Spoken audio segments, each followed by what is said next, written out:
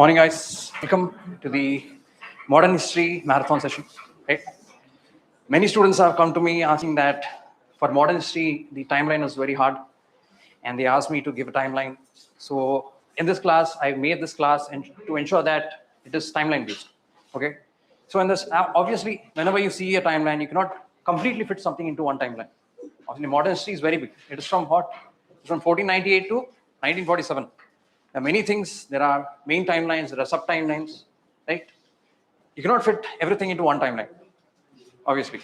So I've made this class in such a way that there is one whole timeline, and other than that one timeline, we also have sub timelines. Okay. My only take is that you guys have to note down things. Okay. And I don't want you guys to note down it in books. I want you guys to use papers. Okay. So I'll give you one to 2 minutes time. Can you guys go and get some papers? Get 6 to 7 papers, right? Huh? Is the mic working? Yeah? Mic work out? Yeah. Because I don't have that much energy today, so I'll be speaking through the mic only.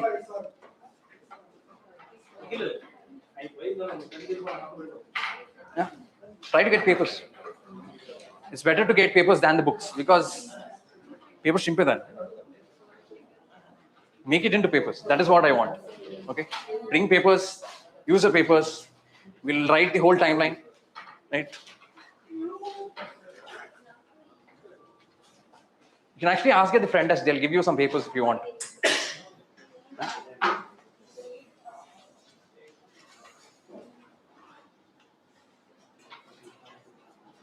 So what will I be doing in this class? Firstly, I'll be talking about the major timeline, right? I'll be talking about the major timeline. And there's the other thing, my handwriting is a little off, okay? So whenever I say something, you have to listen clearly. If you don't listen clearly, alt delete it. Okay, so listen clearly. And whenever, if you want me to write something clearly, let me know, I'll write it clearly. Oh, fine, okay. So I'll be discussing the major timeline first, right? After the major timeline, whenever there is scope, I'll be discussing the evolutions, right? I'll be discussing the evolutions. What are the evolutions? I'll be discussing about the judicial evolutions, press evolution, police, Indian civil services, right? Revolutionaries, what are the political parties, right? I'll subsume all of this into the main timeline, okay? So that is all you have to do. 1 is be attentive. 2, note everything down. That's it. All right? Is that okay? Right? Shall we start? Everyone settle down? Right? Yeah. So let us start. Firstly, let me ask you one question. When does the modern history timeline start?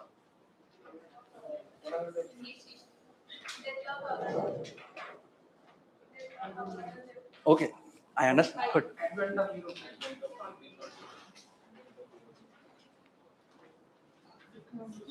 This is actually death of Aurangzeb. While the Europeans came in 1498, it is death of Aurangzeb that is considered as the start of modern Indian history. The reason it is considered as the start of modern Indian history is because it created leeway for the British and the European powers to grab all the powers. So it is start from 1707. So firstly, 1707, Aurangzeb died, right? After Aurangzeb died, there was political instability, right? Due to the political instability, there were successor states forming, successor states and new powers rising. Can you guys tell me what are the successor states? Successor states. Awadh. Successor states. Awadh. Bengal.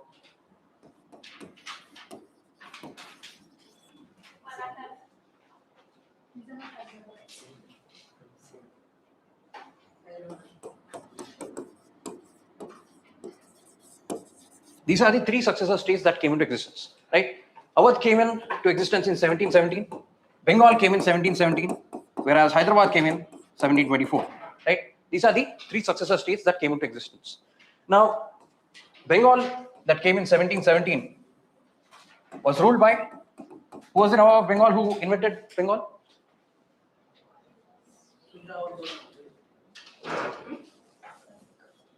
Who invented Bengal? Bentinck.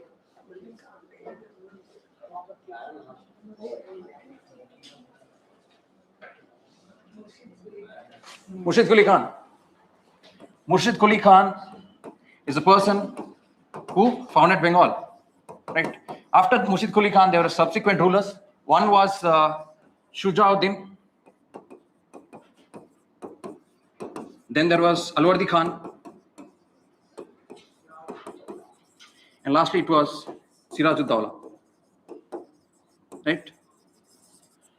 These were the 4 people in the timeline of Bengal. Bengal came in 1770. Next came Awadh. Right? I'll give you some time to write down. Okay. After every time I finish everything, I'll give you some time to write down. There's no need to worry. Or if you want, you can actually write down as I say. Which one do you think is more convenient? Running roads? Marathon? Why aren't you writing them? Okay. So Awadh again came in 1717. Who was the founder of Awadh?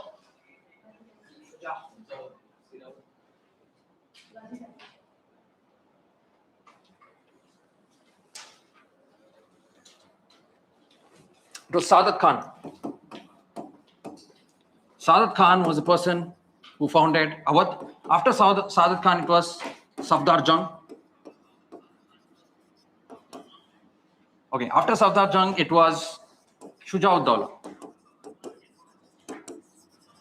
Do not get confused with the names. Siraj-ud-Dawla is different and Shujauddin is different. Shujauddin is related to Awadh, whereas Siraj-ud-Dawla is related to Bengal. Then you have Hyderabad. Hyderabad came into existence in 1724, right? And the main person is Asaf Jah. Right? Asaf Jah fought with the Mughal emperors and came back to Hyderabad and then established Hyderabad. Okay. After Asaf Jah, there was Nasir Jung.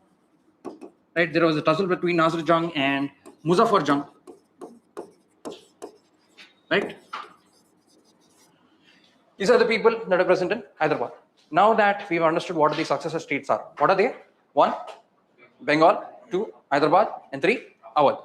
Now there are rising powers. Now what are the rising powers? Marathas.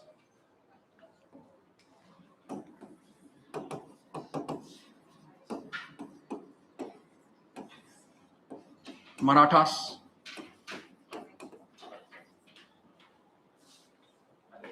Mysore.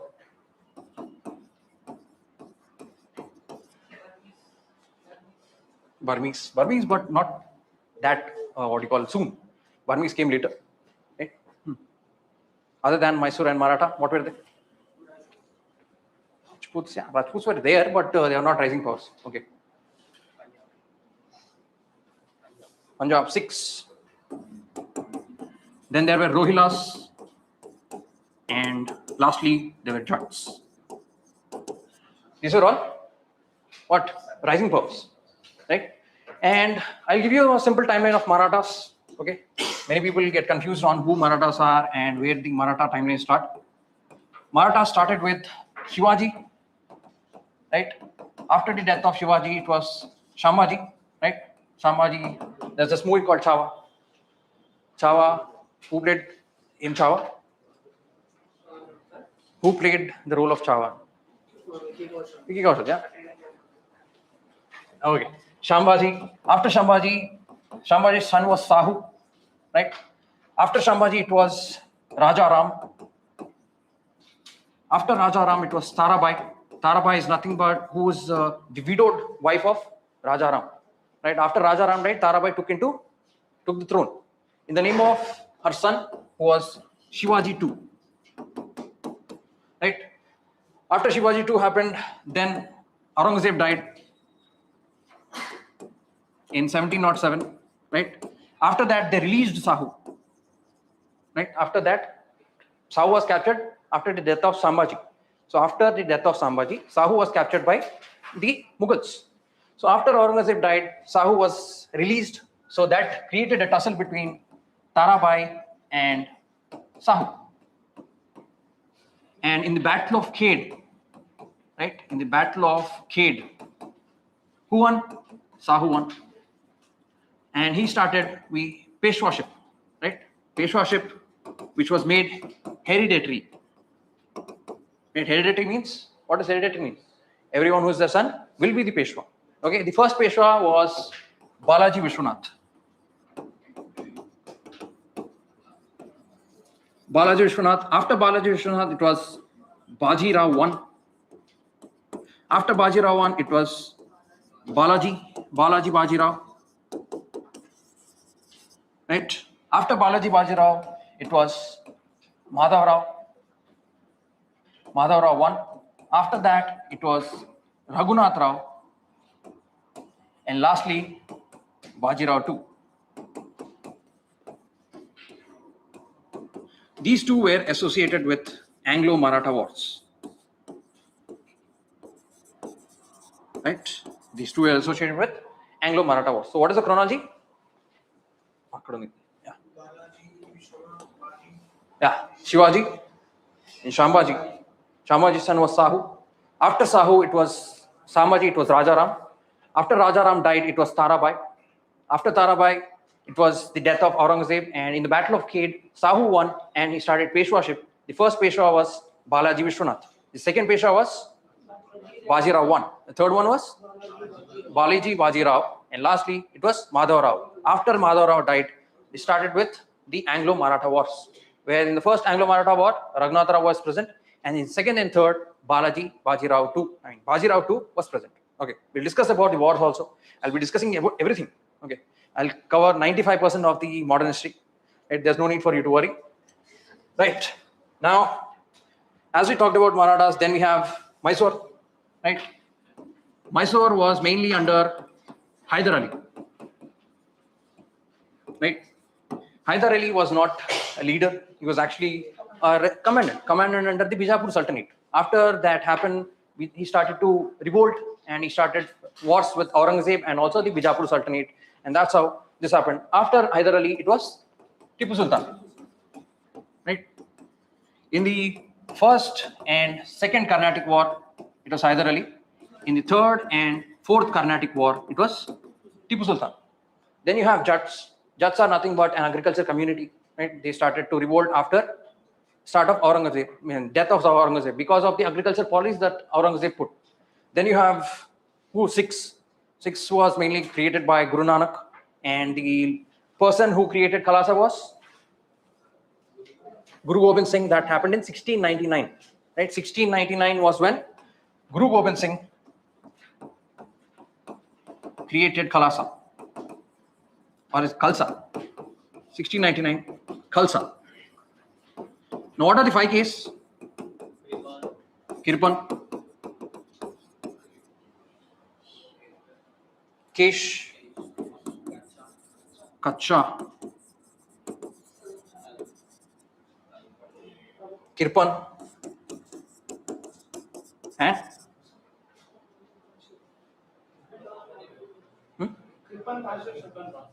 Kirpan, Kesh, Kacha. Next, Kada and Kangi. These are all the 5 Ks that are present in what? Khalsa. These are all the rising powers. So what are the rising powers? Marathas, Mysore, Sikhs, Jats, Rohillas. Rohillas were Afghan community that were present in the northwest. Okay. So now that we have discussed everything about what happened after 1707, now let us go back to European advent. Right? When did the Europeans come? 1498. 1498 was the time period when the Europeans came. And obviously, there is a need for Europeans to come. What is the need?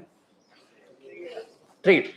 Before 1498, there was no trade with Europeans. There was. It was not limited. It was a land trade. Actually, what happened was, there was India. From India, it went to Arabian Peninsula. Arabian Peninsula through the Strait of Hormuz. Right? Strait of Hormuz and Aden, Gulf of Aden. Then it went to Constantinople, which is in Istanbul, right? Right? Constantinople, then it went to Italy, then it went to the rest of Europe. Okay. Then there was this particular empire called the Ottoman Empire. Ottoman Empire captured Constantinople. Okay, let's say there was an item of 1 rupee here. As it was trading from here to here, the price from 1 rupee, it went to 100 rupees till it reached Europe. Okay, now that Ottoman captured, they increased the prices even more. So 1 rupee from here went to 200 rupees here. So Europeans thought that the amount of profit that we are getting is very low. So we need to do something to get more profit. That is why they sent Vasco da Gama to search for India. So he came to India through the Cape of Good Hope. Okay, from where? Cape of Good Hope, that is in South Africa. Okay, now that he came from Cape of Good Hope, let us understand everything about Portuguese. Okay, 1498 Portuguese came, 1595 Dutch came, 1600 British came, 1616 who came? Danish, and lastly 1664 the French came. Right, this is the chronology of how they came. Now let us understand Portuguese. 1498, first one was Vasco da Gama. Second one was Pedro Alvarez. He set up a factory at Calicut. Right, then you have again Vasco da Gama coming. Right, so Vasco da Gama came to India twice, once in 1498 and next time in 1501. So once in 1498 and second time in 1501. Then you have Almeida. Francisco de Almeida was the first governor of Portuguese controlled states in India, right? And he came up with the policies of Carta system and blue water policy. Right? Who came up with blue water policy and Carta system? Francisco de Almeida. Now what is Carta system? Carta system was nothing but a license system.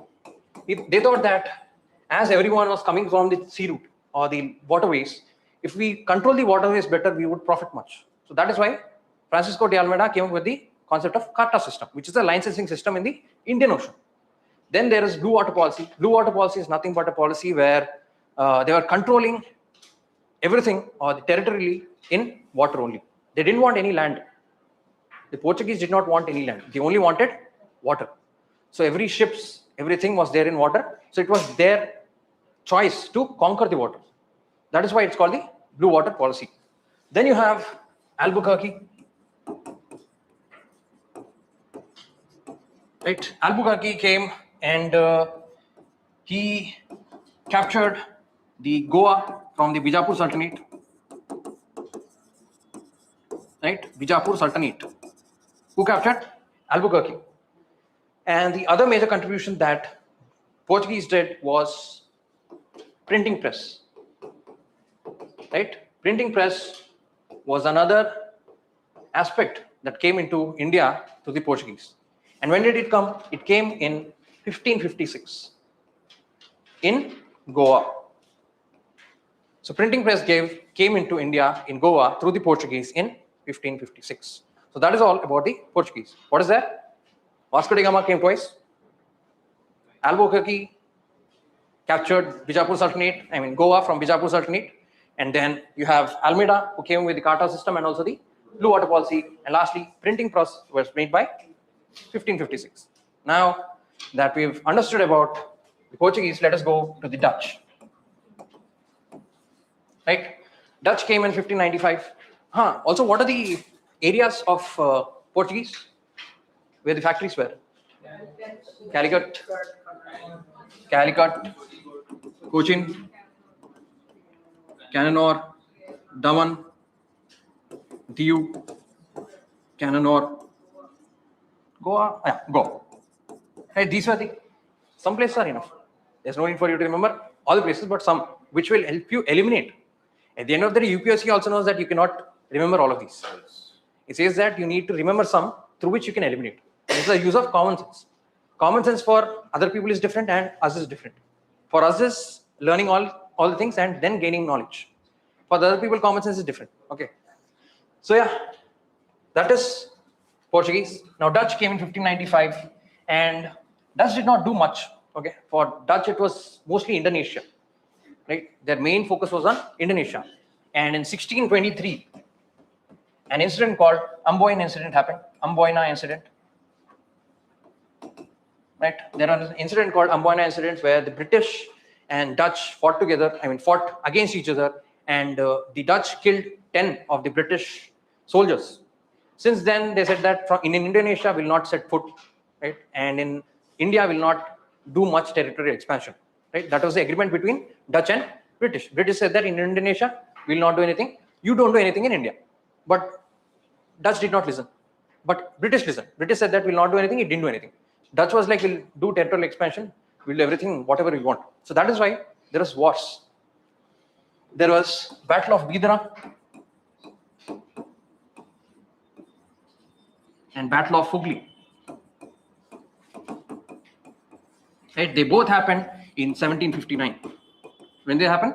1759. Hooghly was on river. Bidra was on land. So British defeated the Dutch both on river and land. Okay, after this, the Dutch settlements reduced in India. Now, what are the settlement areas of Dutch? Pulicat, Machilipatnam,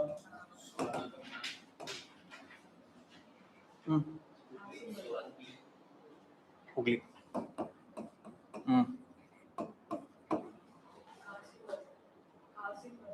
Qasim, sir. Too specific. We'll go with something that is generic. Okay. Nagapattinam and Devanapattinam. Okay. Do not try to remember something that is complicated. Whenever it is complicated, you have to come up with something, some or the other trick. Instead of using many tricks, try to remember things that are actually easy. You see here, Pulicat is easy, Hooghly is easy, Nagapattinam, Devanapattinam, Machilipatnam, all of these are easy. Remember these kind of things. Okay, make a list and try to write it small, because these are short notes. I want you guys to make all of the notes within 7 to 8 papers. Right? It will be finished.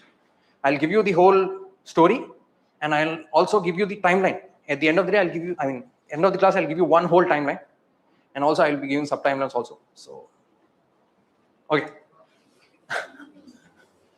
All right. Now that we came with this Dutch, we'll talk about British later. I know that British came after the Dutch. We'll talk about British later. Next came Danish, right? Even Danish did not do anything, right? Danish were a little off, and they didn't want much with the European powers. So their main settlements were Tranquebar, Balasore, and Serampore, right? These are the main areas of Danish. And there is this one person called Bartholomew Marcus Ziegenbalg, right? Bartholomew Marcus Ziegenbalg. It is a very confusing name. Just remember, right? Bartholomew Marcus Ziegenbalg. What did he do? He converted everything into Tamil. Right? At that time, he was in Tamil Nadu. So, what is the famous language there? Tamil. So, in order to propagate Christianity, he learned Tamil. After learning Tamil, he started to print the Christian, works and all into Tamil. So, he converted everything or propagated Christianity by Tamil. What did Bartholomew Marcus Ziegenbalg do? Propagate Christianity in Tamil. Next came French. French came in 1664, and their main settlements were Yanam, Karaikal, Mahi, Chandranagar, Puducherry.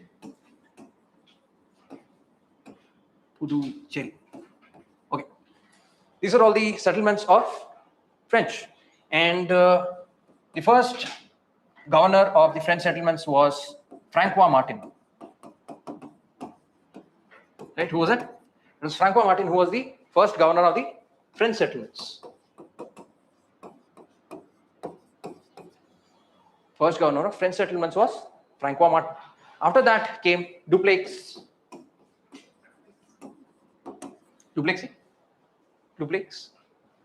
Very funny name. Okay.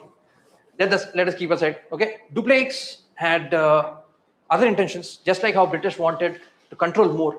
Even Dupleix wanted to control more. Right? While the other European powers were more on trade, Dupleix wanted to get more concessions. So what did he do? He saw opportunities. He was trying to find opportunities. Before British, it was French who actually saw the opportunities. They were like, there's so much rivalry going on between each of them. What if we get into the rivalry and take concessions? What will we do? Dupleix thought that we'll first, instead of going and taking that particular state, we'll go and make friends. We'll become friends with one state. After becoming friends with one state, we'll station our army there. Right? And whenever they are in any need or whenever there is any war that is happening in that friendly state, what will happen? They'll depend on French. And when they win the war, who will they support? They'll support French. That is what French did. So it's supported in what do you call?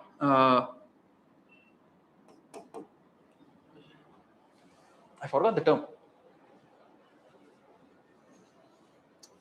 Where succession disputes. Right? Dupleix was more into succession disputes. Now let us understand about the Anglo-Carnatic Wars. Okay. Now there were 3 Anglo-Carnatic Wars. Anglo-Carnatic Wars. First one happened in 1746 to 1748. Second one happened from 1749 to 1754. 54 or 56. The timeline is a little off. Okay. And then 1757 to 1763. These are the timelines of Anglo-Carnatic Wars. Okay. The first Anglo-Carnatic War happened with the Austrian succession. Basically, there was this Central European country called Austria, and there was a succession dispute between Austria. There was British supporting one side and French was supporting the other side. As they both were fighting there, their companies were fighting in India. So that is where dispute arose. Okay. So there was not much thing. I mean, there was no decisive victory. There was indecisive victory. So there was no one winning party. Both lost. And that led to which treaty? Treaty of Aila-Chapel.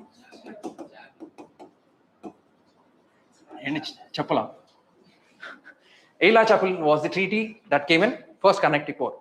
Then the Second Carnatic War was a major succession dispute that happened in India.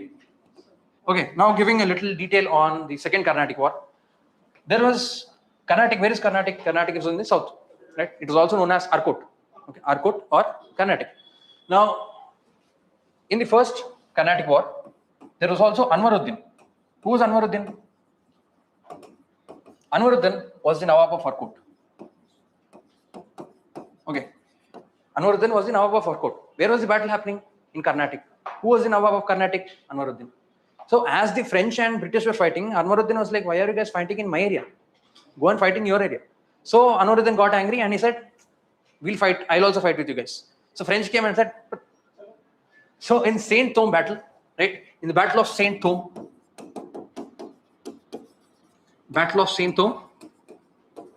French defeated Anwaruddin. Right? French defeated Anwaruddin. This is where the French understood that a very disciplined European army is much greater than undisciplined Indian army. That is what the French understood. First thing. Then came the succession dispute in the Second Carnatic War. Okay. It's not right. Okay. Second Carnatic War. When was Second Carnatic War?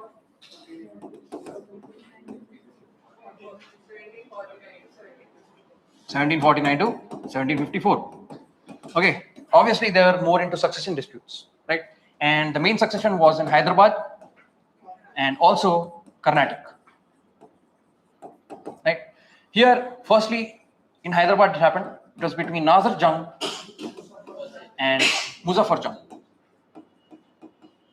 right? Muzaffar Jung and Nazir Jung. The French were supported by Muzaffar Jung and the British were supported by Nazir Jung. Okay. And this person called Anwaruddin was also supporting Nazir Jung. So again, French went and said like, what are you doing? So they killed Anwaruddin. As Anwaruddin died in Carnatic, who was there? No one was there.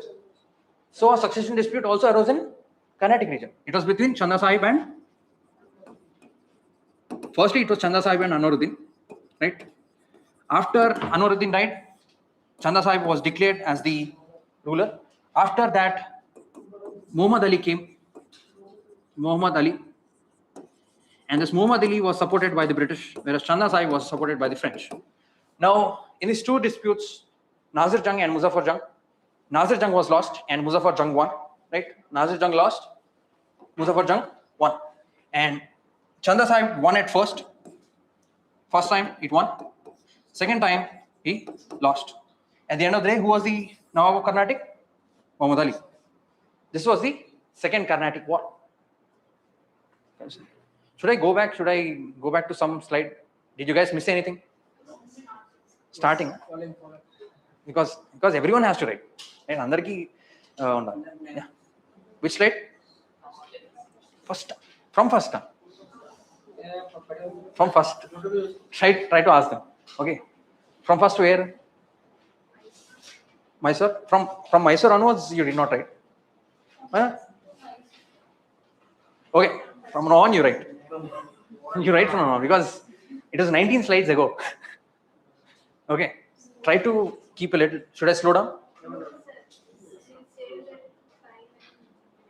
How do we save this file?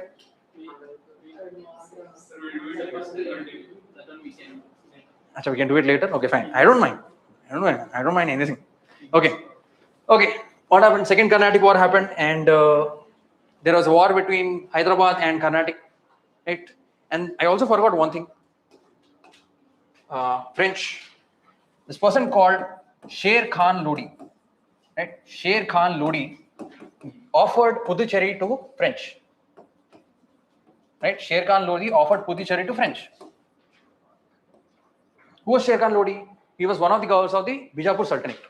Okay, he was not part of Lodi dynasty. You might get tricked there because Lodi is there. Lodi finished. Okay, this is Sher Khan Lodi, who was part of Bijapur Sultanate. He offered Puducherry to the French. Note that down. Done? Right. Now, the Third Carnatic War. Third Carnatic War happened from 1757 to 1763.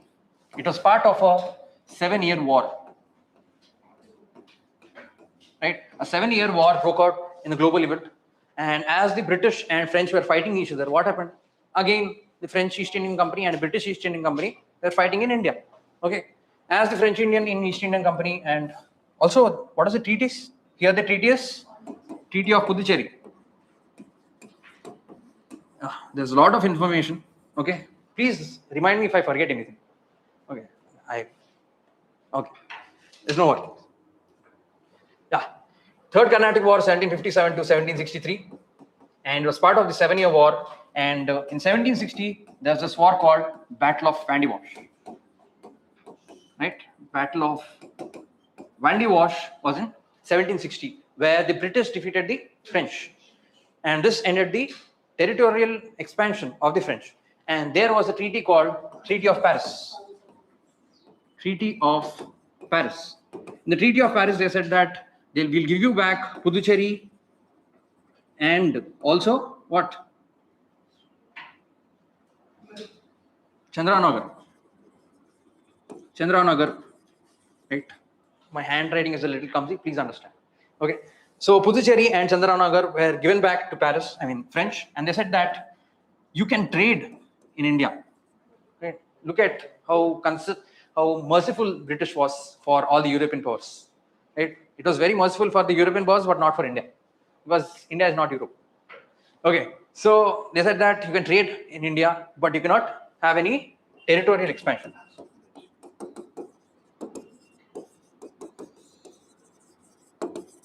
Right? No territorial expansion in India, only trade.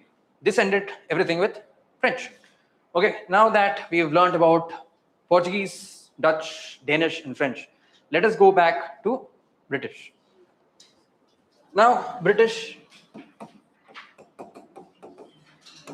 came in 1600, right? And the first person to come to India was Ralph Fitch, right? Ralph Fitch came in 1605. Right?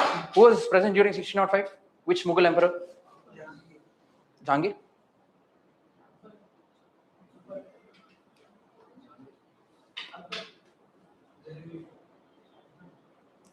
ఎంతమంది Jahangir? 1 2 3. Jahangir 4. Akbar 1. Salim is Jahangir. Akbar 2. Akbar 2. Jahangir 4. Akbar 3. Velam Patla. Okay, it was Akbar. Akbar was present during that time, right? Akbar was present till 1608. Okay. Akbar was present from 1558 to 1608. Before that, it was Humayun. After that, it was Jahangir. Okay, and then came Thomas Roe and William Hawkins. They came in the time of 1611-12. Means they were during the time of who? Jahangir. And their main settlements were Surat, Madras, Bengal, and Bombay. Bengal in Calcutta. Right? Okay, these were the main settlements of British. Like now, let us understand the conquest of British. Obviously, we are here talking about British. And whole modern India is all about British only. So let us understand the conquest of British from Bengal only.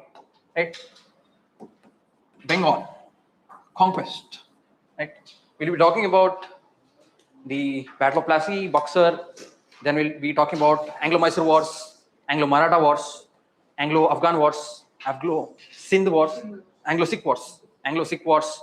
Then we'll be talking about what else are there? Anglo-Burmese Wars and also Anglo-Nepali Wars. Okay, first we'll be talking about this conquest. Firstly, we have Bengal, right? In Bengal,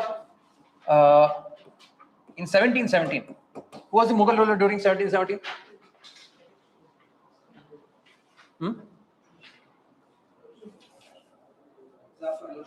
Zafra. Murshid Quli Khan, Bengal. I was talking about Mughal emperor.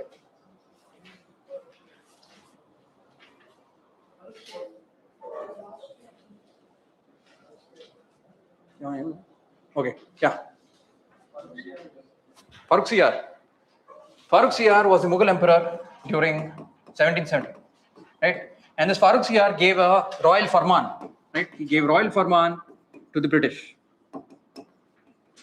In this royal farman, it was given that you can do trade without any taxes. Where? In Bengal. Who was in Bengal? Murshid Quli Khan. Obviously, all the taxes, all the revenue, where does it come from? It comes from trade. Only if it was East India Company, it would have been fine. Now the East India Company started to misuse the farman. It started to give others also the farman. So what happened? At the end of the day, all taxes started to reduce. But Murshid Quli Khan fought. Alwardi Khan fought. But they did not listen much. They were a little concession. Right? They were like, British are helping us. We are here. At least we'll listen to them. But when it came to Siraj-ud-Dawla, right? Siraj-ud-Dawla, they were very arrogant because it was many years and they were ruling for many years and they were trading for many years. They were like, who is this guy? Why do we even care? His state is running because of us. So they started to, put him down. So this did not like, Siraj-ud-Dawla did not like this because he's a king. As a king, who would like someone insulting them? They would not like. So Siraj-ud-Dawla went to the Fort William. Right? Fort William was built. Right? And Fort William, he went and he took all of the British soldiers and then put them in one room, a very small room, right? Nearly black hole battle. That's why black hole tragedy. Yeah, they put them all in one room, and many people died. This went to the British. They sent Robert Clive. Okay, so they sent that Robert Clive, go and see what is happening. Why are they killing us? Okay, so Robert Clive came to India and he started to talk. He started to talk with everyone. Who is happening? What is happening? How should we tackle this? So then he understood that we need to bring in someone who is against Siraj-ud-Dawla. Who was against Siraj-ud-Dawla? Mir Jafar. Mir Jafar was the commander-in-chief of Siraj-ud-Dawla. So he went to Mir Jafar and said that, Mir Jafar, listen, if you take him down, if you help me take him down, I'll make you the Nawab. So obviously Mir Jafar got tempted and he accepted. So when war happened, right? War happened in Plassey. Right? Plassey war happened and there was nearly 20,000 troops of Siraj-ud-Dawla and nearly 4,000 troops of Robert Clive. But at the end of the day, who was the commander-in-chief? Mir Jafar. Mir Jafar did not send any army. So what happened? Siraj-ud-Dawla died. And they made Mir Jafar the Nawab. And this battle is called the Battle of Plassey. Right? Battle of Plassey, where 1757 happened. Who was present here? Mir Jafar, Siraj-ud-Dawla, and Robert Clive. Because these names are very important. UPSC might give Shuja'ud-Dawla. Where was Shuja'ud-Dawla present? Awadh. Which battle? Battle of Buxar. Right? He was present in Battle of Buxar. Now, after 1757 came 1764. Now, Mir Jafar was present. Mir Jafar was an alcoholic. Right? He was an alcoholic. He did not like much. He wanted to enjoy. So he put all of the money in all of the fun. So he was emptying the state funds. As it was emptying the state funds, British wanted money. He could not give any money. He could not give any concessions. So they were like, we need to put this person out. So they brought Mir Qasim, the son-in-law of Mir Jafar. Right? They made Mir Qasim the Nawab. Mir Qasim was, unlike Mir Jafar, was actually a very competent leader. He was like, I want to develop Bengal. I want my Bengal to grow. So he started going against British. British did not want this. British was like, isko bhi nikalenge. Okay, and then Mir Qasim was like, I'll go up with Shah Alam II, who was the Mughal ruler, right? Mughal ruler at that time. Shah Alam II, and also Shuja'ud-Dawla. Right? Nearly their army was 50,000. 50,000 army versus Robert Clive with 7,000 army. As there was lack of coordination between Siraj-ud-Dawla, Shuja'ud-Dawla, Shah Alam II, and Mir Qasim, because at that time WhatsApp was not there, phone was not there. There's no way to contact at all. Hector Munro. It was led by Hector Munro, but at the end of the day, who was there? Robert Clive was there. Okay. So Robert Clive and Hector Munro led the army. Okay. Robert Clive was the one person behind. Okay. Okay. Let us add Hector Munro also. Hector Munro. Right. Hector Munro and Robert Clive together tackled the Battle of Buxar and they won. After they won, they got the Diwani of what? Diwani of Bengal, Bihar, and Orissa. Right? Before understanding what happened after 1765, let us go to all the wars. Okay, we'll complete all the wars. First, conquest is important. Okay. 1 minute, guys. I'll time my lease.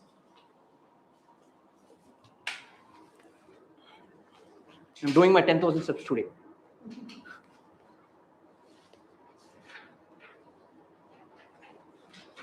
Right. Yeah. Diwani is revenue collection. All of the revenue collection in that particular state is Diwani. We'll talk about that. Okay. Now that we came up with which was Plassey and Buxar. Next was Anglo-Mysore War. Anglo-Mysore wars were 4 wars. One was 1746 to 48, 1767, sorry, 67 to 69, 1767 to 69, then 1780 to 84, then 1790 to 92, lastly 1799.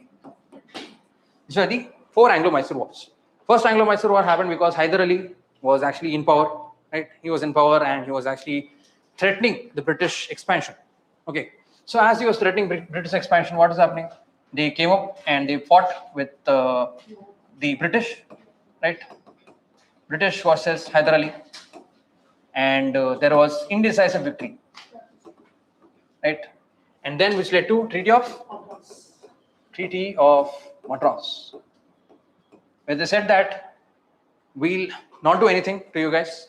Second thing, we'll support you whenever there is any war. If anyone is coming and attacking you, British will come and support. That is what the agreement was. But they violated that in the Second Carnatic War. In the Second Carnatic War, firstly, the Marathas were attacking the Mysore. Marathas were attacking the Mysore and the British did not help. First thing was that. Second thing, British captured Mahi. Whose settlement was Mahi? French settlement. Who was in charge of French settlement Mahi? Hyder Ali. So he was actually answerable. He was accountable for that. So what happened? as he was capturing Mahi, and also they did not help when Marathas attacked, this war broke out because they were, one, against the treaty, two, capturing Mahi. So this led to Treaty of Mangalore. Treaty of Mangalore, and in 1782, Hyder Ali died. Right? Hyder Ali died in 1782, and Tipu Sultan took. Right? Tipu Sultan took over charge. Right? Then in the third Anglo-Mysore War, what happened? Tipu Sultan said that, why would we concede? Right? We are here. Why would we let British do anything? We will not let British do anything. So we'll go against British again. So Tipu Sultan again went with British, but this time British allied with Nizam and Maratha. Obviously, Tipu Sultan could not be able to manage everything because British was there, Nizam was there, and Marathas were there. It was three-side. Right? As it was three-side, it was very hard for Tipu Sultan to take in. So he lost, and it led to Treaty of Srirangapatnam or Seringamapatnam? Seringamapatnam, right? It was Treaty of Seringamapatnam where Tipu had to give away half of his territory and also 3 crore rupees. As Tipu Sultan could not pay 3 crore rupees, he had to give away 2 of his sons until he could pay.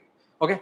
Then at the end of the day, Tipu Sultan in 1799, he started to take the help of French. Who were the rival of French? British. Obviously, they started to get angry when Tipu Sultan started to take the help of French. Then again, a war broke out, and in 1799, Tipu Sultan died. Right? And in 1799, this came under subsidiary alliance. Right? In 1799, Mysore came under subsidiary alliance. We'll talk about subsidiary alliance also. Don't worry, I'll do everything. Okay, and subsidiary alliance came in 1799. So this is all about Anglo-Mysore War. When did it start? 1767. Then 1780 to 84. Then 1790 to 92 and 1799. Can you guys tell me the governors or governor generals present during that time? Hastings. Okay, Hastings. Cornwallis. Wellesley. What about one?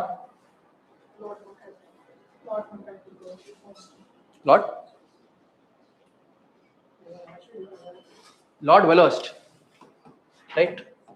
Wellhurst was the one who was present during that time. Lord Wellhurst was present during first Mysore War. Second, it was Hastings. Third, it was Cornwallis. Fourth, it was Wellesley. So VHCW is the chronology of Anglo-Mysore Wars. VHCW. Okay. Now that we finished Anglo-Mysore Wars, let's go back to Anglo-Maratha Wars. Should I continue? Okay. Please let me know if I have to stop. Okay. I want you guys to write also. Okay. Should I continue or should I stop? Okay. Okay. It's okay. Not an issue at all. Right on. Please let me know when it's done. Done and chappan. Done? Thumbs up at least. Huh? Done? What happened? Okay, great. Now, after the Anglo-Mysore Wars, it is Anglo-Maratha Wars. What is it? Anglo-Maratha Wars. Anglo-Maratha Wars were in 3 parts. One is from 1775 to 1782. Other is from 1803 to 1805. And the last is from 1817 to 1818. Right? Firstly, it was Madhavrao I. After Madhavrao I died, what happened? There was succession dispute. Raghunath Rao was there, and the British supported Raghunath Rao, right? And he won. Raghunath Rao won. After Raghunath Rao won, it was Treaty of what? Treaty of Salbai. Right? Treaty of Salbai was the first treaty where Raghunath Rao won, and he gave some concession to the British. It happened in 1775 to 1782. Then came the second Anglo-Maratha War, which happened during the time of Bajirao II. Now, as I told you that there is confederacies, right? Who created the confederacies? Can you guys tell me who created the confederacies? What is confederacy?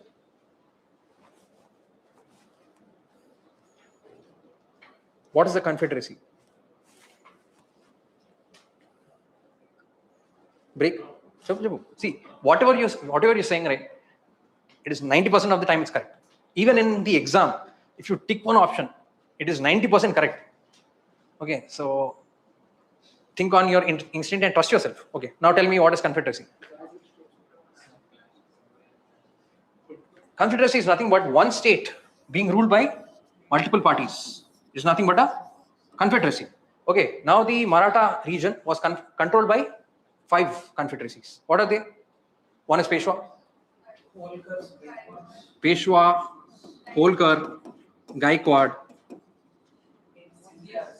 Scindias, and Bhosle. Okay, so these are the 5 confederacies that were there. Now, in the second Carnatic War, second Anglo-Maratha War, there was a dispute between the confederacies and Bajirao II. It was between Peshwa and Yashwantrao Holkar.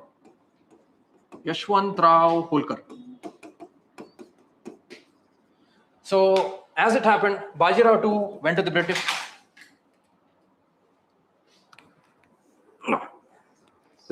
Is it working? Yeah. Sorry. I see that the battery is very low. That is why I'm asking. Let me know if it's down because I don't have much energy today. Okay. Peshwas and Bajirao II, right? And it was Bajirao II versus Yashwantrao Holkar. And they went to British. Who went to British? Bajirao II. Who was that time? Who was present at that time? Wellesley. Wellesley was present and said that obviously, what was the main policy of Wellesley? Subsidiary alliance. He said that if you get into subsidiary alliance, we'll help you. So Bajirao II went and subsidiary alliance in Maratha happened in subsidiary alliance happened in 1803 and Bajirao II won. Then in 1817-18, Bajirao was actually controlled by the British. Right? Obviously, subsidiary alliance is there. There is a lot of control by the British. Even Bajirao II was like, how much should I bear? Because they are asking something, everything, they are taking everything. I don't have any respect also. And the British were like, for how long should we keep this semi-independent ruler? Let us take this particular Maratha region itself. So there was a war in 1817 and 18, not only with Peshwa, but also with all the confederacies. Right? There were many wars that had happened and it led to what? This was Treaty of Bassein. Right? It was Treaty of Bassein.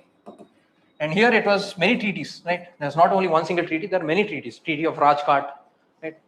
A number of treaties were there, and all these treaties were mainly linked to Peshwas being Peshwas, Holkars, Bhonsles, all of them accepting subsidiary alliance. Okay, so that way the Maratha region was captured. Captured by whom? The British. Right? Now we finished what wars? 1757, Battle of Plassey. 1764, Battle of Buxar. 1767, Mysore. And 1775, Anglo-Marathas. Now, next we'll go to which war? You guys select. Governor General? Acha. Okay. In 1775 to 82, it was Hastings. Which Hastings? It was Warren Hastings. Right? Warren Hastings in 1775-82. Here it was Wellesley, and it was Francis Hastings. Right? There is a difference between these two Hastings. It was Francis Hastings, Warren Hastings, and Wellesley. These are the 3 people that were present during Anglo-Maratha Wars. Done? Okay. Carry.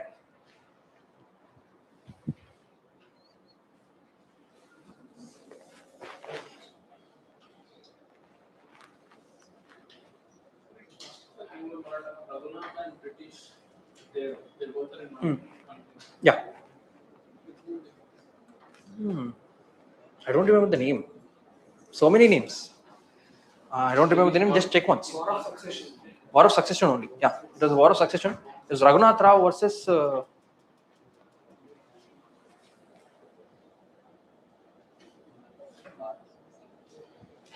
not sure, not able to recollect. Okay, yeah, it's okay. Let me know when it's done. Everyone is done? Great. Now that we finished the Anglo-Mysore Wars, Anglo-Maratha Wars, let us go to Sikhs. Okay, Anglo-Sikh War. Anglo-Sikh Wars were two-parting, right? One is from 1845 to 46. The other one was 1848 to 49, right? And after the death of this person called Maharaja Ranjit Singh, right? After the death of Maharaja Ranjit Singh in 1839, Ranjit Singh died in 1839. Died in 1839. There was political instability and there was internal conflict. As there was internal conflict, it was weakening. But the Sikh forces were very strong. Okay, Sikh forces were very strong. But then the British were like, we want that region because it was very powerful region. It was going to the northwest because at that time everyone was coming from the northwest. So they wanted that particular region or the Sikh region. Okay, and what did they do? They put their army near the Satluj River. Which river? Satluj River. Then the Sikhs got suspicious. Why would someone put the army near the Satluj River? So they crossed the Satluj River and the war started. Okay, when the Sikhs got suspicious about the army that was placed near the Satluj River, they passed the Satluj River and the war started. That was the first Anglo-Sikh War where they lost. Who lost? Sikhs lost. Sikhs lost, and there were two treaties. One is the Treaty of Lahore and the Treaty of Amritsar. The Treaty of Lahore and Treaty of Amritsar. Treaty of Lahore was nothing but war indemnity. War indemnity means paying for the war that has happened and the loss that has happened for the British. Okay, war indemnity and also control over that region, right? War indemnity and control. War indemnity and control happened in the Treaty of Lahore, and in Treaty of Amritsar they sold Kashmir. They sold Kashmir to this person called Gulab Singh. I'll write it here clearly. They sold Kashmir to Gulab Singh.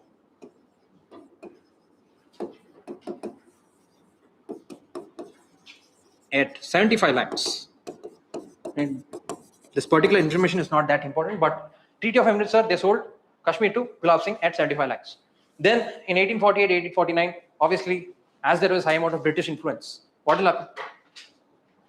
There's obviously tussle. And the tussle was there, and they started to get angry.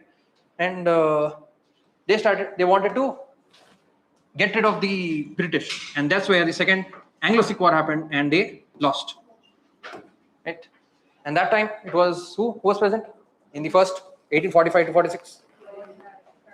Lord Hardinge. Right? Lord Hardinge was present during the first Anglo-Sikh War, and it was Lord Dalhousie that was present during the second Anglo-Sikh War. Okay, these are the two Anglo-Sikh Wars. One is from 1845 to 1846, and the second one was from 1848 to 1849. Right. Next, we have Anglo-Afghan Wars. Only one treaty. Only one treaty here in the first. Treaty of Lahore and Treaty of Amritsar were the only treaties in the first war. Why do we need treaties for the last one? Right. Okay. Obviously, there was annexation of that area. When was Sindh annexed? Ouch. Sindh was annexed in 1843. Annexation of Sindh was 1843. Write that information. 1843 annexation of Sindh.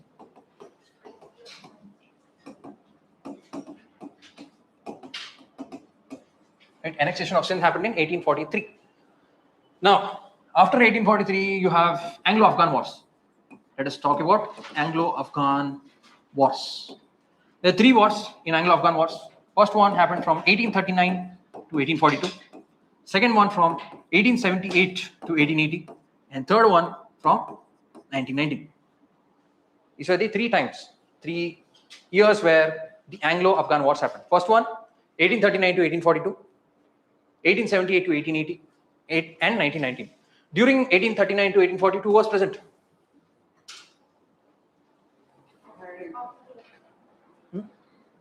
Auckland. It was Lord Auckland who was present during 1839 to 1842. Here it was Lord Lytton. And 1919, who was there? Bentinck, 1829. Lord Chelmsford. Lord Chelmsford was present during 1919. Now, the main reason why the British wanted to fight the Afghans is because of the Russia, right? There was Russian expansion happening in the Indo-China region, and they were scared that after that region, who's there next? India only. So they wanted to protect Afghanistan. In order to protect Afghanistan, how will you protect Afghanistan? Only by taking Afghanistan, right? So they wanted to take Afghanistan. So firstly, in the first Anglo-Afghan war, what happened? As they wanted to keep it away from Russia, they went and fought, and the British were utterly destroyed. Who won in the first Anglo-Afghan war? Afghans won. As the Afghans were very fast, and there is this person called I don't remember. There was this one person, right? Ex-person was there. I don't remember the name. And that person was actually going and colluding with the Russians. As there were six were attacking, and they wanted some help. British were like, we'll not help you guys. So then what happened? They went and asked the Russians. Now, if they ask the Russians, what will happen? The strength will increase. So in order to do that, what they did, they replaced this person with Dost Muhammad, I guess. Dost Muhammad. Right? They replaced this person with Dost Muhammad, and the Afghans did not like it. As the Afghans did not like it, then the revolt broke. And then they had the war, and then Afghans won, and the British were destroyed. Then you had the second Anglo-Afghan war. Anglo-Afghan war, as second one happened, the British were like, we need that region anyhow. Right? I want that region no matter what, at any cost. And they again went and they won. British won. That led to Treaty of Gundamuk. Treaty of Gundamuk. In this treaty, they said that you cannot maintain any independent foreign policy. And they said that Afghanistan cannot maintain any independent foreign policy in Treaty of Gundamuk. But obviously the Afghan were like, we need freedom. Right? We need freedom, and we want independent foreign policy because we are an independent country. So in 1919, again, Afghanistan rose, all the Afghan soldiers rose, and the war broke in 1919. And it led to Treaty of Rawalpindi. Treaty of what? Rawalpindi. In which the Afghans won, and they got freedom in 1921. Afghanistan got freedom way before India. Right? Even though it got freedom way before India, it is still in dumps. Right? So it was Treaty of Rawalpindi which said that British will not interfere. British will not interfere. And also, we'll have independent foreign policy. What was the major event that happened in 1919 around the globe? World War ended. So at that time, British were very tired. British were like, we can't do anymore because we fought a war of 4 years, 1914 to 1919. We fought. Now we are not. We don't have much energy. We don't have much forces. We don't have much money. So let us leave these people. So that is why they left in 1919. So that is called the Anglo-Afghan War. First one happened in 1839 to 1842. Second in 1878 to 1880. Third in 1919. Those are the Anglo-Afghan wars. Next you have Anglo-Burmese. Anglo-Burmese wars. Anglo-Burmese wars were three-parted, right? One was in 1824. Second one is 1852. Third one is 1885. In 1824, it was Lord Amherst. In 1852, it was Lord Dalhousie.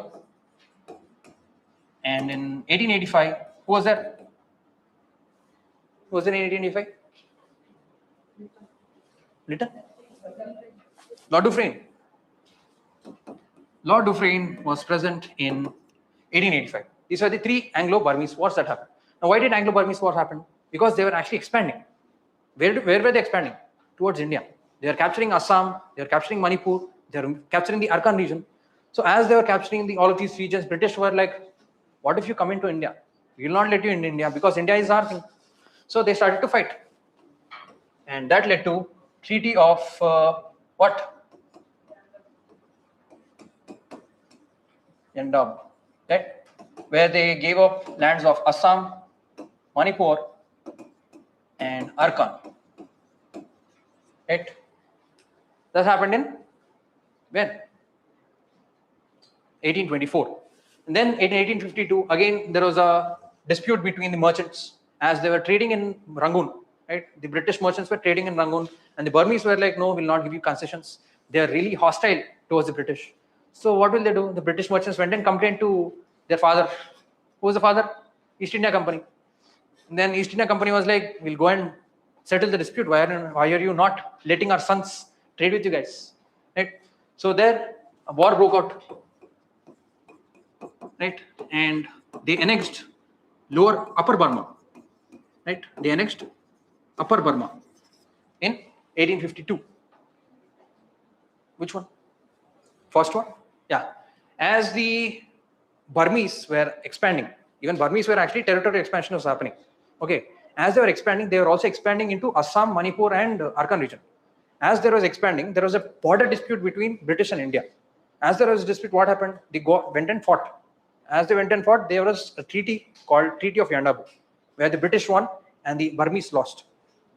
As they lost, what happened? Treaty of Yandabu happened, and they had to give away Assam, Arkan, and Manipur regions. Then came the second Anglo-Burmese War, which happened in 1852.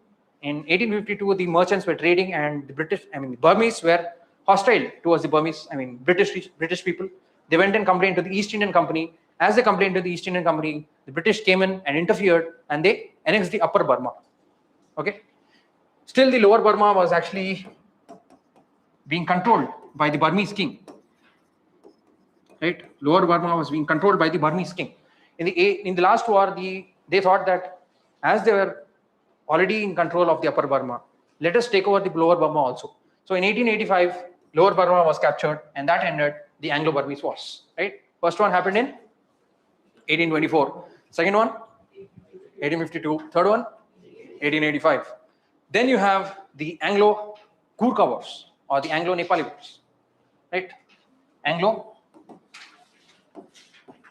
War. Right? There was only one war, and that war happened in 1813. Who was present during 1813?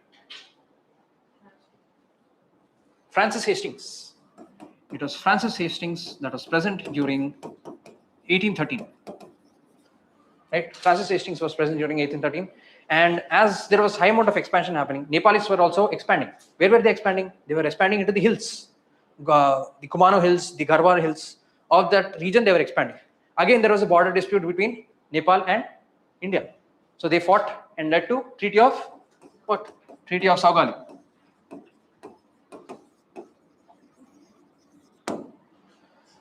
And that ended the Anglo-Burmese Wars. What all wars did we discuss now?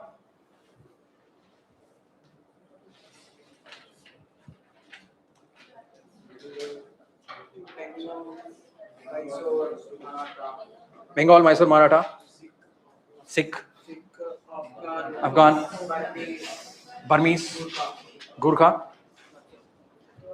That's all right. Right. Yeah. Now that we finished all of the wars, now let us go back to where? British from 1765. What happened in 1765? Oh. 1764, Battle of Buxar happened. As the Battle of Buxar happened, they gave Diwani of Bengal, Bihar, and Orissa. Diwani is nothing but the right to collect all of the revenue, meaning that there is Nizamat and there is Diwani. For example, let's say there is a state. Okay, a state was there, right? A state, there was Nizamat and Diwani. Both were actually vested in the Nawab. Nizamat and Diwani both were vested in the Nawab because he was controlling the administration and also taking care of the people. So Nizamat and Diwani were in the Nawab only. But after 1764, the Diwani was given to British. Of which regions? Bengal, Bihar, and Orissa. Now they had high amount of revenue. Previously, East India Company would take money from Britain, and then they used to come here, and then they used to take all the goods, and then they send it back. Now they have all of the revenue. right? All the revenue, what did they do? Instead of spending it on that particular city for the welfare of the people, which they would obviously not do because we are Indians and according to them, we are low class, right? At that time, we were considered as low class. So they were like, instead of spending on these guys, let us take their money and take their stuff and send it back to Britain. So they started to collect all of the money and started to take all of the stuff from India, all the textiles, all the saltpeter, everything they started to take from India, send it back to Britain. So what happened then? There is no capital expenditure. What happens if there is high amount of revenue expenditure and low amount of capital expenditure? Degradation. The bank, there will be bankruptcy of that particular state. People will not have money. State is taking a lot of money. There's no investment. There's no capital. So there's no agriculture also. So what happened? It led to Great Bengal famine. Right? Great Bengal famine in 1770. Now let us discuss about I'll give you a timeline of all the famines that happened. Right? Famines. One is Great Bengal famine in 1770. Then in 1878 to 1880. Then 1896, 97. Then 1911. And lastly, 1943. Right? These were all the famines that happened. One is 1770, which is called the Bengal famine. Right? Bengal famine in 1770. Then 1878 to 1880, what happened? It's called the Deccan famine. 1896 to 97, there were the normal famines only, but still famine is a famine. And lastly, this is also called Bengal famine. Right? What are the famines? 1770. Next. 1878. Next. 1896 to 97. 1911-12. Lastly, 1943. These are all the famines that happened. Now that we've learned about the famines, let us go back to 1770. Right? 1764, there was Nizamat and Diwani. All of them were collecting from where? Bengal, Bihar, and Orissa, and sending back to Britain. There's a lot of lack of money in Bengal, Bihar, and Orissa, due to which in 1772, East India Company was like, Britain, can you give me 1 crore loan? Then Britain has started to ask, you had Diwani in Bengal, Bihar, and Orissa. What did you do with all of the money? So then Britain realized that it is too much power that is given in these hands, because they were not able to control. They were having 3 states in their hand. They were only having money, not even responsibility. Who had the responsibility? The Nawabs had.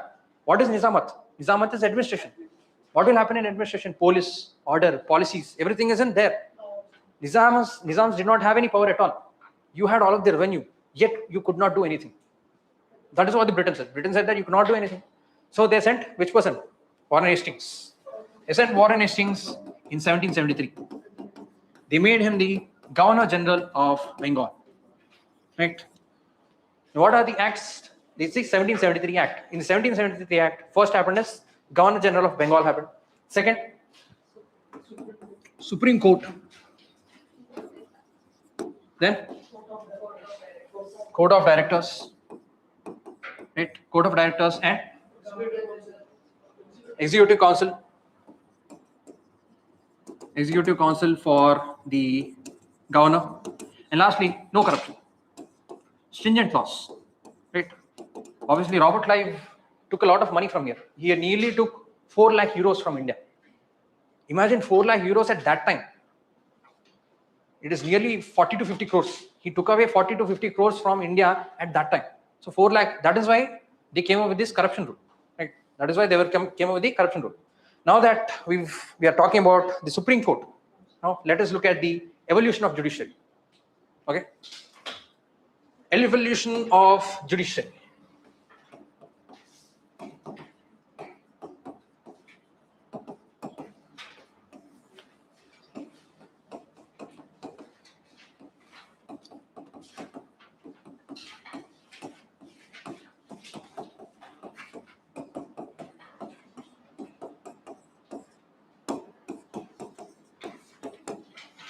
This is the timeline for evolution of judiciary. In 1772, Warren Hastings came up with courts. What are these courts? Mofussil, Nizamat, Diwani Adalat, and Mafusi, Faujdari Adalat, right? And then you had Sadar Nizamat Adalat and Sadar Diwani Adalat. These were the four adalats present during that time in 1772. Can you guys tell me which one is civil and which one is criminal?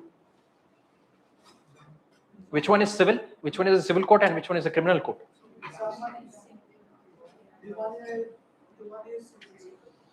Diwani is civil court, right? Diwani is civil court, whereas Faujdari and Nizamat are criminal courts. The Mufassil were present in district, whereas the Sadar was present in the province. Okay, that was present in 1772. Now in 1773, they came up with Supreme Court. Right? Supreme Court had 3 plus 1, but CJ plus 3 judges. And the first CJ was who? Elijah Impey. Elijah Impey was the first CJ, and at that time Supreme Court did not have whole power towards India, because at that time there was no control. There's no control over India. 1773, what were the regions that were under control? Very small regions, right? So that is why jurisdiction of Supreme Court at that time was only till Calcutta. Okay, Supreme Court's jurisdiction was only Calcutta in 1773. Only Calcutta and also the officials of the East India Company. But there was a tussle between the revenue officials, the Governor General of the Council. That is when an act called Amending Act 1781 came into existence. Right? Amending Act 1781 came into existence, and they clarified the roles of Supreme Court. Supreme Court, they said that you won't take any revenue matters, you will not go to the revenue officials, and you will not go to the Governor General. So it demarcated the powers of Supreme Court. What happened? What are the 3 powers? 1, what are they? Revenue matters, Governor General. Right? These are the 2 main things. Right? Revenue matters and the Governor General were taken away from the Supreme Court.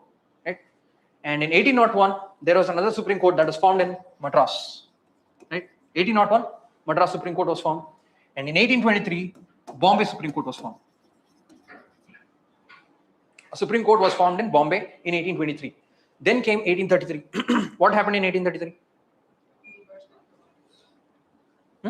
Commercial bonds. Ilbert Bill 1883. Ilbert Bill was during the time of Lord Ripon. It was 1883, not 1833. 1833, what happened? Mobile phone system, free legal.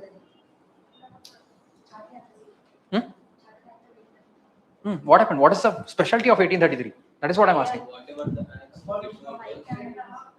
Codification of Law Commission in 1833. Macaulay Commission in 1833. Right? Through the Macaulay Commission, there was codification of laws. Right? Codification of laws happened in 1833.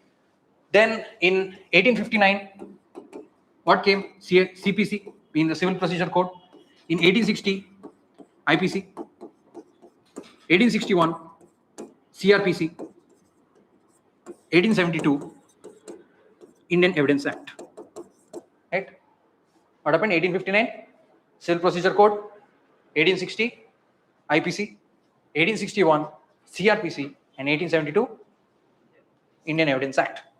Now, in 1861, there was formation of High Courts. Right? It is known as the High Courts Act. They abolished the Supreme Courts that were present in Madras, Bengal, and Bihar. Madras, Bengal, and Calcutta. Right? These 3 regions, they abolished the Supreme Courts and also abolished the Sadar Aladats, which are present in districts. What did they abolish? Supreme Courts and also Sadar Adalat.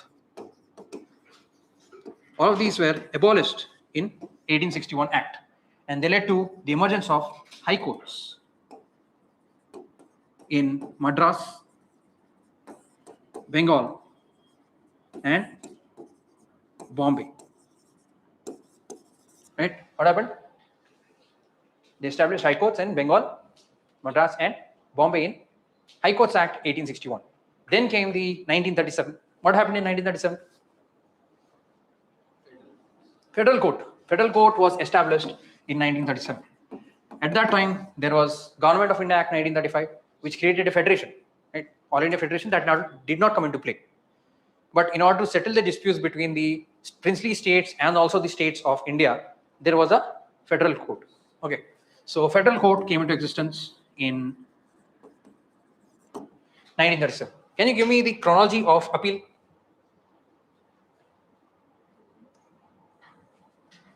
Chronology of appeal.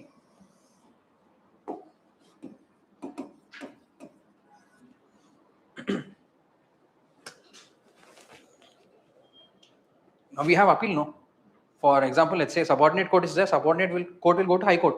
High Court will go to Supreme Court. Like that, can you give me a chronology of appeal?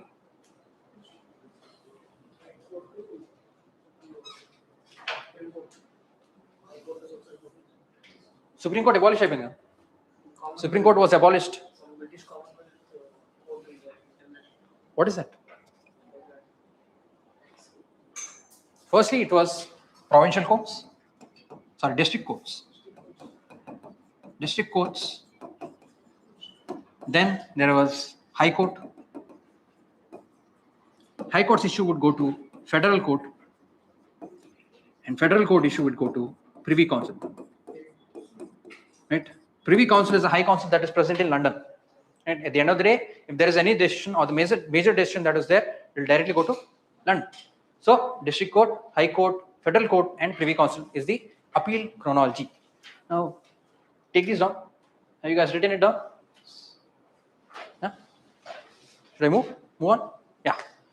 Now that we have learned about 1773, next act was 1781, as I told you. What happened in 1781? 1781. What happened in 1781? We talked about it just now.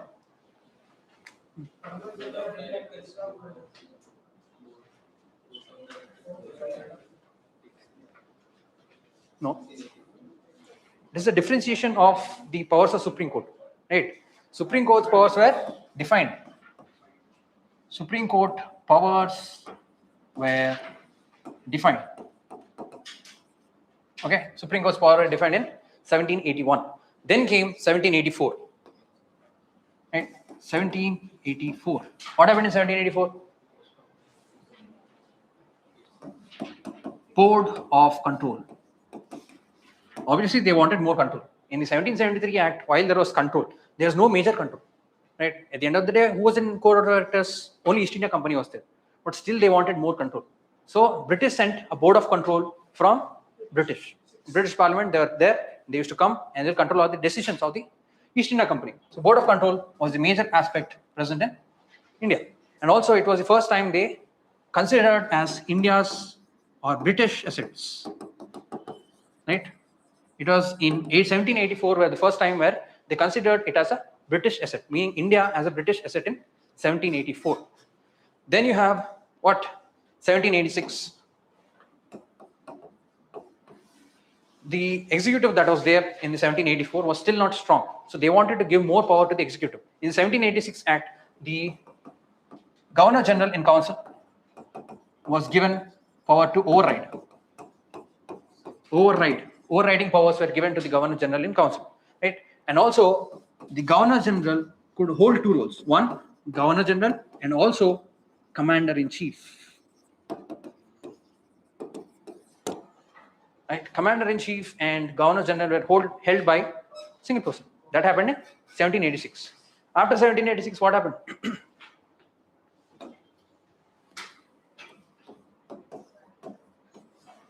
1793. Who was during 1793? Cornwallis was present during 1793, and in 1793 there are no major changes. What are the major changes that happened in 1793?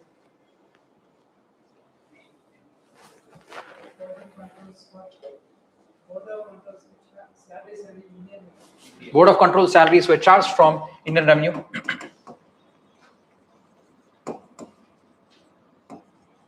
And Governor General veto power, yeah.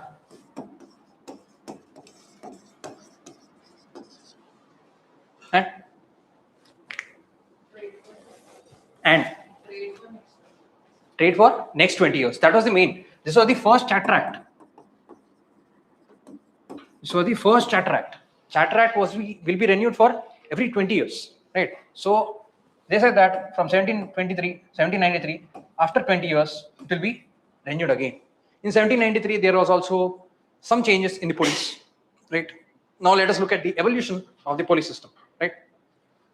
Evolution of police system and also the Indian civil services I'll be discussing, okay? ICS, or evolution of police and ICS. In 1793, Cornwallis said that, I'll write down the numbers first.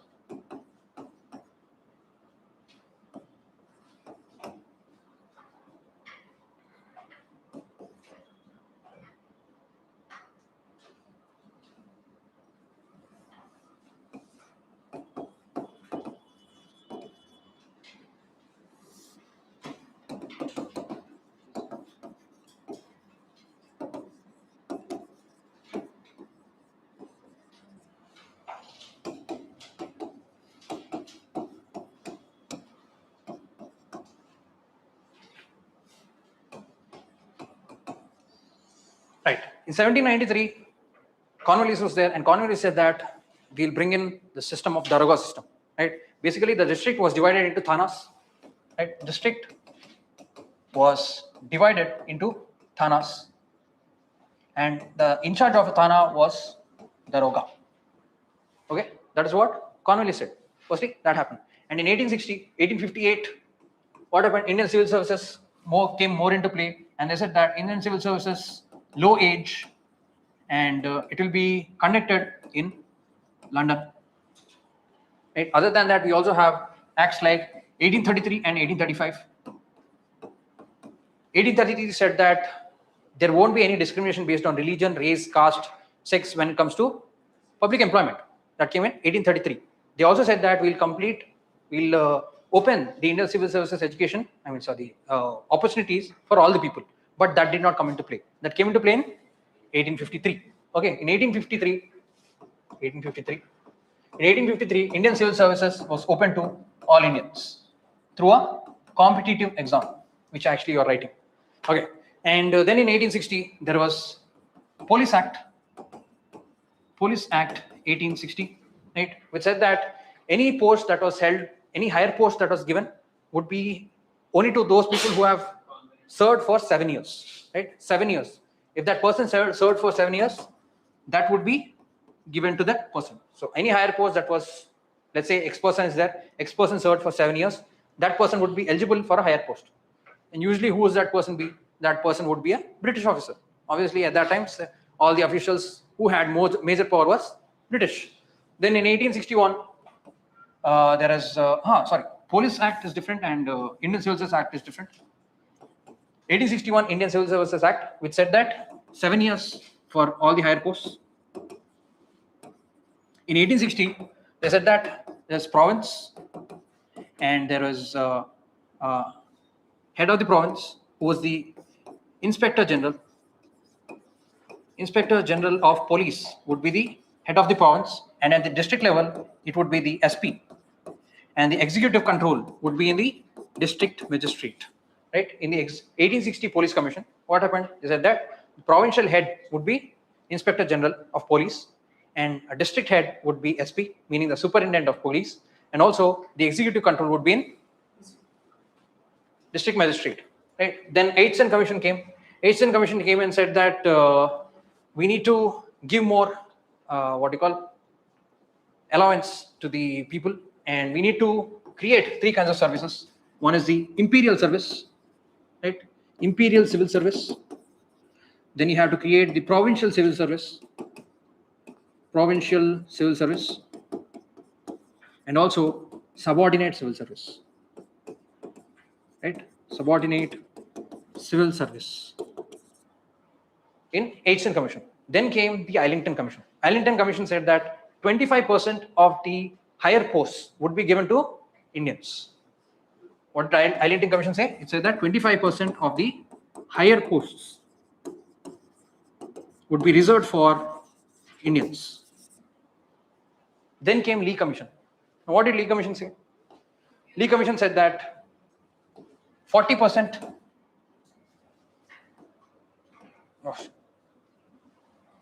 Lee Commission said that 40% would be British, 40% would be Indians, and the rest 20% would be Indians through promotion.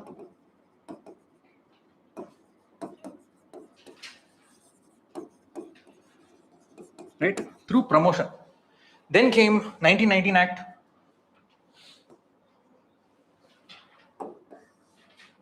There's a lot of information now. Okay. 1919 Act, which led to the formation of Public Service Commission. Right? Public Service Commission was formed in 1919. And who was the first chairman of Public Service Commission? Who was the 1919? They said, and 1921 it came into existence. Okay, 1921 Public Service Commission came into existence. Who was the chairman of Public Service Commission? First chairman of Public Service Commission.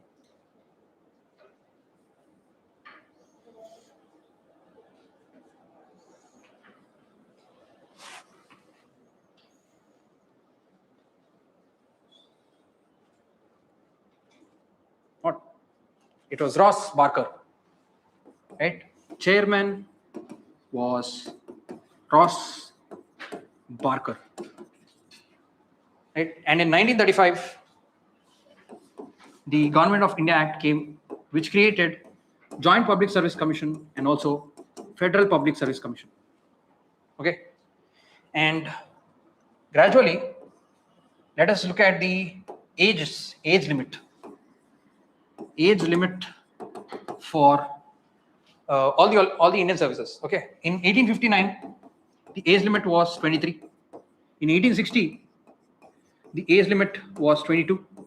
1866, the age limit was 21. And in 1878, the age limit was 19.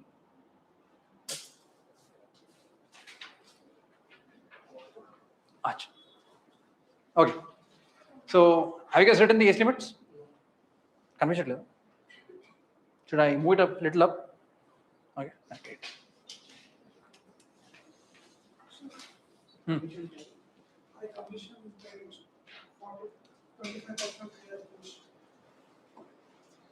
Aitchison Commission. Islington Commission. I'll write it a little clearly. The problem is,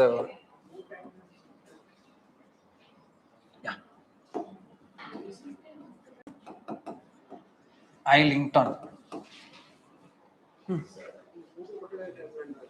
What? No, not in the same timeline. I'm a little rusty on that timeline. So let us look at this. I have so many things I want to show you guys. It's actually very exciting for me whenever I teach. Right? So let us look at. You'll be writing all of this information. Okay, don't worry. I'll give you all of this. Yeah. Oh, not this. Oh, actually, is Indian Police Commission. Yeah. Lee Commission is here. Yeah. Yeah. And also write these two. 1806 and 1800. 1800 Fort William College came, which actually trained on civil services. And in 1806, there was Haileybury College, which was placed in London. Right? It was also for training civil servants. Should I zoom? Chappandi Mari. Okay. I'll zoom on the timelines. It's better if I zoom on the timelines, better, because that is what's important. First you write here, then I'll scroll down and you can write there. Aitchison Commission, and also write 1863, Satyendranath Tagore was the first person who created the Indian civil services. Yeah. ఏమైంది? Yeah, I'll wait. దానికోసం వచ్చాను.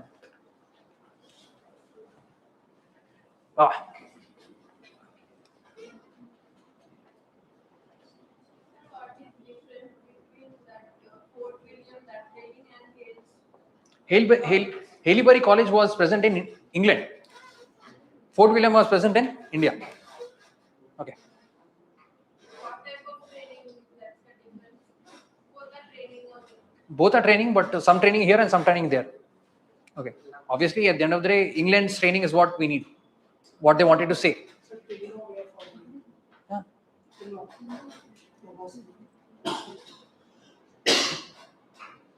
Okay, 8th Sun Commission, 1886, sorry.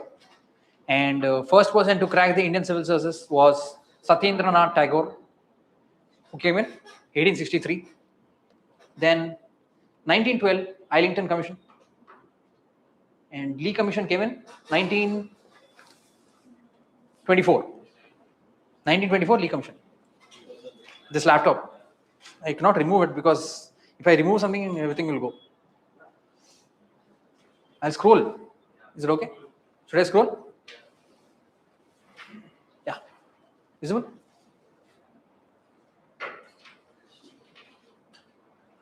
Sarad photo list sir meeku. I'll give my photos tomorrow.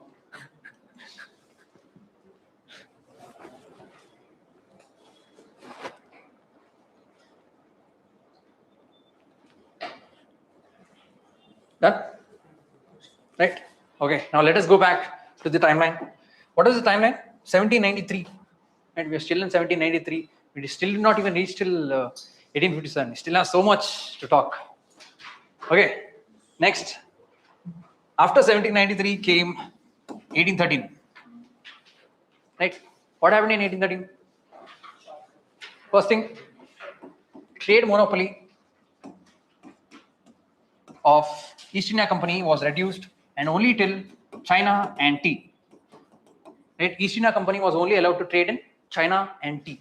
Secondly, Christian missionaries were allowed. Christian missionaries were allowed.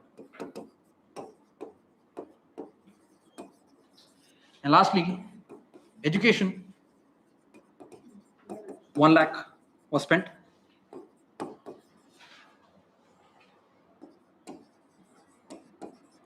Allowed. And also the local bodies could tax. Local bodies were allowed to tax.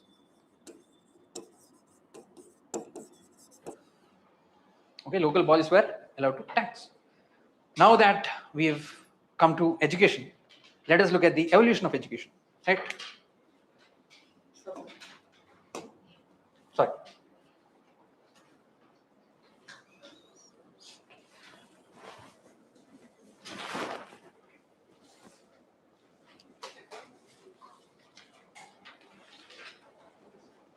Okay.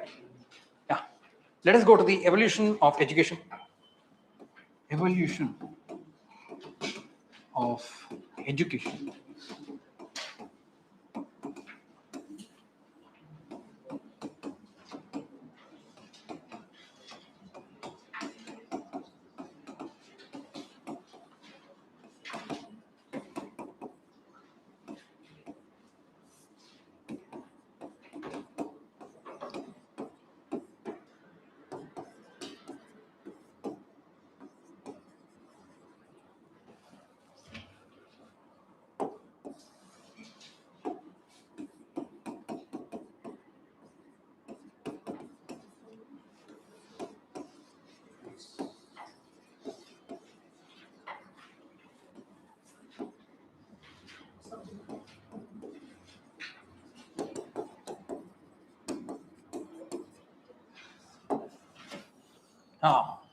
Education evolution, right? It started in 1813 when they started to give 1 lakh for education yearly, right? 1 lakh education in 1813, right? Every year. Now they had a tussle. They are spending, but they're not knowing how to spend and where to spend. So that is where the Anglist and Orientalist debate came, right? Orientalist debate was that they will vernacular languages, and they would want to teach Sanskrit and all the Vedic knowledge. Okay. Then there was Anglists who were saying that we need to teach people in English, and we'll teach all of them the Western knowledge. Western education would be done, because they wanted people. What kind of people? They wanted people who were Indian in color and blood, but only taste and British. So that is the kind of people they wanted to create. And in the Anglist, there was Macaulay, right? Anglist and Orientalist debate. Anglist, Macaulay was there, and Prinsep was the person who was there in Orientalist. Okay, and the Anglist won, right? Anglist won, and then they created everything based on Anglist. Then came Wood's Dispatch, right? What is the other factor of 1835? Something that is more important that people might actually ask. UPSC might ask. In 1835, something happened. Bicameralism. Bicameralism is polity. 1835.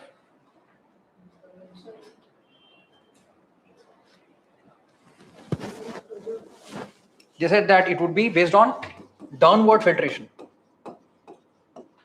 Right?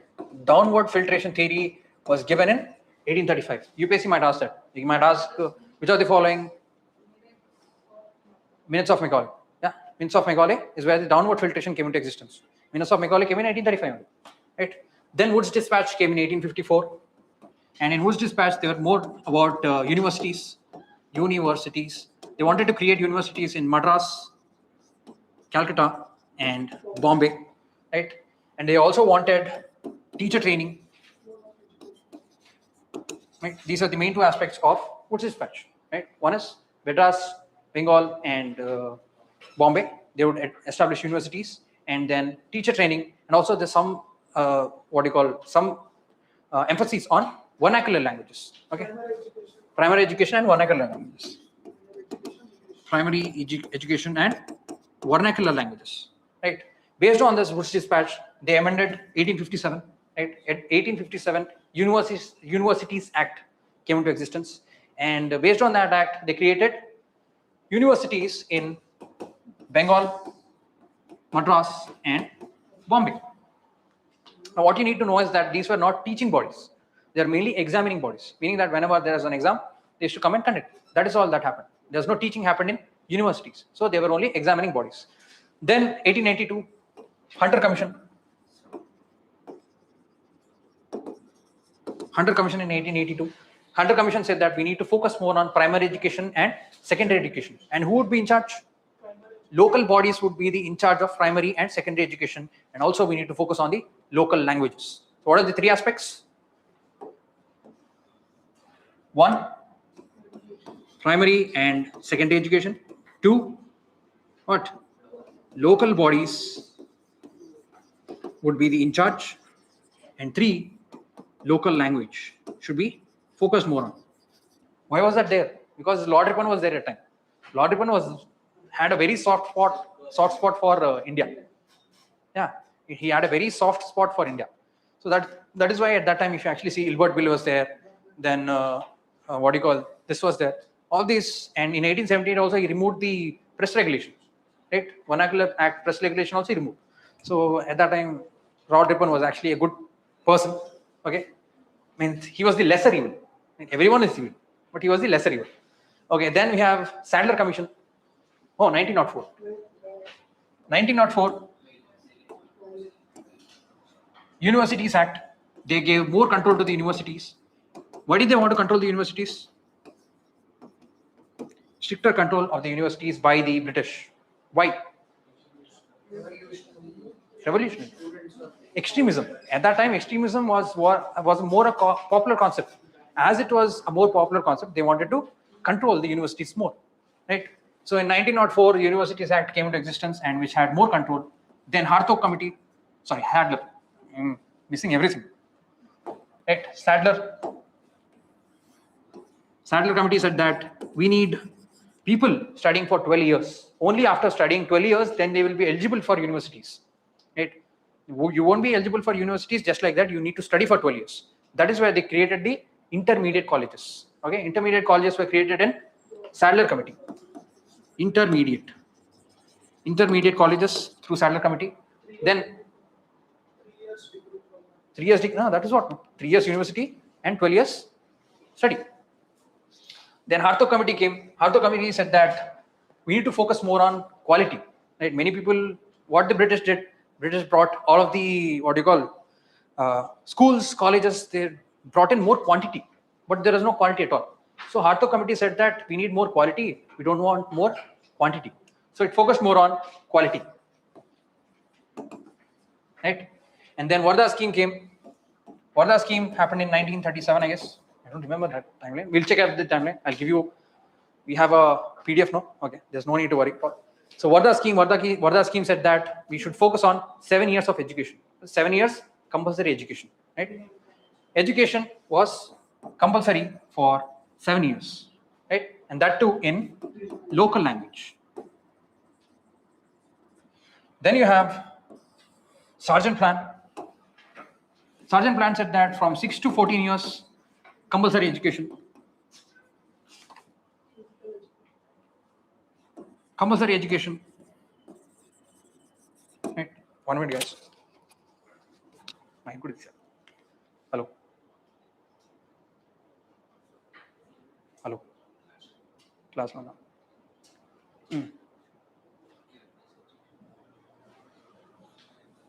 Yeah, sorry guys.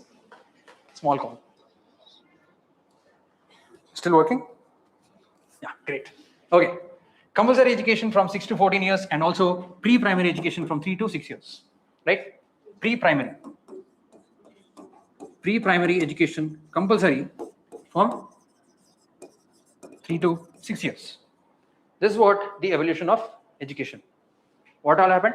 1813, 1835, 1854, then 1857, then 1882, 1904, Sadler Committee, Hartog Committee, and Varda scheme, and also Sergeant Plan.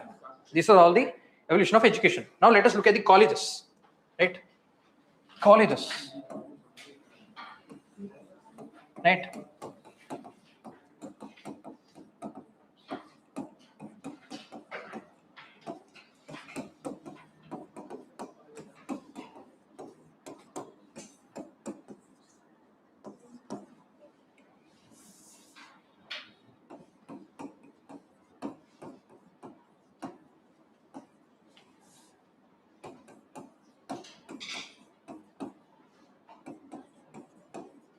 Can you guys try and guess what are the colleges?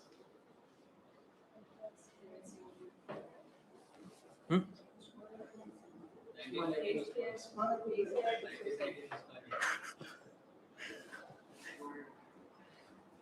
(1781) it was Calcutta Madrasa, right? And 1791 it was Sanskrit College. 1825, it is not 1821, it is 1825, David Hare College. 1849, Bethune College.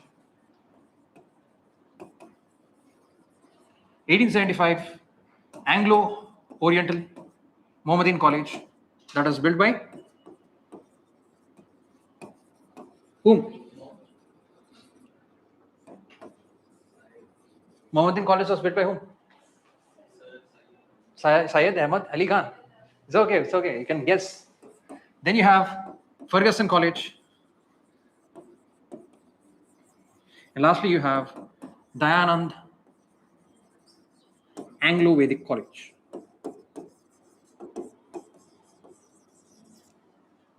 Dayanand Anglo-Vedic College in 1886. 1781, 1791. Will the timeline PDF be available to be download after the session ends? I don't know how to download this. Can you guys do you know how to download this? Huh? If you guys know how to download this, we'll download it and upload it. Okay, because people are asking.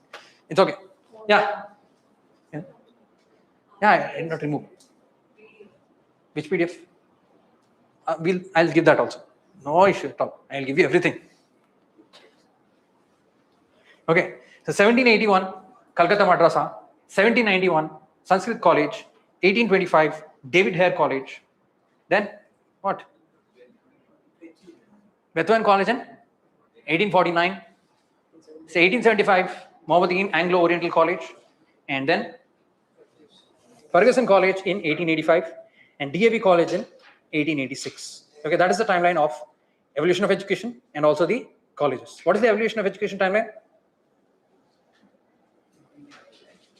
Evolution of education. 1813, 1835. Do not look, because this is a recall. Okay, remember this is not only a rapid marathon, but it's also a recall. What is recall? You have to be able to recall it. Okay, try to recall everything that I'm trying to say, because only this will help. In the exam, there will not be any paper for you to cheat. You will have to remember everything. So that is why I'm asking you guys to recall, and that is why I'm asking you guys to repeat it. Why am I asking so many times? Right? Is to repeat it so that it will feed more in your mind. Because whenever there is classes, that is the reason classes are very important. Why? Because you will register in your mind.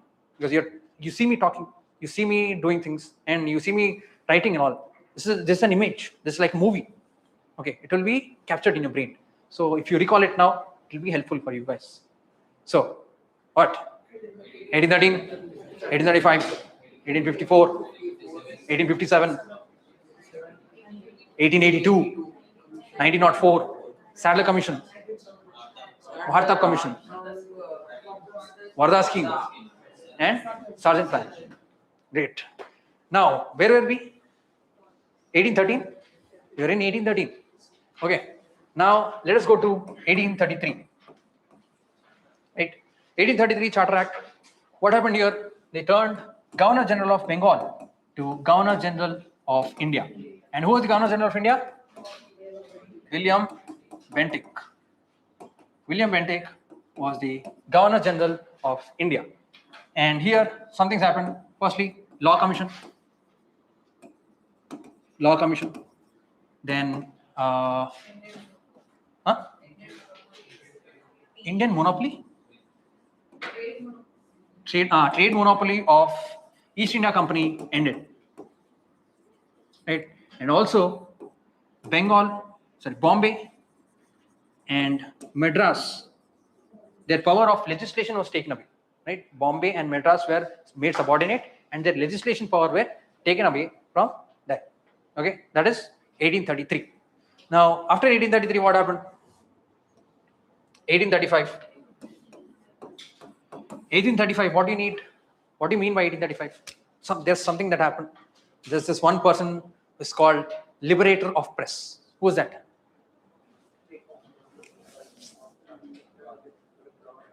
Ripon, a Liberator of Press. Ashok. 1835 Ripon lady. Metcalfe. It was Metcalfe who was known as the Liberator of Press. Now that we come to press, let us look at the evolution of press. Okay. Evolution of press.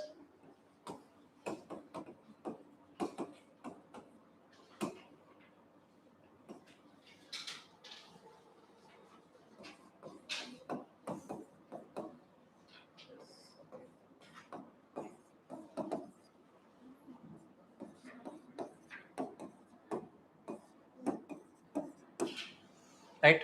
In 1799, who was there? Who was during 1799? Lord? Are you sure? Francis Hastings was present from 1830 to 1823. Who was present during 1799? Let's say, remember this, 1800. Who was there? Sure?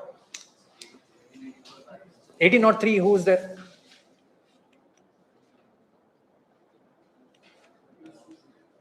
1799, what happened? Tell me what happened in 1799. Choose your pranam.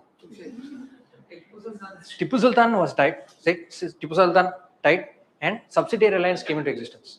Who came with subsidiary alliance? Presley. And who would be present in 1799? Presley.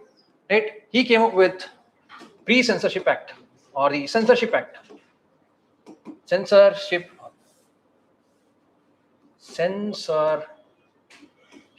Act. Right? In the Censorship Act, they said that whenever you are producing any material for the newspaper, you have to give it to us first, so that there won't be any discrepancy, right? You'll check everything, then only you'll publish it. That is all the Censorship Act. Then in 1823, who was there? Now it is Francis Hastings, right? Francis Hastings was present in 1823. He came up with the regulation or the License Regulation Act.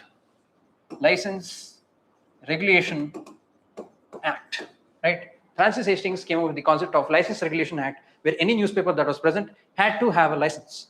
Only when they have a license, only then they would be able to publish. Then Charles Metcalfe came in 1835 and he said that let us abolish all the licensing. That is why it's called the Liberator of Press, right? Metcalfe cancelled licenses, called the Liberator of Press, right? Then 1878, who was there? Who was there in 1828?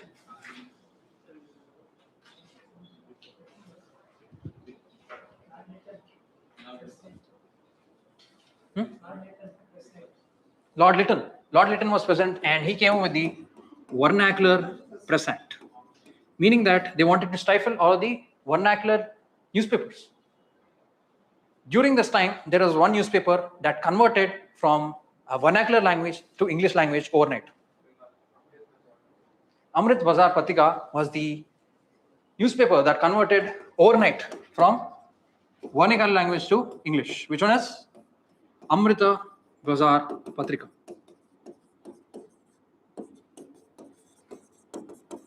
Who was the founder of Amrita Bazar Patrika? Sirsir Kumar Ghosh, right? Sirsir Kumar Ghosh. I'll give you all of the names also. Don't worry. Okay, don't worry. Let us look at this particular evolution of press now, right? Then 1908 came, right? 1908. At that time, it's called the Newspaper Act. Newspaper Act. They wanted to control the extremism, right? They wanted to control all of the content and they also wanted to control all the extremism. That is why Newspaper Act 1908 came into existence. Then 1910, again the Newspaper Act 1910. Newspaper Act 1910, which gave deposits, right? The newspaper had to put in a deposit for it to publish, right? For publishing or for registration of a particular company, they had to put deposits. Then in 1931, it is the Newspaper Act again. Newspaper Act. It wanted to control all of the nationalism. They wanted to control the nationalism that was happening during 1931. Now that we've looked at the what you call chronology or evolution of press, let us look at all of the newspapers that are there. Okay. For this, we have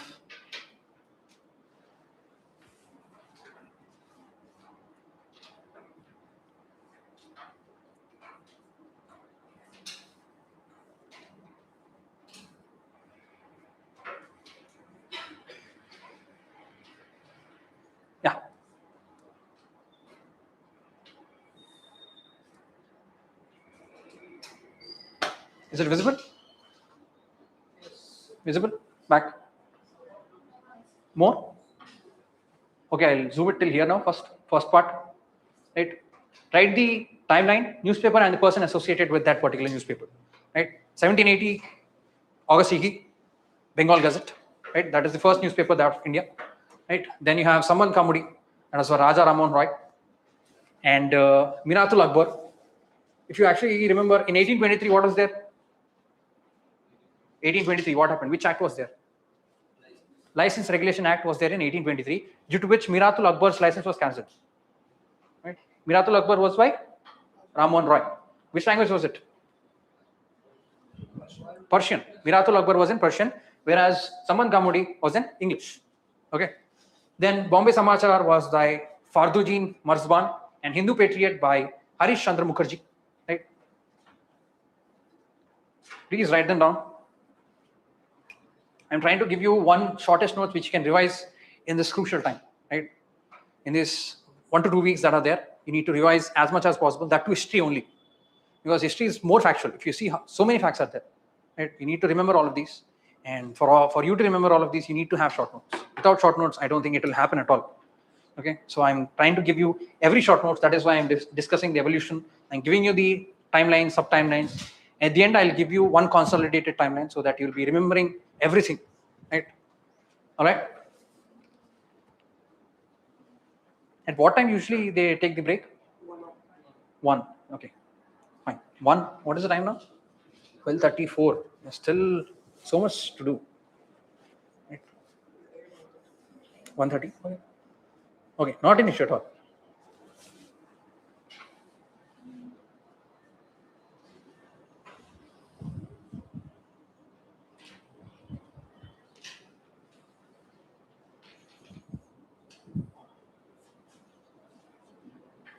Right? Are you guys done? I'll scroll down. No? Okay, sorry. Ouch.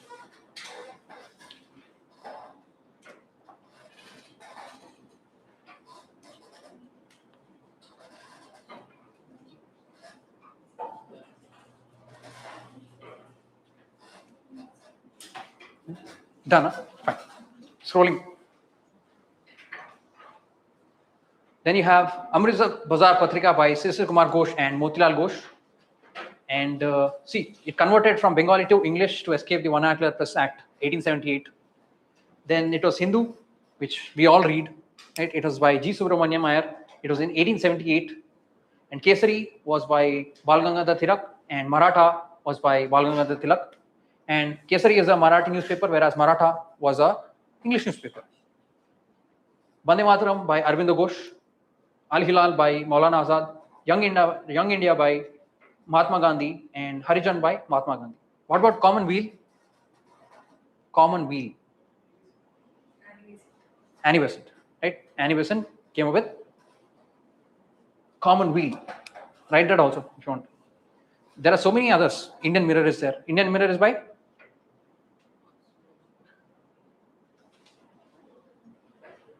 Surya Sen. Surya Sen, Indian Mirror. I guess Indian Mirror only. I remember many newspapers, but not all are required. Only some are required for you to eliminate. At the end of the day, you are eliminating things. And that is the common sense. I'm giving you knowledge to gain common sense. All right. Amrita Bazar Patrika, Hindu, Kesari, Maratha, Bande Mataram, Al Hilal, Young India, and Harijan. Surya Sen, I think it's Indian Mirror, India Mirror. Right? Once check once. Right? I don't want you guys to write something wrong.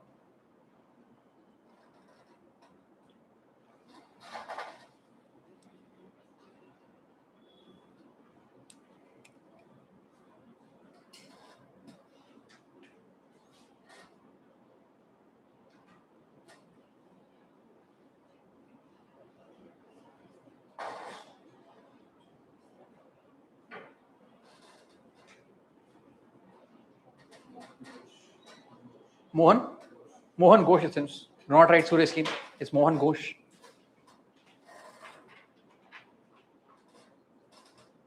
Right? Are you guys done writing? We'll move on. In which act are we? 1835. 1835.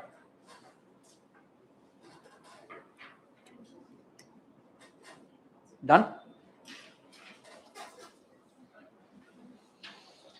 Now that we are done with 1835, next one was 1853. The Charter Act of 1853. What happened in Charter Act of 1853? Diarchy. No. Diarchy did not come in 1853. It came in 1919. 1919 diarchy. Okay. Yeah, it focused first time the focus was differentiated from executive and legislative councils. Right? A legislative council was found. Legislation was for the first time considered as a separate function. Legislation was considered as what? Important as first time. What else happened in 1853? 1517, I think 57. This is 1853. What happened in 1853 is what I'm asking. Huh?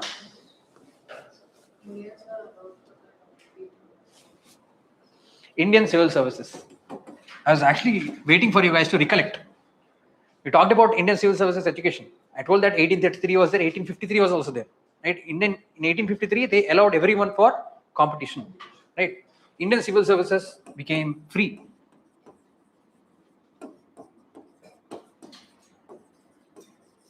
Free for everyone through competition. But something else happened in 1853, which is very important. London, again, I'm not talking about the act. I'm talking about that year which something came. What is that? Railways.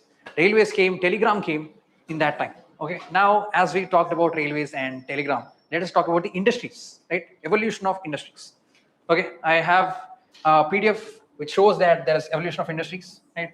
Firstly, telegram came in major cities like Agra, Madras, Bombay, and Calcutta.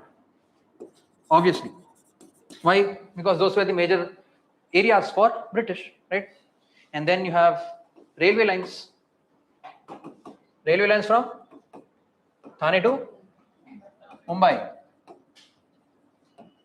Right? Railway lines from Thane to Mumbai. And apart from that, there are also cotton mills, jute mills that came into existence. Okay. So now let us look at the evolution of industries. I want you guys to write the timeline down. Right.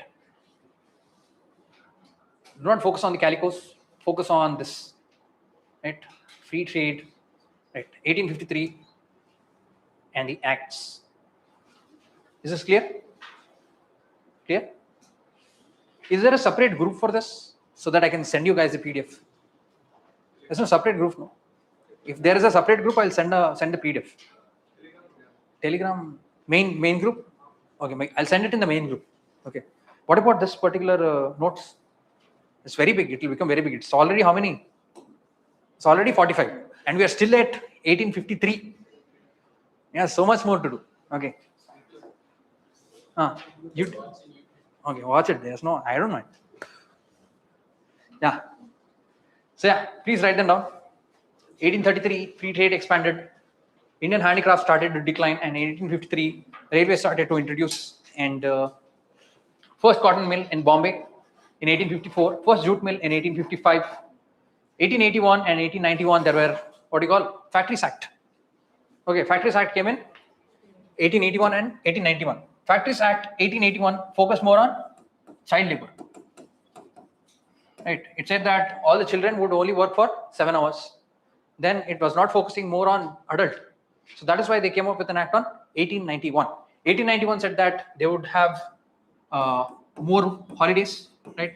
Everyone would have one holiday, and children would not work in areas where there's high machinery or hazardous machinery. Wherever it's there, children will not work there, and women also will get concession. Right. Women in concession in work, and everyone will get a holiday. This is what happened in 1881 and 1891. If you actually see the chronology, first handicrafts decreased, then factories increased, then regulation of factories increased. After the regulation of factories increased, there was other aspects where it's going to. Where did it go to next? It went to labor of what? Codes, right? Then TISCO was established in 1907. Then it started to go to unions. In 1920, what happened? 1920.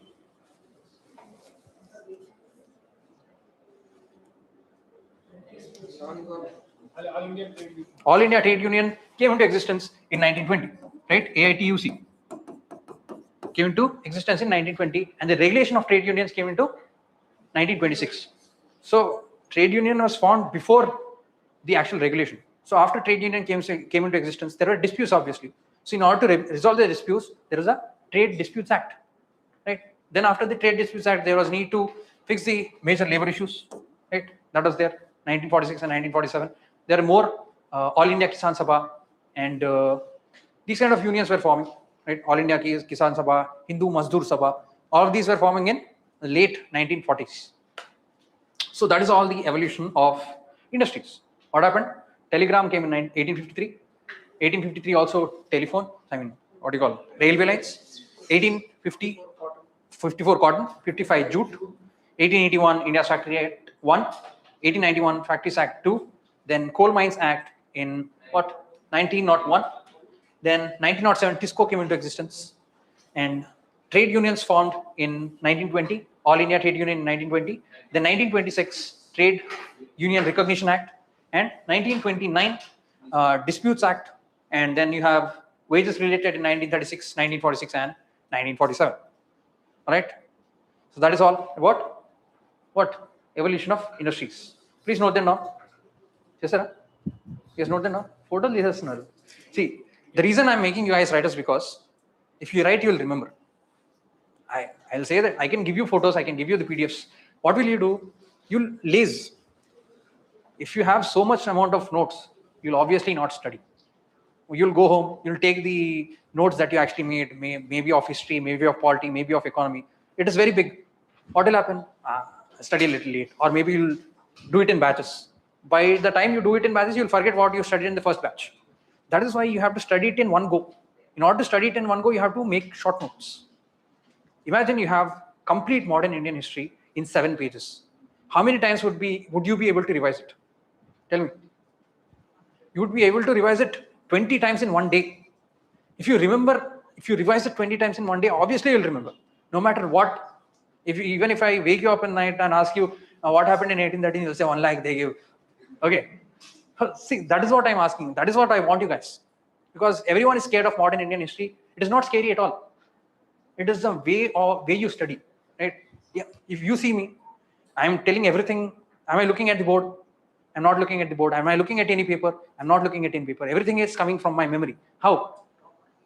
Revision, categorization, structurization. Everything needs to be done. That is why I'm making you guys to write. Okay? Have you guys written everything now? Good. Now, 1853 happened. After 1853, we have 1857. Before we go to 1857, we have certain policies, right? I told you that there are certain policies that the British followed to expand, right? First one is the ring fence policy. Ring fence policy. Who brought it? Warren Hastings. Warren Hastings brought in the ring fence policy. Ring fence policy is nothing where, let's say this is Bengal, right? Bengal is there, right? And there was a buffer zone to protect from other areas. What are the other areas? Maybe Sikhs, maybe Rohilas, right? Jats, anyone, right? And this area was Awadh, and this was Bengal. This is how Warren Hastings tried to protect the bird or the golden bird, that is Bengal, by using ring fence policy. Then you have subsidiary alliance. Subsidiary alliance. Subsidiary alliance was brought in by Wellesley. Right? What are the tenets of subsidiary alliance? Yeah.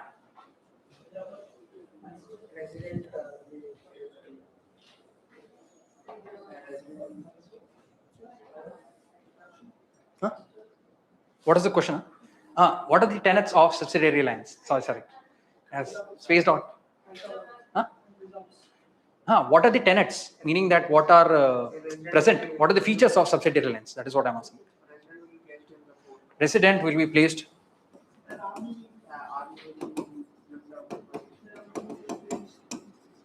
Army will be paid. And no independent foreign policy.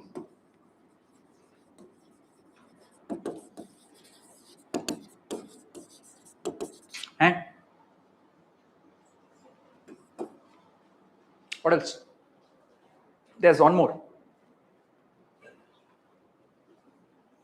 What is it?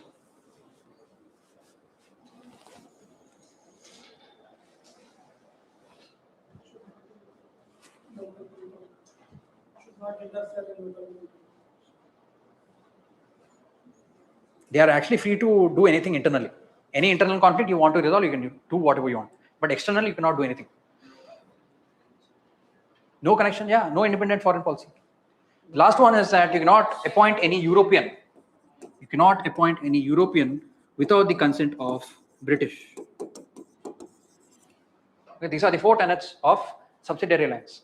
Now, under subsidiary alliance, there are many states. If you see, Mysore is there, Hyderabad is there, Marathas are there. So all these states were under subsidiary alliance.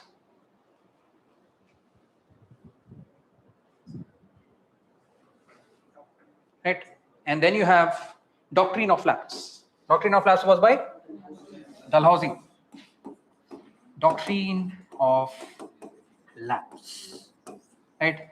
Basically, Dalhousie thought that there is a difference between right to property and right to govern. Right? For example, if there is a heir, okay, and the heir had the right to property, but that heir did not have the right to govern. If you were X person, right? X is there, X sons, Y is there. Y had the right to govern. But if Y is adopted, they did not have any right to govern. That is what Dalhousie said, meaning that if you are adopted, if you are not the true son or true daughter of that particular king or queen, then you will not be eligible to govern. So that is where he started to annex countries. Now, what are the countries that they annexed? Satara, 1848, not 1858. 1858 is Dr. Ivan. Acha, 1848 now. Sorry. Okay, 1848 Satara, Udaipur, Sambalpur, Jhansi, Nagpur. Right? These are the areas where doctrine of lapse actually played. These are the main 3 tools that the British used for annexation. One is ring fence. Second is subsidiary alliance. Third is what? Have you guys noted them down? Yeah? Okay. Moving on. We'll discuss a little on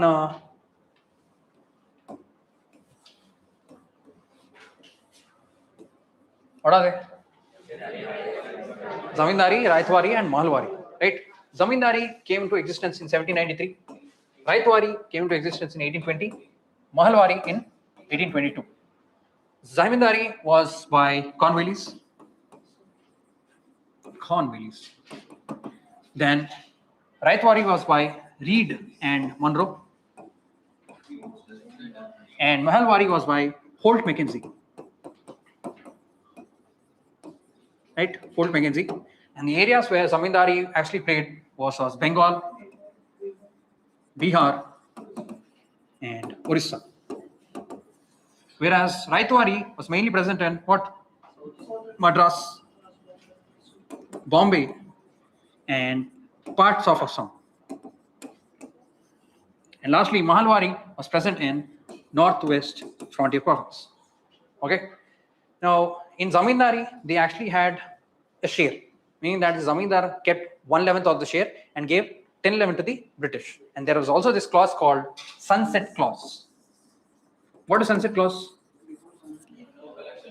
On a particular date, the Zamindar had to give the money, meaning the 10/11 of the share should be given to the British by sunset. If they did not give by sunset, that land would be sold to someone else. Was Zamindar hereditary? Right, sunset clause and 1/11 and 10/11. Right, 1/11 was the share of Zamindar. 10/11 was the share of British. Then you have Raithwari. Raithwari, where the Raith, meaning the farmer, was actually in charge. Farmer was in charge, and farmer had to directly deal with the British. They had no particular share. No share. Share was not there. Okay, they did not have any share. They only had to give some part of it to the British. Then Mahalwari. Mahal is nothing but a village unit. What is Mahal? Mahal is a village unit, meaning that a complete village had one particular price, and that particular price had to be paid by the whole village unit. So that's called Mahalwari. What happened?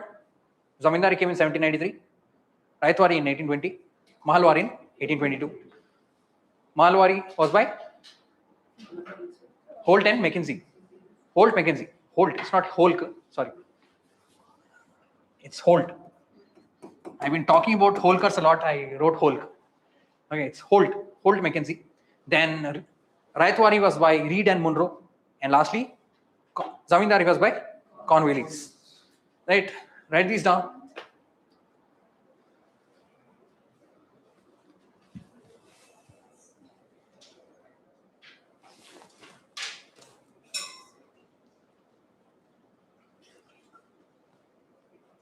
Done? Okay. Now we are finally down to 1857, right? 1857. Right? Before going to 1857, let us understand some mutinies that happened. Right? What are the mutinies that happened before 1857? Vellore mutiny. When was Vellore? 1806 was Vellore mutiny. 1824 was what?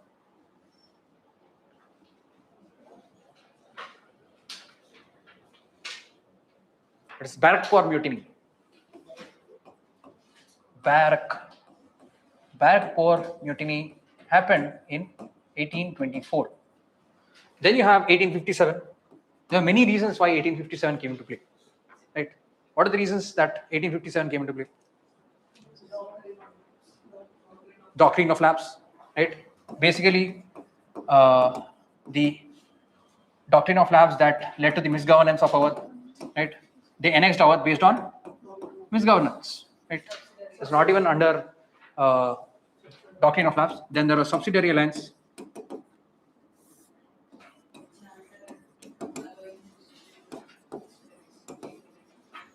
Extreme collection, right? Extreme collection of revenue by zamindars and money lenders, meaning that the zamindari, raitwari, and mahalwari, right?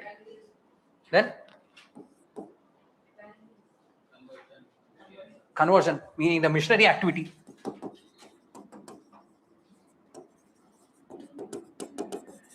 And lastly, the socio-religious reforms.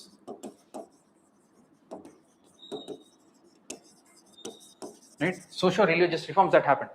Right? First the socio-religious reform was 1813, where they allowed missionaries. Then 1829, abolition of sati. Then 1856, what?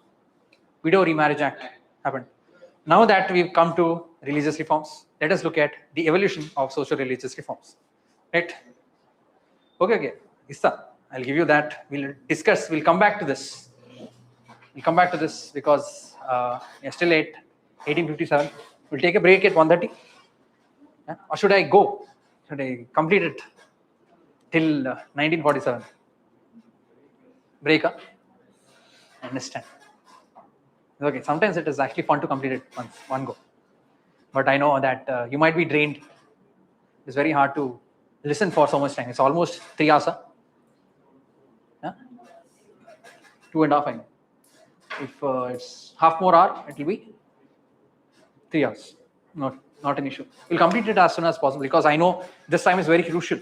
Right? If it's very crucial, you need to spend more time on revision and relaxing actually. The more you relax in this time, the more competent you'll be in the exam. Because your mind should be relaxed.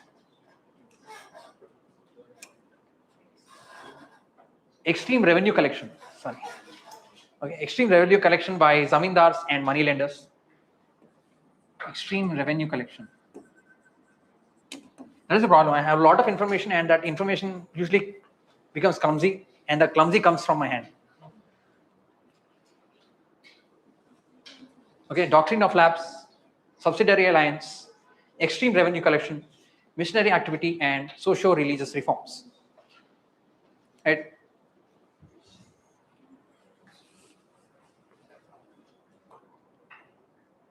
Okay. Yeah. Go to the socio-religious reforms. Yeah.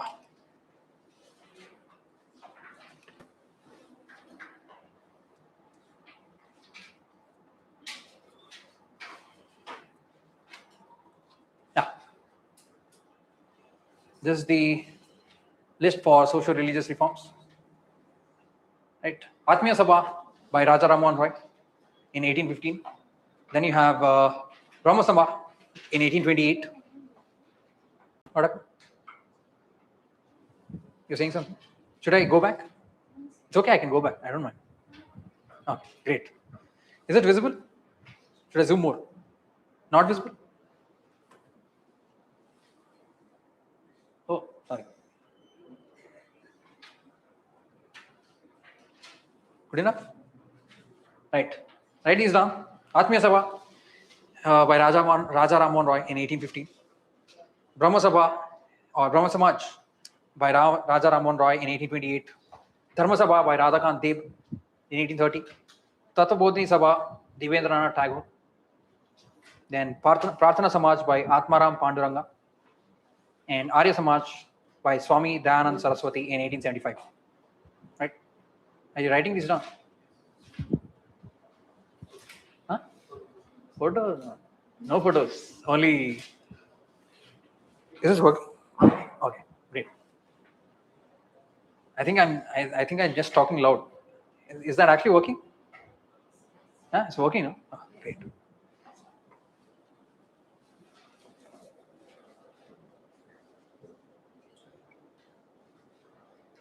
You might get these kind of questions usually in UPSC. They might ask, which of the following leaders said back to the Vedas and anti-idolatry, right? These kind of things that UPSC might ask.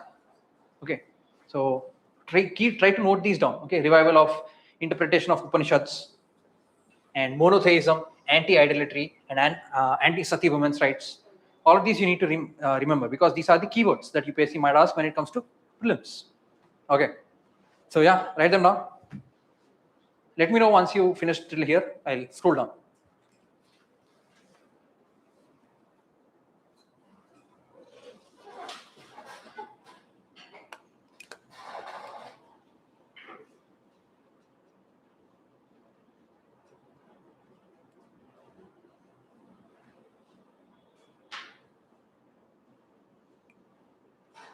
Sir, late join. Chetana, I cannot do anything, Chetana. You can actually watch it from start, I guess. Right? You can actually start. You can actually go back and start it from the start.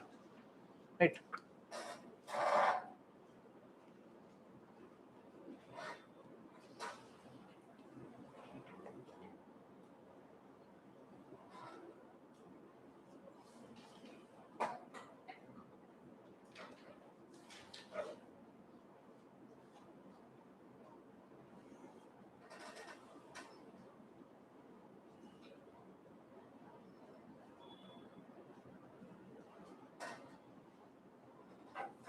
Done? Not it. Give me a thumbs up once you're done. Okay.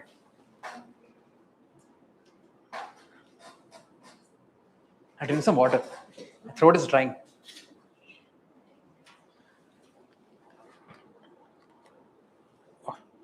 Look.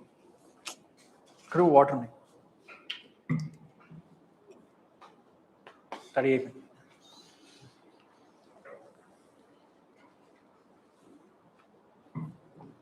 Bad idea to sit on the table with water.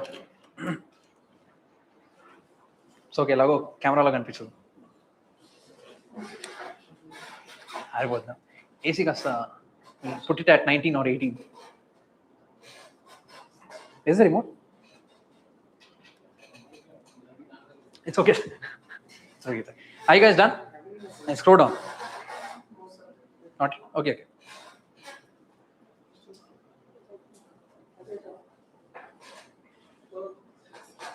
Thank you for the remote. 19. Okay. Thank you so much. 18 is fine. Great. Right. Okay. I'm scrolling down.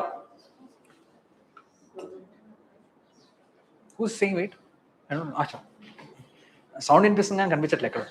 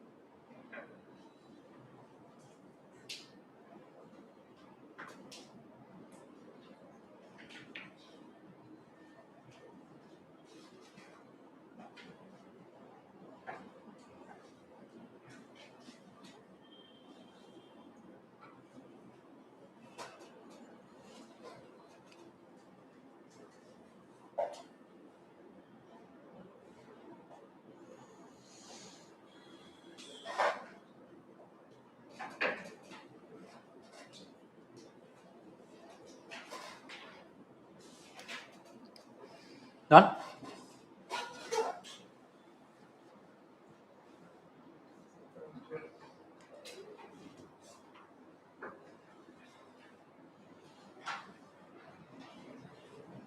Ramakrishna Mission, 1897.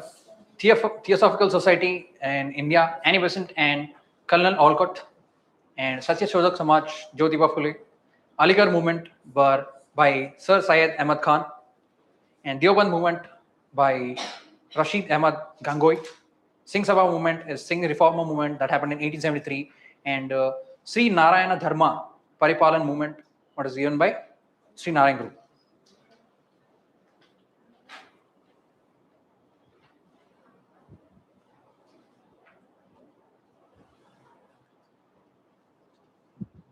Already notes last now.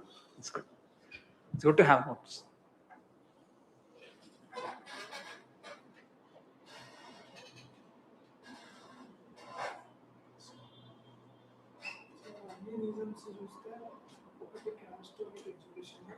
Yeah, basically socio-religious reforms were mainly based on caste, and all of the Britishers were trying to remove the caste because caste it's not, it's an alien concept for them.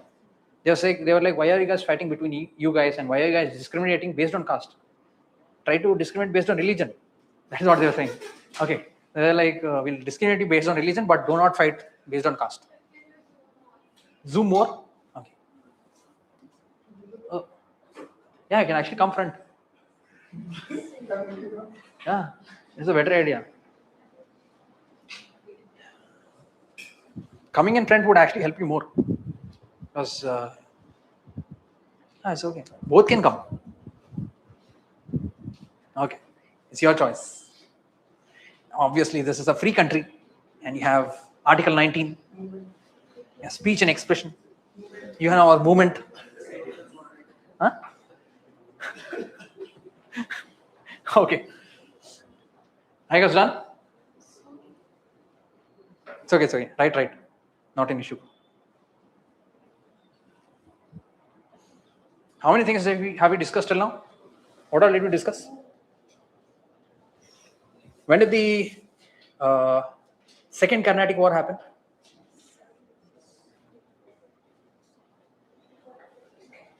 Huh? 49 to 54. What about the Third Anglo-Mysore War?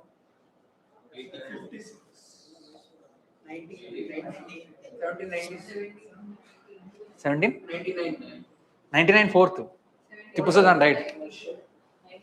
1790 to 92. What about Second Anglo-Afghan War? Anglo-Afghan War, second.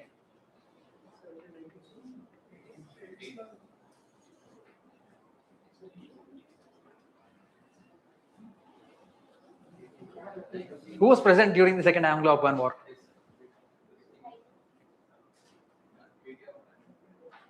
Treaty of Gundamuk, true. Yeah. That is 1919. That is third. I was talking about second. I'm going to mundu okay. What was in the second? It was 1878 to 1880. During that time, Lord Lytton was present. Okay, that was Treaty of Gundamuk. And 1919, who was there? Lord Chelmsford was present, and what was the treaty? Rawal. It's Treaty of Rawalpindi. Okay, need to remember all of these because in history timeline is very important. That is why I ensured that everything is based on timeline only. Even if you see here also in given timelines, everything everywhere is timelines. If you write everything in timelines and revise it, you will be unstoppable. All right. All right.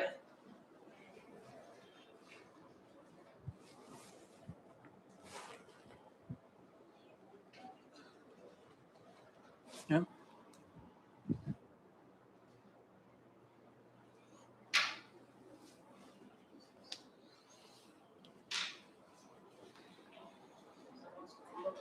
Scroll down. Nothing is there around. Yes. Just here. Previous. I'll scroll up. I'll scroll down and okay. My bad.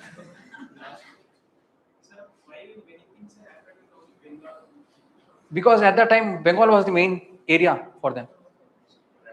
Bengal was the main control. Okay, Bengal was the main region where everything was going on. British had more control over Bengal than other states. Bengal is there, Bombay is there, Madras is there. But the end of the day, Governor General of Bengal was there, Bengal only. So he had more control over Bengal, and he had to try out things in Bengal first. First, they tried out things in Bengal. That is why 1856 Act or 1829 abolition of sati, everything happened in Bengal. That was the first step. Okay. After that, they started to explore. But actually, that got back into their face. That's why 1857 happened. After that, they slowly stopped doing all of the religious reforms, and that is when all the Indians started to take everything in their own hands. All the what you call Age of Consent Act, all the acts that happened were by Indians only, not by Britishers. No one actually accepted doing all of these things, and they were like, "Do not interfere into our religion." If they were Hindus, maybe they would have allowed. But as they were Christians, they did not know about Hindus. That is why there was a problem. Okay, and they were like, "You are Christians, you do not know anything about Hindus. How can you judge us based on that?" There's this concept called ethnocentrism. Ethnocentrism is where you look at one particular religion or one particular act from your own lens. Okay, when that happens, you forget the value of that particular act or particular religion. That is what was happening. That is why there was a conflict. Okay, so that is why everything mainly happened in Bengal, Bombay. If you actually see Bengal, Bombay, and Madras, all of these were mainly controlled by whom? British only. What were the main settlements? Surat, Bengal, Bombay, and Madras. Everything happened in these regions only because they wanted to test it out there. They had more control over Bengal, Madras, and Bombay. Okay. Yeah. Should I scroll down or up? What is it? Up. Okay.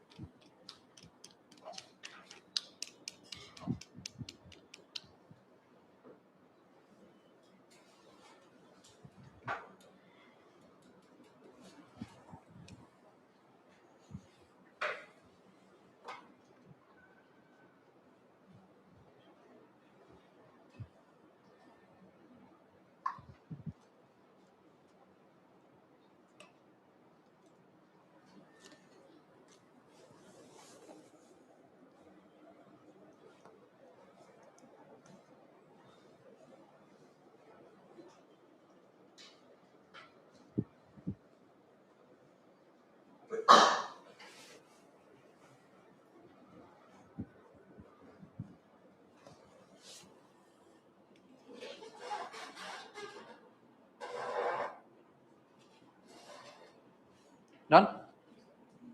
We'll go back to 1857 if you guys are done. Right? Okay.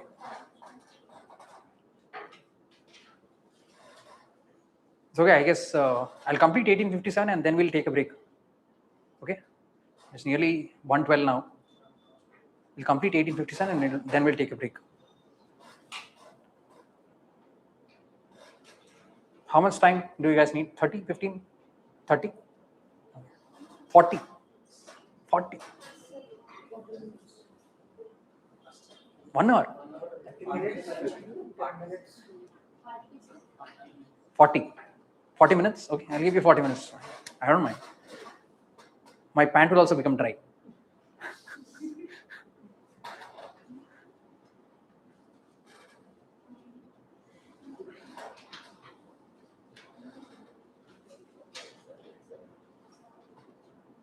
Done? All right, going back to 1857. Right? We are here in 1857. Despite all of the reasons, doctrine of lapse, subsidiary alliance, all these Amindari, Raitwari, Mahalwari, but the main reason was the shells. Right? There were shells. Right? Basically, whenever Royal Enfield shells were there, for example, let's say this is the gun. Right? This is the gun. Okay, this is a gun. Okay, and this is the nozzle, and they had a shell. This is a bullet. Right? And this is a bullet. On that bullet, there was a shell. And there was a rumor that this shell was made of pig fat and cow fat. Okay, pig fat is against Muslims, cow fat is against Hindus. So both were hesitating to take it out. They cannot touch it with their mouth because this is against. So they cannot do something. So they were very against this particular, or what you call bullet shells. So that is why the main revolt happened. So in 1857, this person called Mangal Pandey, right? Mangal Pandey first actually revolted against the Britishers, saying that will not take out the shells, I'll not use the shells because they are against my religion. So Mangal Pandey revolted and they executed Mangal Pandey. After Mangal Pandey was executed, there was a certain regiment where 75 of the Britishers, 75 of the British soldiers, meaning Indians, started to revolt. As they started to revolt, that's when the 1857 revolt started. Now, what did they do? They directly went to Delhi, right? And they declared Bahadur Shah II. Right? Bahadur Shah II was the last Mughal emperor. Bahadur Shah II as the leader of their movement. Okay, and this movement actually spread in various cities. What are the cities?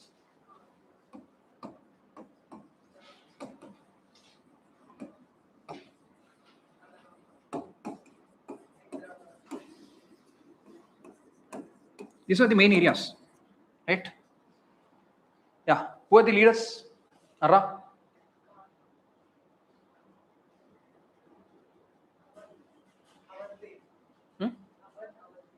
Awadh Prem. Khan Bahadur Khan. Right, Khan Bahadur Khan. Kanpur, it was Tantia Tope. Kanpur? Gwalior Nana Sahib. Gwalior Tantia Tope. Kanpur is Nana Sahib mainly. Mainly, you are looking at mainly, right? Who is Nana Sahib?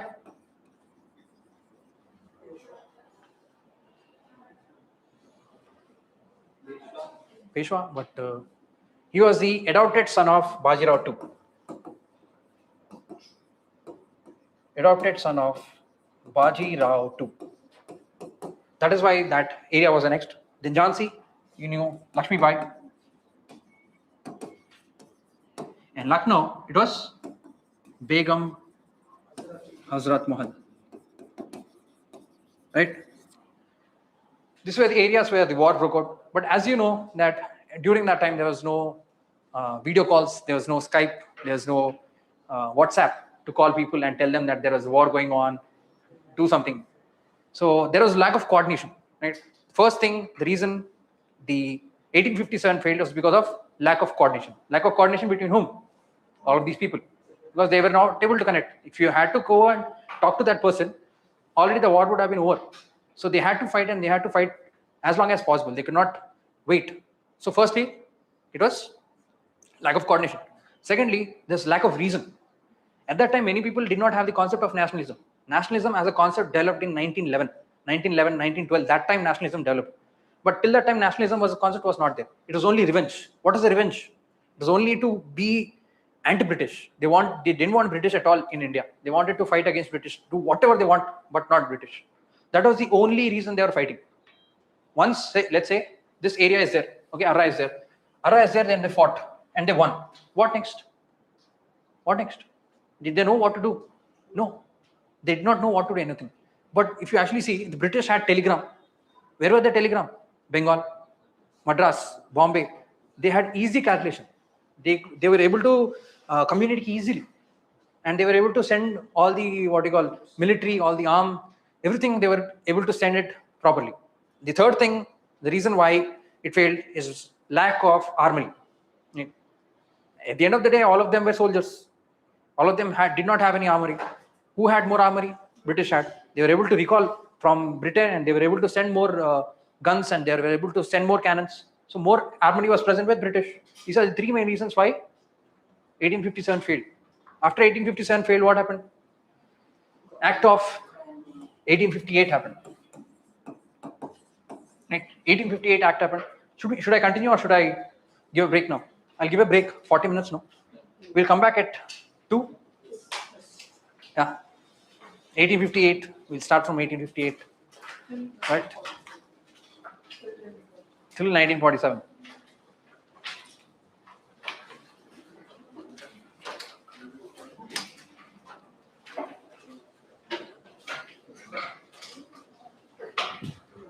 Sure. We'll share all the PDFs. There's no need to worry. Right?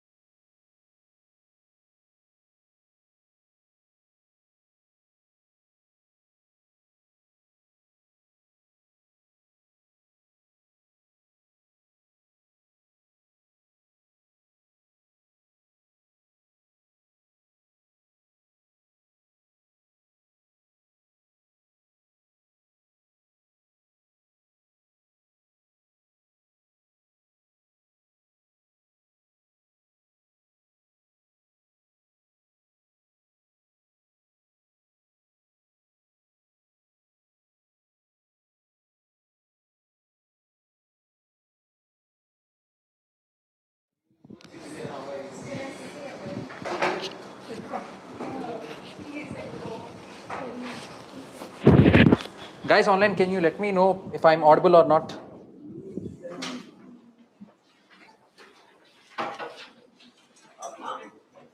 Should we wait for some more time? No, sir. We start. Oh, many students are there. 5 minutes. Sir. We'll wait for 5 minutes.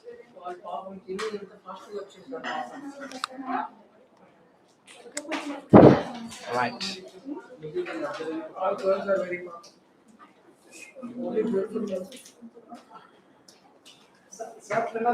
Clear. Start writing. I'm doing my 10,000 steps fasted cardio.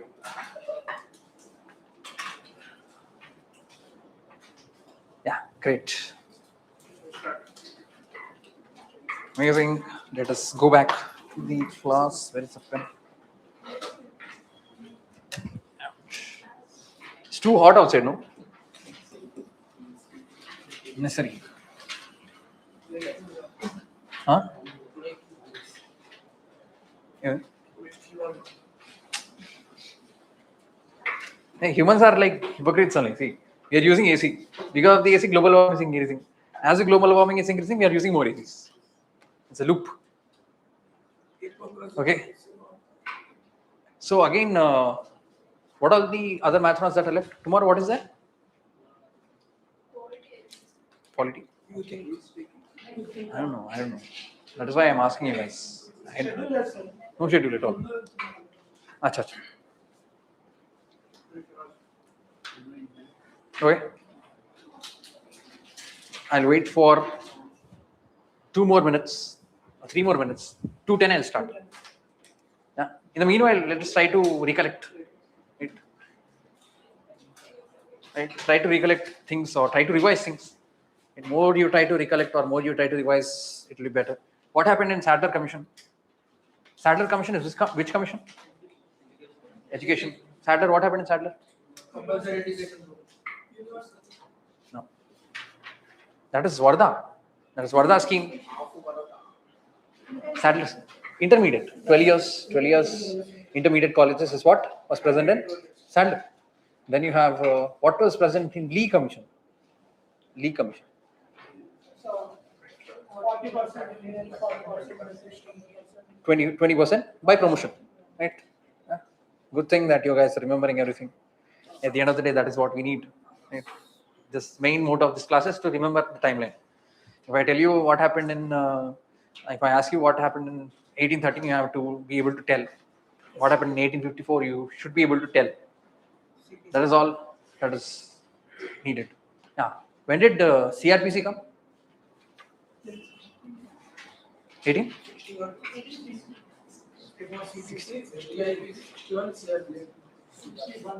61. CRPC 1872 is Indian Evidence Act. Right. And yeah, how many more minutes do we have? 1 minute time. I was trying to pass the time, but it's time is moving very slowly. Yeah. What else? How's it going? How's the preparation going? Tell me. Why? Yeah. How was the test? The previous test that was held in that college, degree college. Did you guys go? How was it? Was it a good environment? It's actually a good initiative. Huh? See, I'll tell you one reality when it comes to all of these papers. Right? All of these papers are made for you to revise, and not to replicate. Right? At the end of the day, UPSC paper will be easy. It will not be very hard. I'm not saying it will be very easy. I'll not say it is not this hard. The main motto of this paper is to help you revise, help you gain a strategy. You need one strategy, you need one outcome. That is the only thing that you need to keep in mind. Do not count the marks at all. Do not get demotivated. If something is demotivating you, stop. Because this is the time you need to have high amount of confidence. Do not get demotivated at all. Okay. There are many people, who scored 30, 40 and still create prelims. And there are many people who got hundreds, 120s and still failed prelims. It is not how much you write in the exam there. It is how much you write in that exam. The presence of mind, how much calm you are in the exam is what matters. The 2 hours, no matter how much you study in that one year, it doesn't matter. But the 2 hours matters a lot. Okay, there's this saying in July movie, you remember? Everyone will answer in the class, but topper is the only one who will write in the exam. So keep this in mind.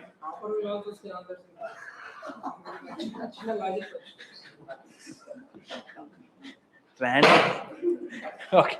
So do not get demotivated, and this is a high time you need to gain your confidence. And at the end of the day, I'll tell you one thing: trust yourself more. Okay. The more you trust yourself, the more your chances to clear the prelims are.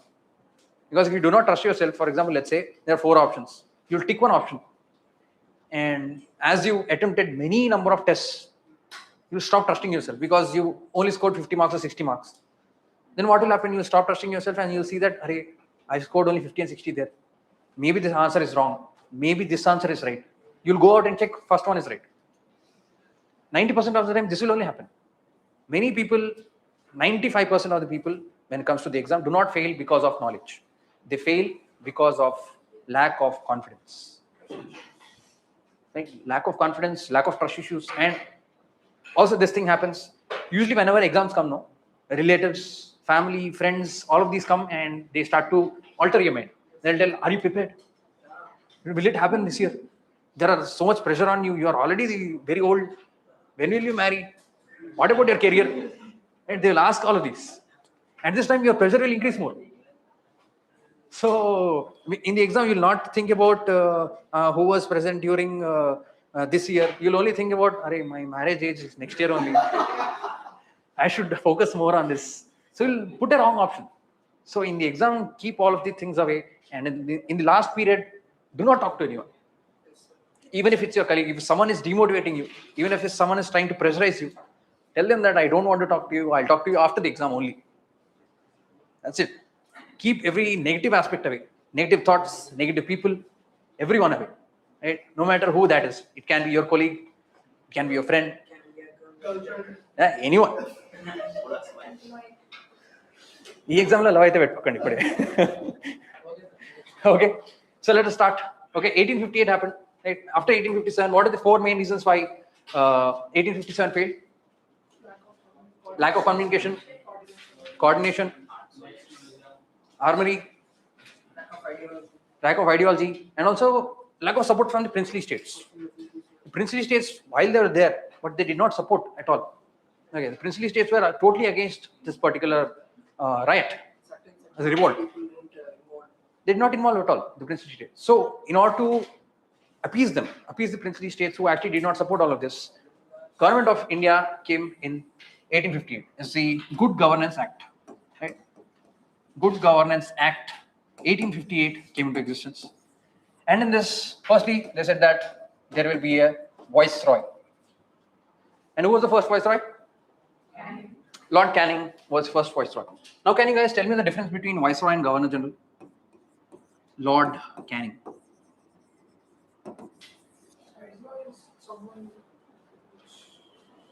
British? Who is viceroy? Who is viceroy? Who is governor general? Did the role of governor general end?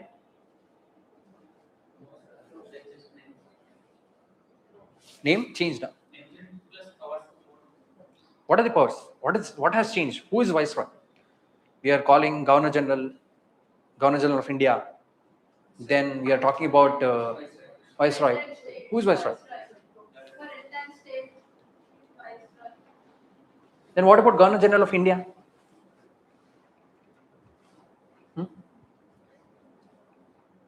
Basically, the main difference between governor general of India and viceroy is that whenever it comes to the India, any matter that is coming to India or the states of India, who is taking care? Governor general's role comes place. Okay, governor general plays the role whenever it comes to anything that is happening in India. Whenever it's coming to princely states, right? Whenever something is taken care by the princely states, then viceroy will come. Okay, so viceroy is someone who handles relations between princely states and British. Governor general of India, who is someone who finds relations between Indian states and British. Okay, governor general is Indian states and British.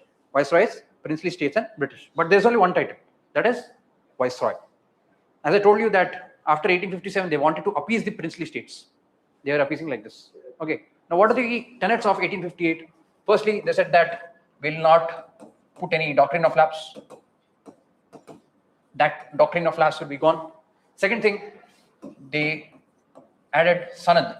Sanad is nothing but a charter, right? A charter that is actually helpful for all of the people who have no heir, right? As the doctrine of lapse was gone, they were actually bringing in charters. It's called as sanad. Sanad is actually helping for all the people who do not have a national heir. Okay, so that is there. And then what else in 1858? Adoption papers. What happened in doctrine of lapse? It differentiated between right to have property and right to govern. Now they said that we'll not interfere in all of this. We are cancelling doctrine of lapse, and we are also giving you right to govern. Even if you are not a national heir, we are giving you the right to govern, and that is through sanad. Sanad is a charter. Okay. Then what else? 1858. Yeah, Crown was control of India. Right, everything that happened was in the name of control. I mean, Crown and East India companies. Everything stopped. The political features, the commercial features, everything of East India Company stopped. That is what happened in 1858. Now, after 1858, there were changes in military. Obviously, they didn't want another, what do you call, 1857. So they wanted to do some changes in military. What are the changes in military? Firstly, they changed the numbers of Europeans versus Indians. They increased the number of Europeans and reduced the number of Indians. And they also reduced the inflow of newspapers. What would happen? If the newspapers went, they would actually know what is happening throughout the India. So they stopped the newspapers. Thirdly, they divided based on religion, caste. Right? They based on religion and caste. After 1858, everything was divide and rule. Till that time, they were only trying to put on pressure. But after 1858, everything was divide and rule because they saw that they can unite. Indians can unite. No matter what caste, no matter what religion, everyone is uniting. So in order to keep the India from uniting, we need to divide and rule. So first step of divide and rule started from military. Then they said that we will not do any socio-religious reforms anymore. Socio-religious reforms. Reforms will be stopped. These are the main aspects of 1858 Good Governance Act. Then came 1861 Act. Right? Act of 1861, meaning that it is the Indian Councils Act. There are three main features of the Indian Councils Act. First one is that the nomination of the Governor General or the Viceroy into the Legislative Council. Right? The Viceroy started to nominate people into the Legislative Council, and they nominated 3 persons first. Right? Firstly, it was Raja of Benares, Maharaja of Patiala,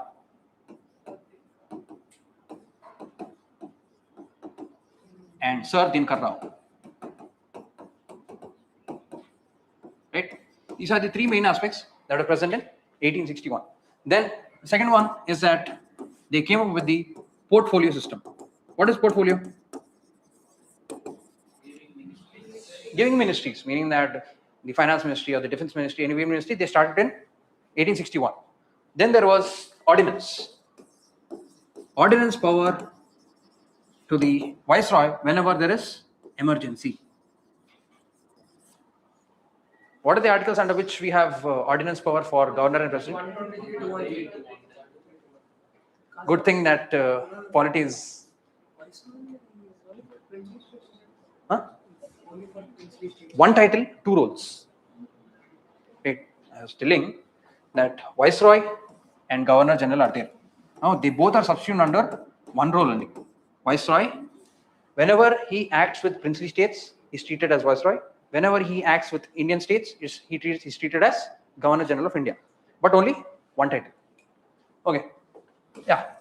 Now that 1861 has been finished, 1860, what are the main features of 1861? 1. Nomination of members to the Legislative Council. 3 members were nominated. One is Raja of Benares, Maharaja of Patiala, Sir Dinkar Rao. And secondly, portfolio system came into existence. And thirdly, what?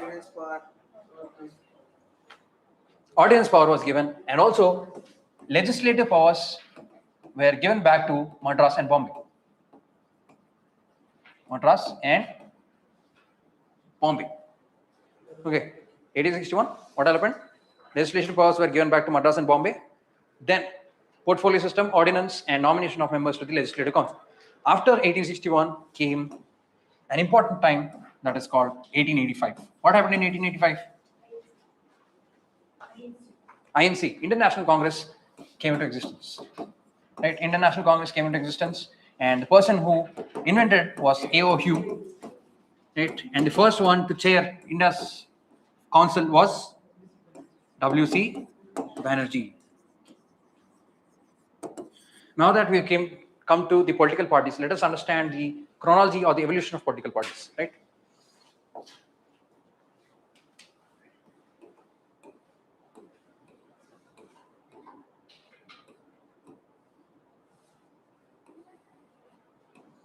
So much information. Yeah.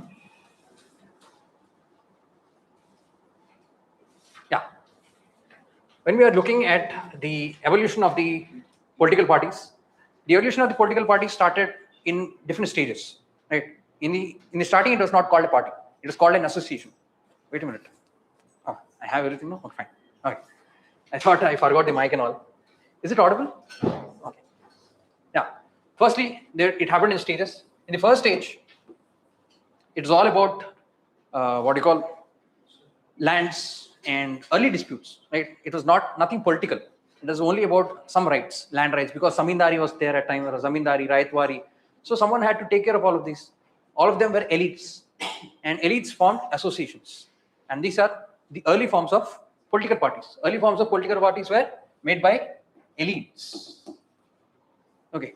And then the second stage came. The second stage is nothing but, where is 1885? 1885, International Congress. Right? This is the second stage. Then the third stage came. Third stage was based on religion. If you actually remember, 1906, what form? Muslim League. Muslim League formed in 1906. Then 1915, what happened? Hindu Mahasabha. Hindu Mahasabha came in 1915. Those are based on religion. That is the third stage. Third stage was based on religion.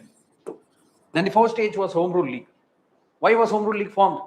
In 1919, 1914 to 1918, what was happening? World War I was happening. As the World War I was happening, the Indians also thought that as we are also supporting the Britain win, why aren't we capable of governing ourselves? Because Britain was in the war. Who was supporting Britain? India was supporting. Meaning that we were, as a separate state, supporting another country. If we could separate another state, support another state for winning, why can't we govern ourselves? That is when Home Rule League started. Home Rule League was started by whom?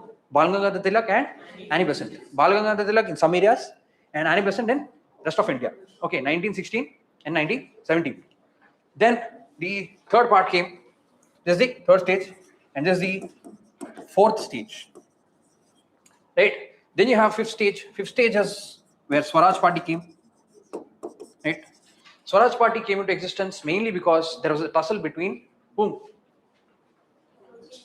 Extremists and moderates. Why? Why was there a tussle? Not ideological. In 1922, an incident happened. What is that incident? Chauri Chaura. Chauri Chaura incident happened. As the Chauri Chaura incident happened, Gandhi stopped the non-cooperation movement. So extremists were like, why not continue this movement? As we are already close. If you remember in 1919, what happened? 1919, Afghanistan got freedom. Why did it get freedom? Because at the end of the day, it was going, Britain lost. I mean, Britain won, but it was very tired. It didn't want much energy. So that is why it gave freedom to Afghanistan. What if it could give us the same thing? That was the ideology that extremists had. But the moderates were not listening. Moderates were like, no, we'll only follow these. What are the main aspects that moderates followed? PP, pray, petition, and protest. These are the main things that moderates followed. So that is why moderates came out. Who came out? Motilal Nehru and C.R. Das. They came out and they formed a party called Swaraj Party. Then after the fifth stage, which is Swaraj Party, sixth stage came into existence. That is the formation of CPI. CPI came into existence in 1925. Right?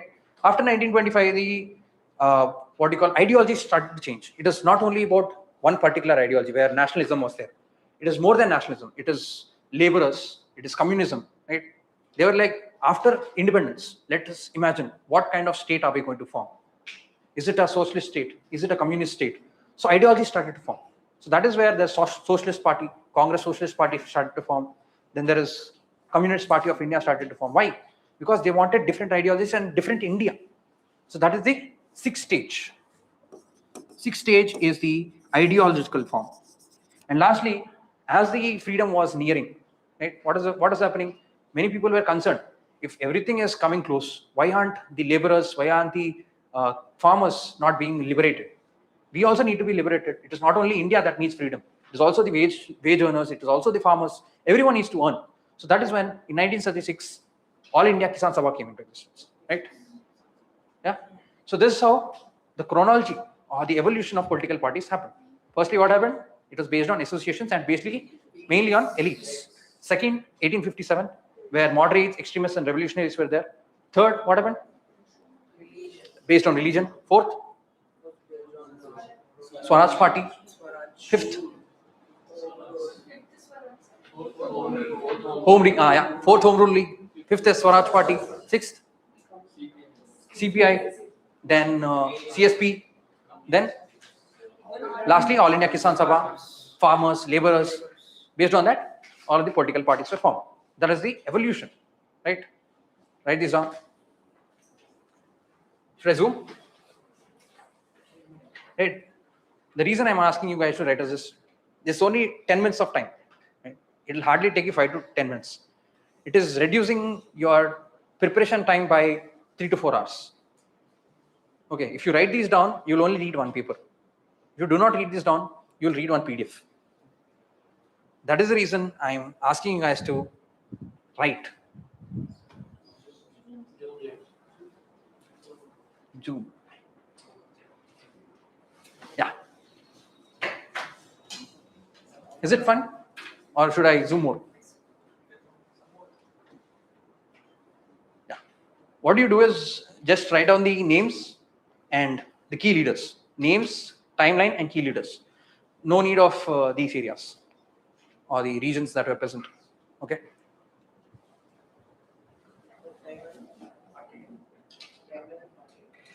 Timeline. Name of the party, timeline, and also the key leaders. There's no need for you to write why it emerged.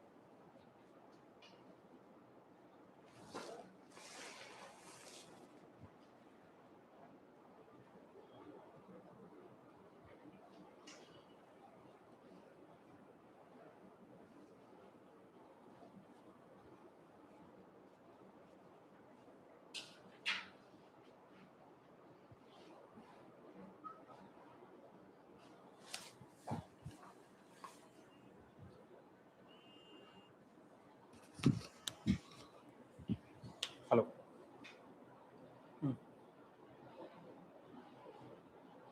Yeah, class one.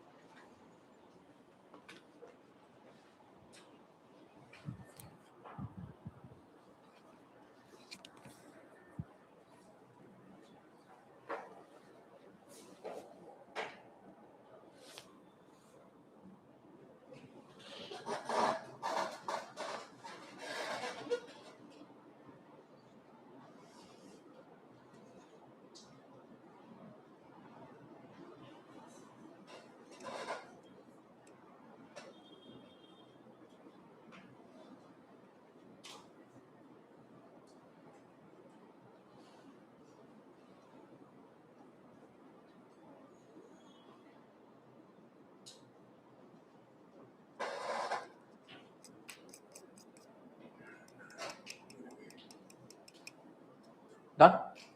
Should I scroll down? Scroll up.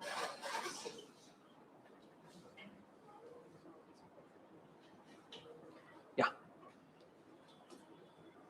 How many are there? Nearly 21 are there. It's describing about all the evolution. Second? 7. Purna Sarvajanik Sabha. M.G. Ranade and S.H. Chublankar.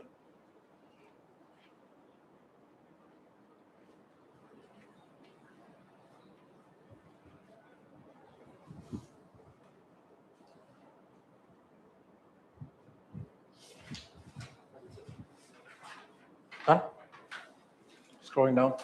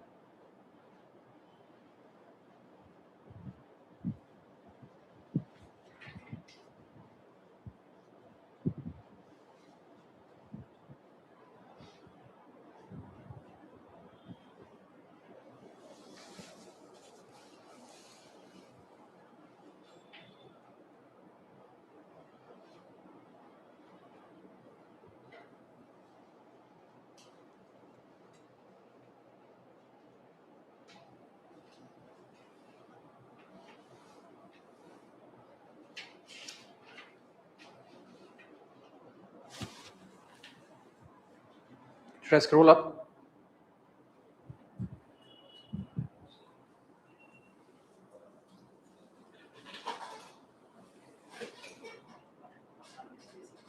Important personalities are like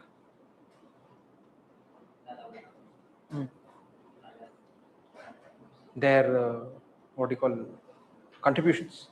That's what you're asking, right? Maybe I'll put a PDF for that. It's too much information today. Not necessary. See, in UPSC, current affairs is a myth. Okay. No matter what they say, you'll not know what to ask, what they'll ask, and you'll not know what to answer. The reason you study current affairs is because of FOMO. Okay. There's this thing called fear of missing out. Many people think that just because they are asking current affairs, they'll ask this question. But if you actually see, if you actually go and look at the current affairs magazines that are present, only 1 or 2 questions come out of hundreds or 200s of topics. So it's not asking current affairs, and UPSC does not even ask you to remember all the current affairs. Okay. So try to learn a little. Like I'll give 95% of the information. Maybe that 5% of information is the personalities. Yeah.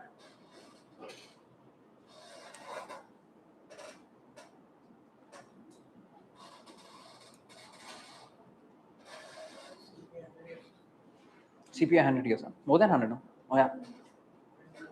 They'll not ask. Don't worry.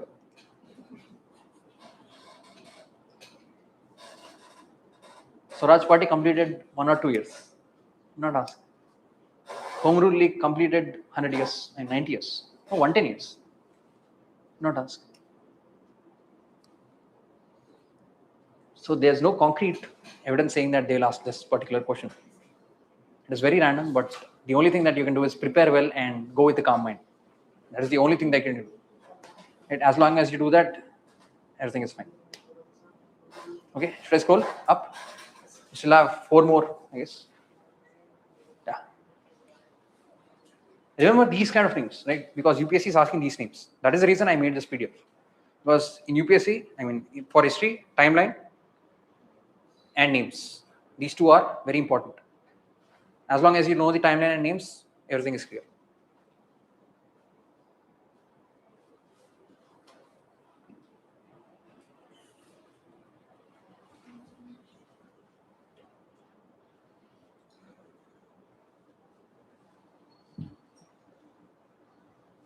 How many papers has it happened till now?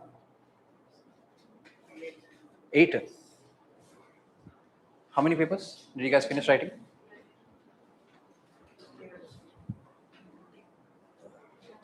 11 papers, huh? Okay. My idea was to give notes for something in 8 to 9 papers, but okay.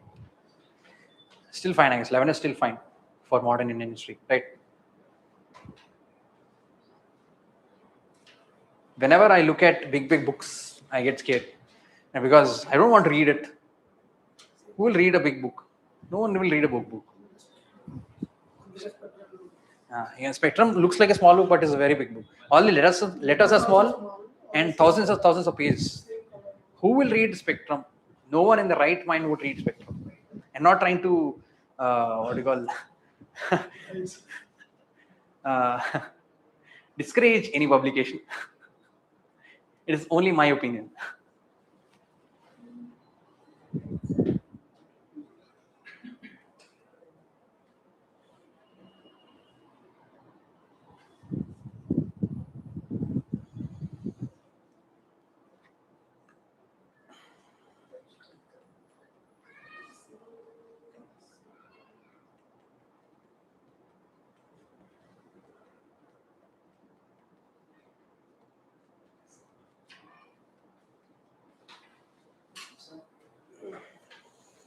Yeah. Now, 2 minutes? Okay. 2 more minutes.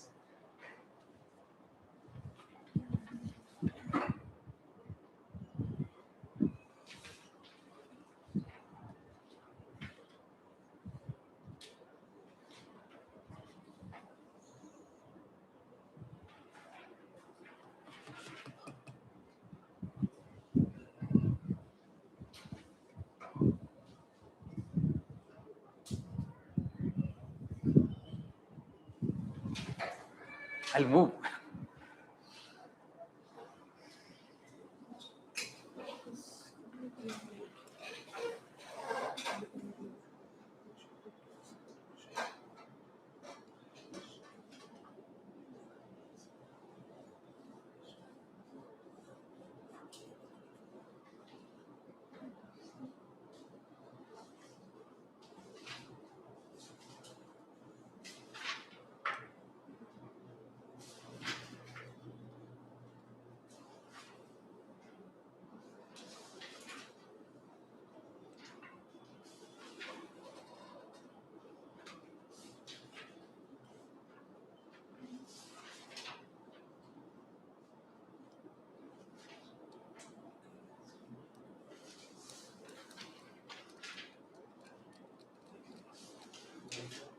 Done?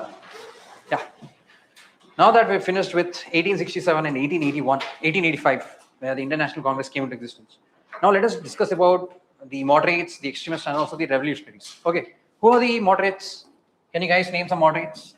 Moderates and extremists. Gopal Krishna Gokhale, Dadabhai Naoroji, W.C. Banerjee, M.G. Ranade, Badruddin Tyabji,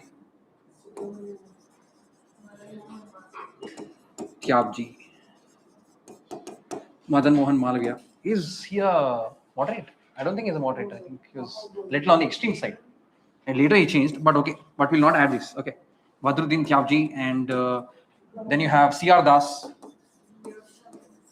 Motilal Nehru, and Firoz Shah Mehta.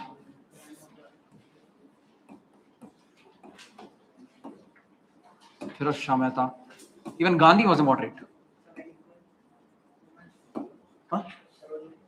Sarojini Naidu, obviously Gandhi's associate, so Sarojini Naidu. All of these were moderates. Then you have extremists. Who are the extremists? Lala Lajpat Rai,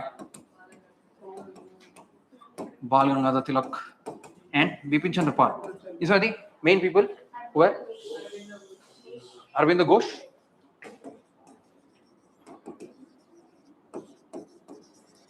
Yeah, there's this famous mnemonic. It's called Lal, Bal, or Pal. Right? Based on that, Lala Lajpat Rai, Bal Gangadhar Tilak, Bipin Chandra Pal, and also Bipin Chandra Pal, or BCP. Okay, and Arvind Ghosh. These are the main people who are present in moderates and extremists. The main methods of moderates are right, prayer, petition, and protest. What about Swadesh? Extremists. Swadesh, boycott, and passive resistance. You might get a question in UPSC saying that which of the following are the methods of moderates? They might include what? Prayer, petition, and protest, and also passive resistance. People think that passive resistance is part of moderates, but it's not. It is part of extremists. Now, what are the achievements of moderates? Moderates did not achieve anything, right? Except for the Indian Councils Act 1892, they did not achieve anything. They tried to increase the age of Indian civil services, but they did not increase. What are the ages of Indian civil services? Started from 23 to 19. So did they succeed? No. They wanted to reduce the what you call income. I mean, all the expenditure that is based on defense. Did they reduce? No. They wanted the state to spend more on health education. Did they spend? No. So at the end of the day, moderates did not do anything. Moderates, except for Indian Councils Act 1892. That too, very small, very minimal. It was like throwing change. That is what the Britishers did for moderates. Despite what moderates did, they actually helped a lot. Right? They reached to the masses. Right? They reached to the masses. They started talking to the masses, and that is why that created a ground. Okay. So after the moderates and extremists, we have revolutionaries. Right? We look at the revolutionary timeline. Right? Revolutionaries.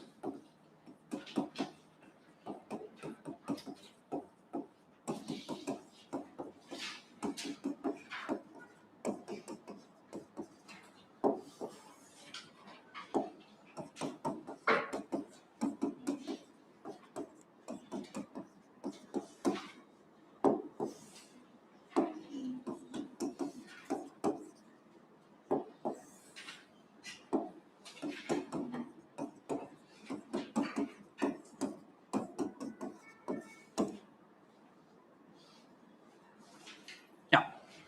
This is the major timeline that is for the revolutionaries. The first revolutionary was Vasudev Balwant Phadke, right? Vasudev Balwant Phadke movement. It was Vasudev Balwant Phadke movement that happened in 1879, where they amassed what we call the tribal communities like Mundas, Hos, and they came and they started what we call armed rebellion. That was the first armed rebellion that happened in 1879. Then came 1897. 1897, you have Chapekar brothers. What did Chapekar brothers do? Plague commissioner. Who was the plague commissioner? It was W.C. Rand.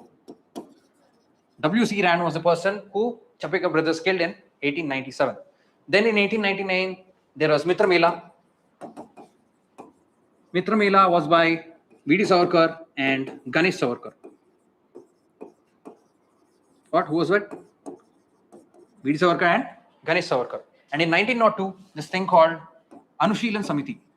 Anushilan Samiti came into existence. Who was part of Anushilan Samiti? Can you guys name some names?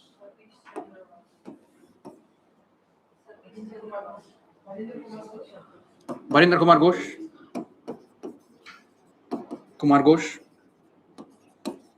Then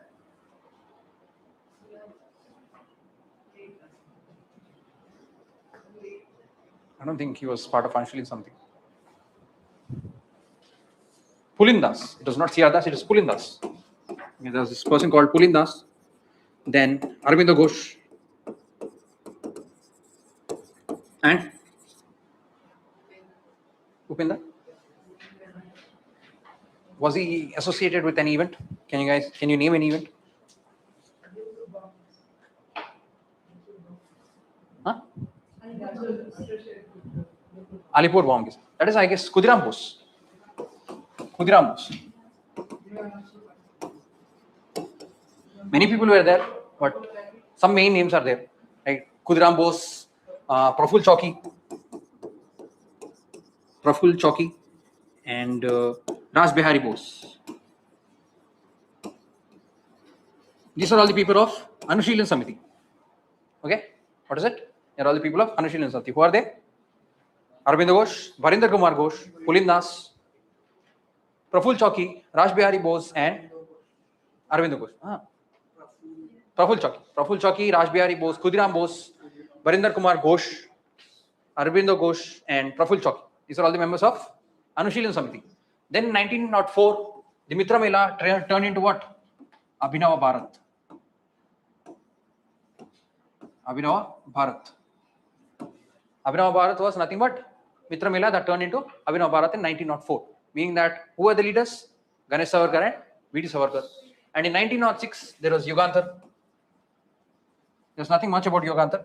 Then there are certain events, right? Certain events in 1909, 1908, there was Alipur bomb case. Alipur bomb case was in 1908. 1908 again, Muzaffarpur bomb case. 1909, assassination of Cousin Wiley.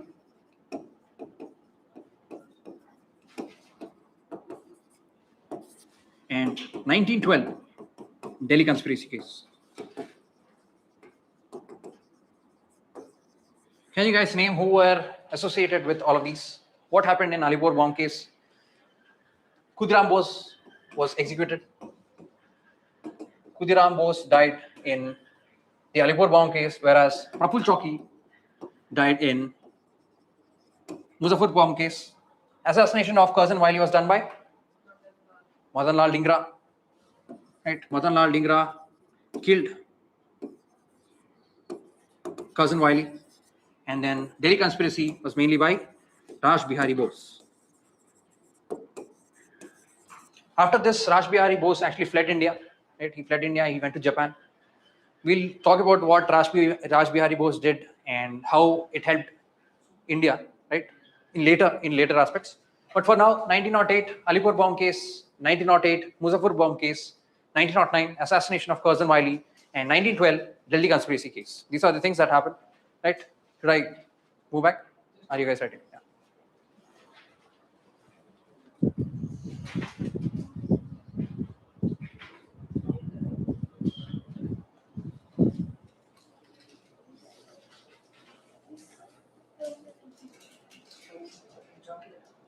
Done?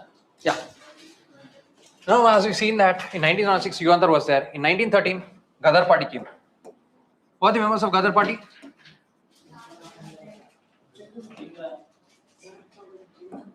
Lala Hardyal and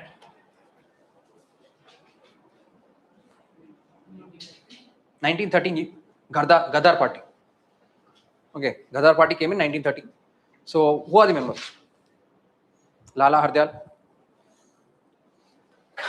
Kartar Singh Sarba,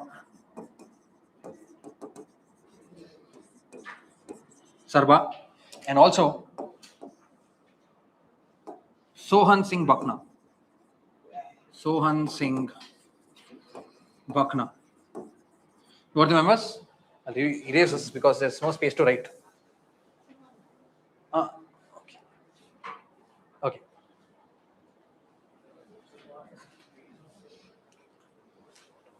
Who are the members of Gadar Party? Lala Hardyal, Sardar Singh, Kartar Singh Sarba, and also So Singh Bakna. It is very hard to remember, but you have to remember. Okay, these are the things that UPSC might ask, because some are easy names, some are hard names. If you remember, they asked 3 names based on INA trials. Some Dillo is there, some Shahbaz Khan is there.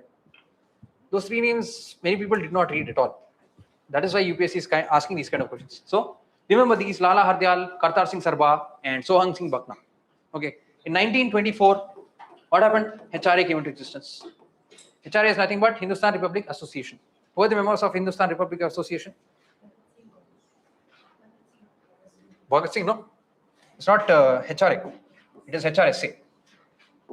Members of HRSA are Jogesh Chandra Chatterjee, Jogesh Chandra Chatterjee. No. Sachindranath Sanyal. Nath Sanyal. Ram Prasad Bismil.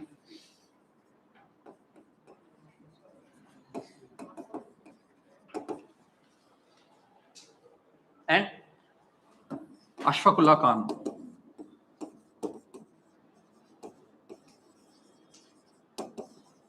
Right? All the members: Jogesh Chandra Chatterjee, Ashfaqullah Khan, Ram Prasad Bismil, and Satyendranath Sanyal. You have a mnemonic, it's called JARS. JARS. JARS. Jogesh Chandra Chatterjee, Ashfaqullah Khan, Ram Prasad Bismil, and then Satyendranath Sanyal. Okay, these are all present in 1924. In 1925, what happened? There was Kakori conspiracy. HRA. HRSA is 1928. Okay, HRA is after the main event of HRA is Kakori conspiracy. Kakori conspiracy. Conspiracy case, or also known as the train robbery case, where they are actually looting of the treasury that was actually going in the train so that they can fund the revolutionary activities. So that is what happened in 1925. Who are the members? Only these were there. Sachindranath Sanyal, these were there. Yeah. And then in 1928, HRSA came into existence. I'll remove this a little and write a little neatly. I'll give you guys time to write. Don't worry. Right? Yeah. Now, HRSA came in 1928. It's nothing but Hindustan Republic Socialist Association. Who are the members of HRSA? Bhagat Singh.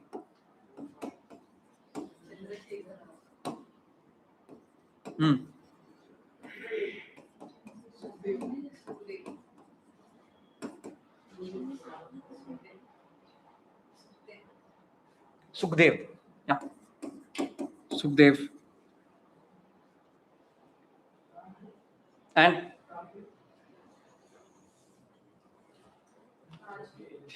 Rajguru. Batukeshwar Dutt.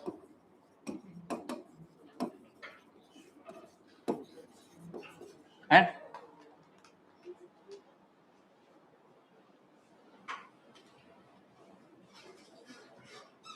who else? Enough. Huh? One more name. Bhagwati Charan Vora.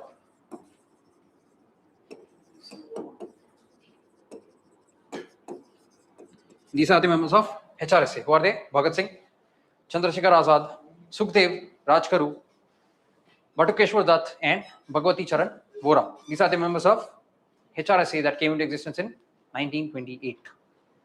After that, in 1929, there was what? Oh. Okay, I did not remove. I was actually moving up. Okay.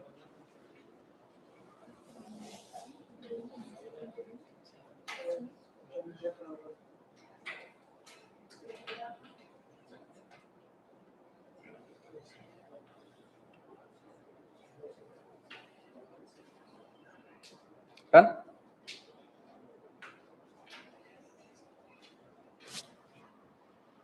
All right. After that, in 1929, there was killing of Colonel Sanders. Who was Colonel Sanders? He was a person who actually lathi charged on Lala Lajpat Rai, because of which Lala Lajpat Rai died.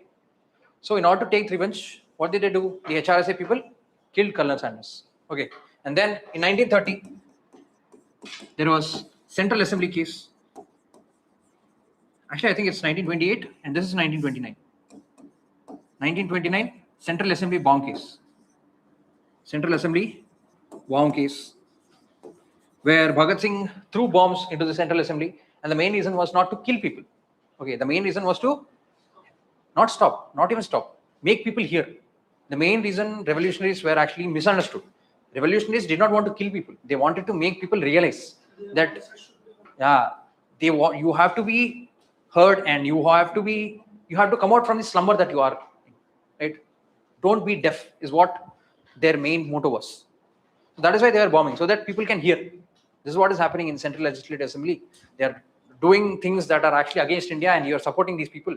Do not support these people. Go and put the armed rebellion so that we can get our India back. That is what the main motto of revolutionaries was. So that is what happened in Central Assembly bomb case. That is why even Bhagat Singh willingly surrendered. Bhagat Singh did not, if he had a chance, he could escape, but he did not escape. Why? Because he wanted people to hear. He thought that once they caught him, they would put him in front of the press so that he would tell everyone that this is what is happening, this is why I did all of this. But they did not give him any chance. What did they do? They assassinated. In 1931, what happened?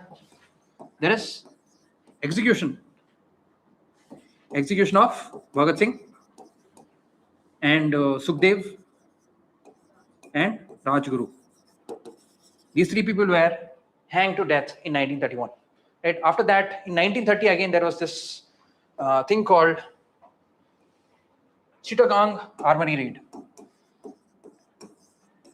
Chittagong Armory Raid. Armory Raid. And the main members of Chittagong Armory Raid were Surya Sen, Kalpana Dutt, Ganesh Ghosh. Right? So all the members of Chittagong Armory Raid that happened in 1930. After that, in 1939, there was Forward Bloc. Who came up with Forward Bloc?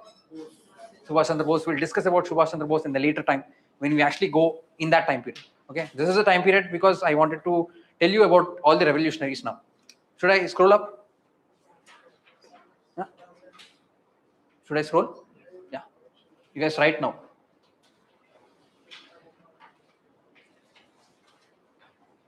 From where? Here? How much did I write? Right. Okay. From here? Okay. Did you guys write this part? Okay. Tell me, where should I stop? Completely finished? Done? Everyone has written everything? Oh, wow. Very good.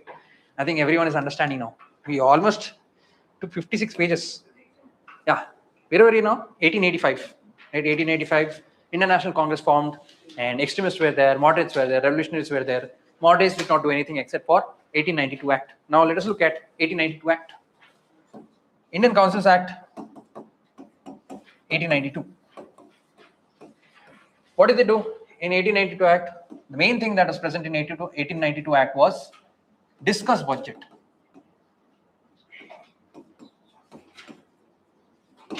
Discussing budget was the main thing that was present in 1892. Nothing else. Right? They increased some members of the Legislative Council, but that was not that useful at all. Right? No voting and all. There is some indirect elections. Right? The word indirect election did not come. Right? The actual term of indirect election did not come. But indirect elections were conducted, where the industries or the education colleges, they nominate the indirectly elected people into the Legislative Council. So indirect elections firstly came in 1892. Then what? Then you have 1905. What happened in 1905? Splita. Sure. Partition of Bengal. Partition of Bengal was announced. Right? Announcing of partition of Bengal. As the partition of Bengal was announced, people saw that, they said that mainly it was the reason of what? Administrative convenience. They said that administrative convenience was the main reason, but the main reason was dividing Hindus and Muslims. So what did they do? They actually started to protest. That is when Swadeshi movement came into existence, right? Swadeshi. Swadeshi is nothing but boycotting all of the foreign material and only supporting Indian material. So that is where Dadabhai Naoroji proposed what? Indian Educational Council. Right? Indian Education Council was established in 1905 during the Swadesh movement. Huh? Yeah. Okay. So Indian National Council, Education Council was formed. If you actually remember, in 1907, the TISCO was formed. Why? Because everyone is supporting Swadeshi. Yeah. So that is what was happening. Then in 1906, what happened in 1906? Muslim League formed. Then 1907, Surat split. What is the reason for Surat split? Reason for Surat split?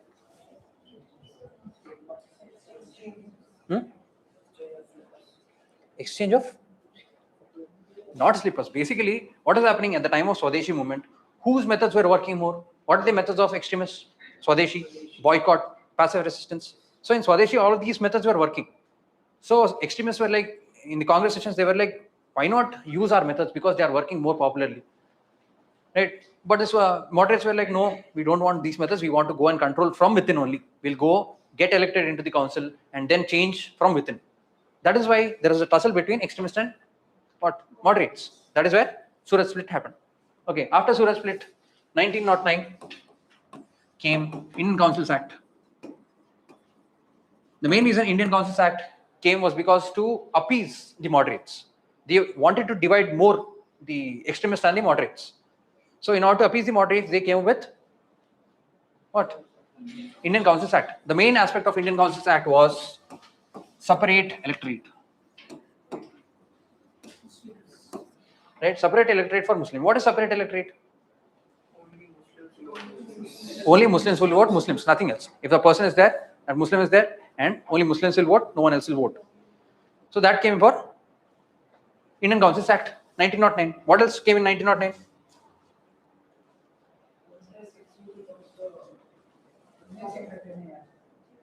Indian Secretary of State, 1858.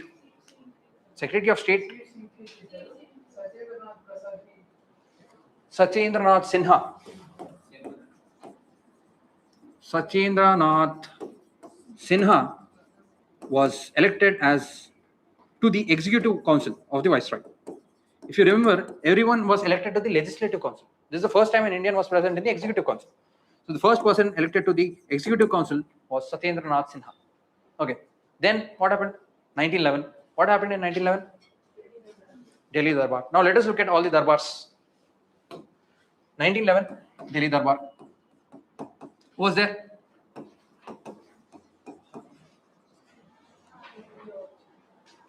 King George V. In 1878, another Darbar was there. During that time, it was Edward VII. And in, this is 1903.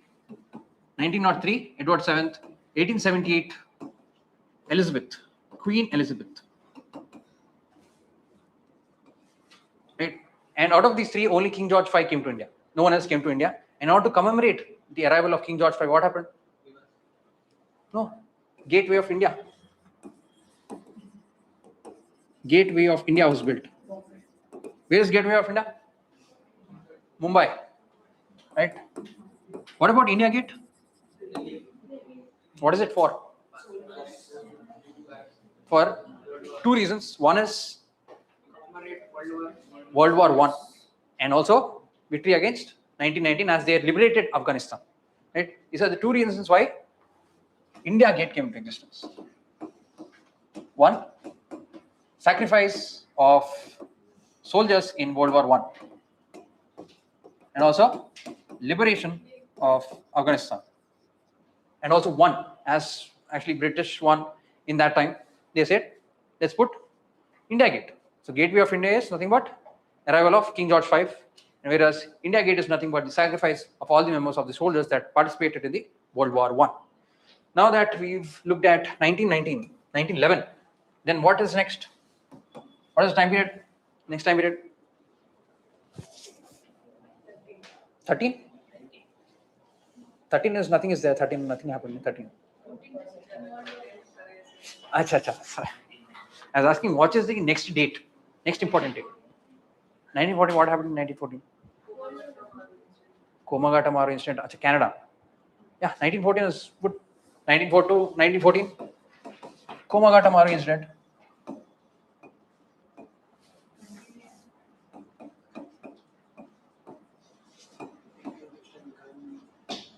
This incident is nothing but where some peoples were not allowed in Canada. And that is the only incident that happened. Like Punjab, there was a big route from India to Canada, as they did not want to directly, they did not want to allow people from directly from India to Canada. So they gave three different routes where everyone will be checking that particular ship. So in that particular ship, these people were there. They're actually coming back. So they did not allow. So as they did not allow, they was actually revolting. As they revolted, they killed some people. So that has happened in 1914, Komagata Maru incident. Then 1915 happened. What happened in 1915? Hindu Mahasabha. Good. And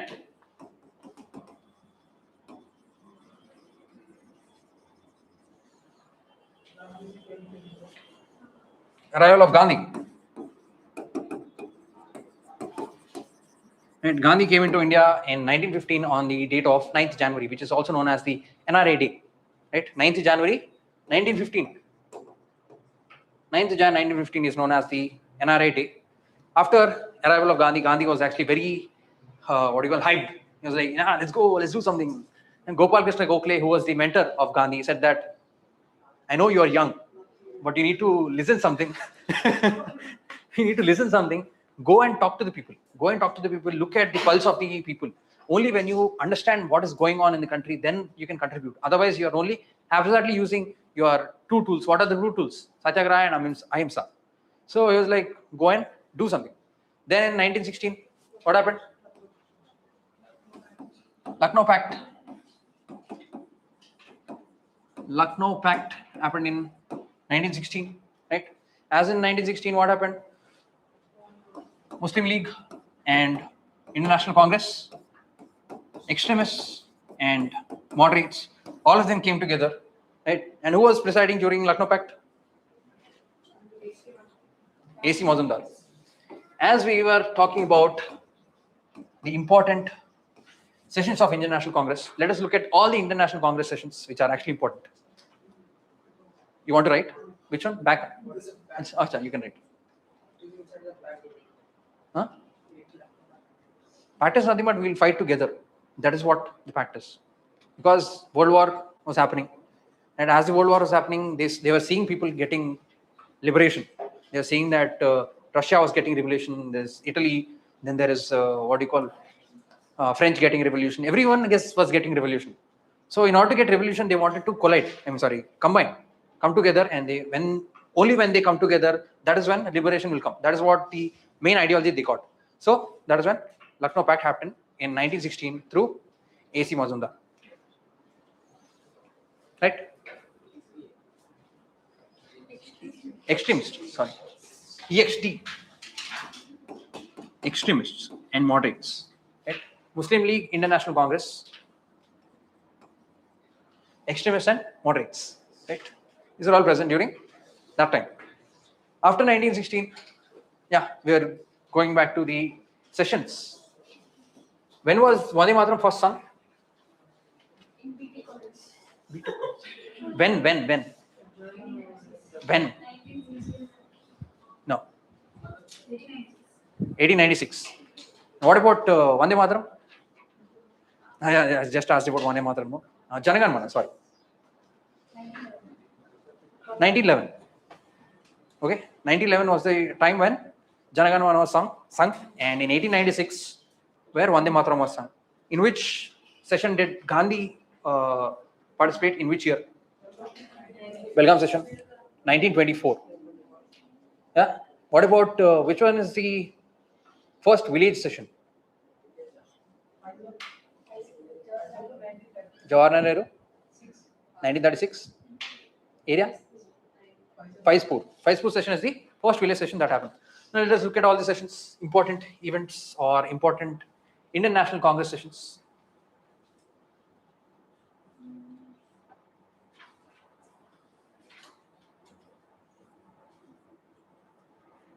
I'll send you guys this PDF, don't worry, but I want you guys to write this now. Huh? Yeah. I want you guys to write year, mark. Yeah, you have to mark, right? Otherwise, should I zoom? Yeah, because all of these sessions are important. If you actually see, I've picked some of the important sessions and made a table, right? Yeah.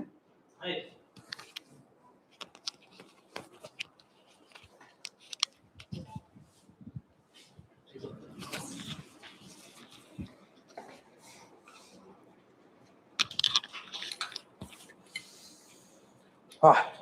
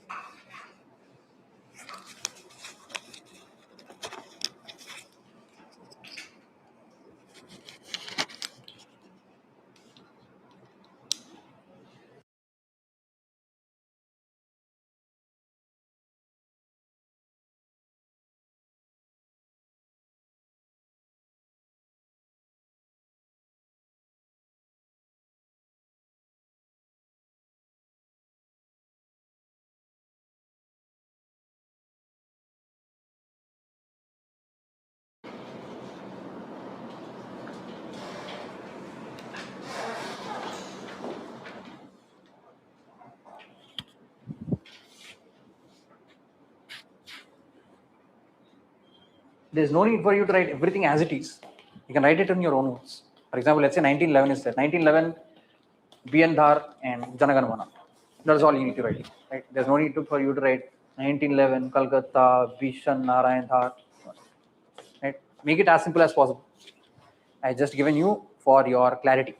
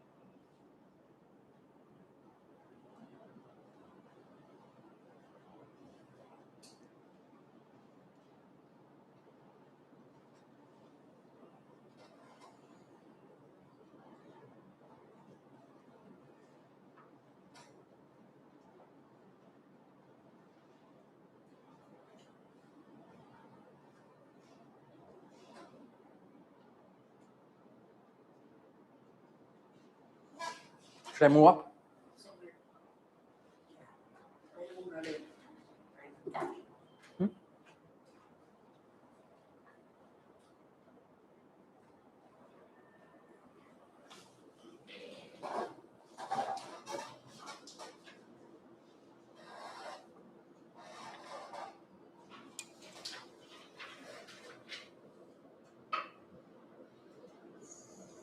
I know that writing notes is actually boring, but you have to do it.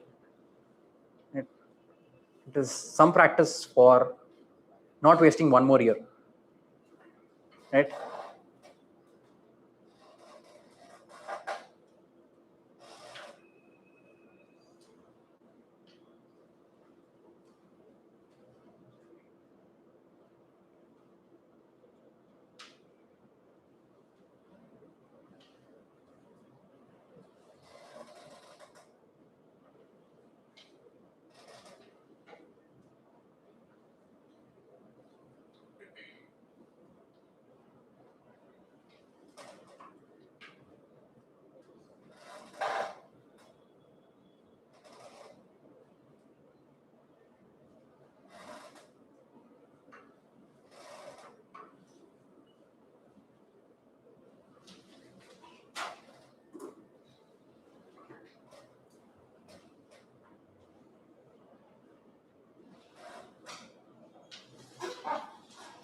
Throwing a little more. And we still have some more sessions. Till 1948, we have some sessions. Okay. So that is why I'm scrolling a little.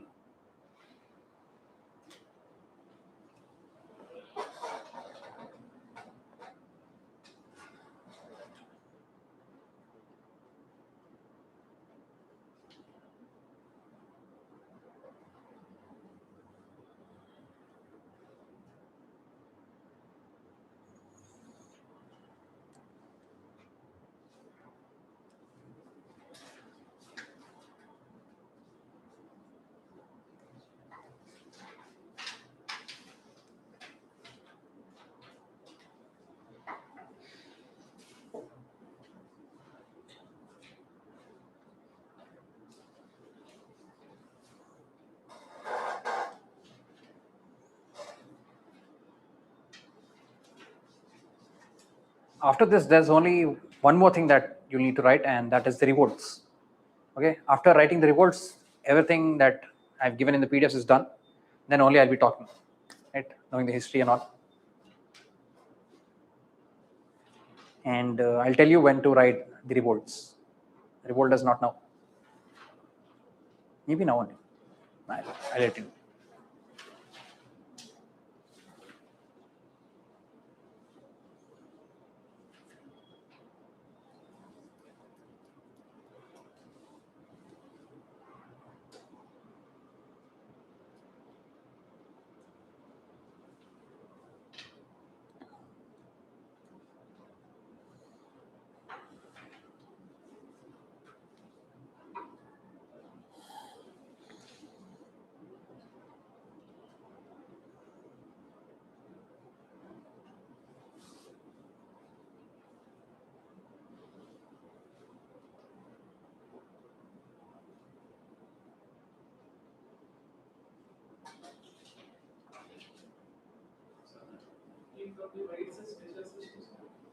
Huh? 1920 is actually a special session because AITUC formed, All India Trade Union Congress. 2 sessions? Achha, 1920, 2 times. No. I think that is a mistake. It's a Kalkala session where this has happened, where Lala Lajpat Rai came with AITUC. This is the one that is important. The second one is not that important because they accepted non-cooperation formally. That is the only difference. Right? The main reason for 1920 is AITUC and adoption of non-cooperation movement.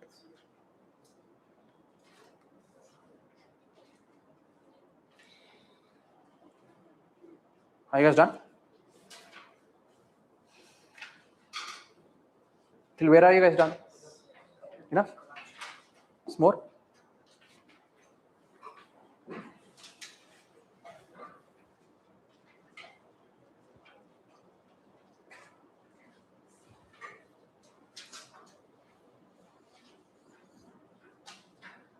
Single water.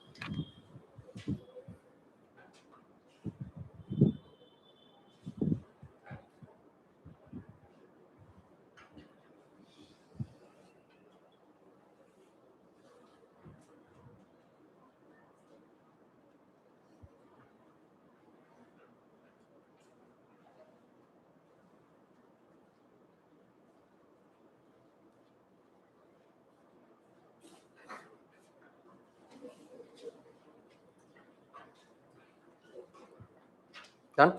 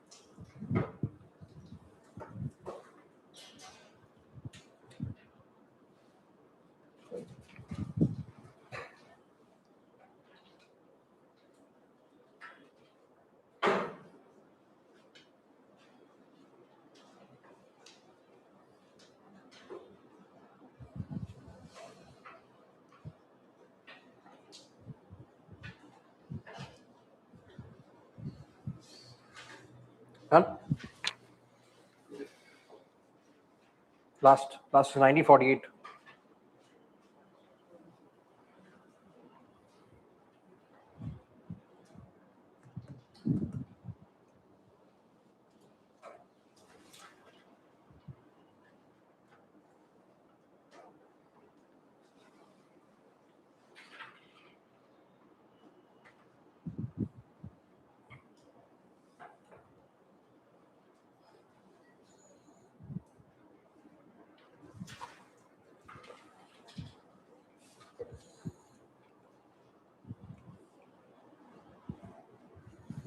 Done?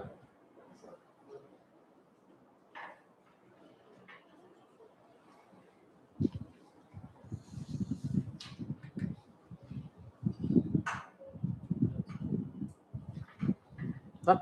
Great. Now we know that 1916 happened. After 1916, 1917 happened. As I told you, in 1917, two things happened. One is August Declaration. What is August Declaration? August Declaration is nothing but where the British said that we'll bring in responsible government. And based on that, they brought in 1919 Act. Okay. So first thing they said that we'll give a responsible government for Indians. Second thing, there was Champaran Satyagraha. Champaran Satyagraha happened in 1917. Okay, Champaran Satyagraha mainly was based on a peasant revolt. Why was it happening? Based on the system called Teen Katiya system. Okay, Teen Katiya system is nothing but, let's say, 3 of the 20 bighas of land would be indigo. Because of indigo, what is happening? All of the other plant was also going down. There was high amount of crop failure. And the Britishers wanted tax also. So as they want tax, as they want indigo, it is not working. So they started to revolt against it. Who helped in this? Gandhi helped in this. So this is the first time where Gandhi applied the concept of Satyagraha in India. Right? The first time he explained the concept of Satyagraha was in Champaran Satyagraha.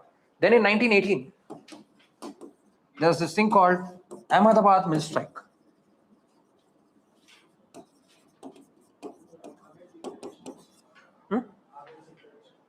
August Declaration. British said that we'll give you a responsible government. Okay. In 1858, what did they say? We are bringing in a good governance act where we'll ensure that everything is working properly here. How will everything will work properly? Until unless there's no responsible government. From the starting onwards, they were saying that we'll give you a responsible government. This is the first time in 1917 they officially agreed that we are giving you a responsible government. So they have to do it. Till 1858, that was only words. In 1917, they gave a paper saying that we are giving you a responsible government. Okay. Then in 1917, Champaran Satyagraha happened based on Teen Katya system.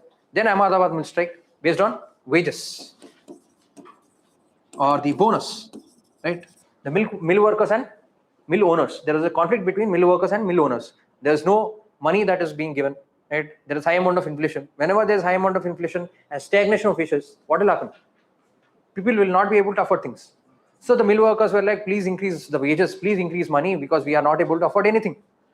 So then Gandhi came and said like, yeah, I'll help you guys. But Gandhi tried to ask them. They did not agree. Then the mill workers started to scold Gandhi. You don't know anything about us. You only know about farmers. You won't do anything here. So then Gandhi started for a hunger strike. He said that even I know what hunger is. Right? Why did the strike happen? Because they were not able to afford food. They were saying that you don't know the value of hunger. We are hungry. You are going and eating because you came from South Africa. You did law. You have a lot of money. Right? You know everything, but you do not know the value of hunger. That is why Gandhi sat for a hunger strike. So the first time Gandhi sat for a hunger strike was in Ahmedabad Mill Strike. Hunger strike. Right? After this, again in 1918 only, there was this satyagraha called Kheda Satyagraha. Yeah, Kheda Satyagraha or Khed Satyagraha, right? Whatever it is, right? And during that time, again, it is based on peasant only. There was high amount of crop failure, right? As there was high amount of crop failure, what is happening?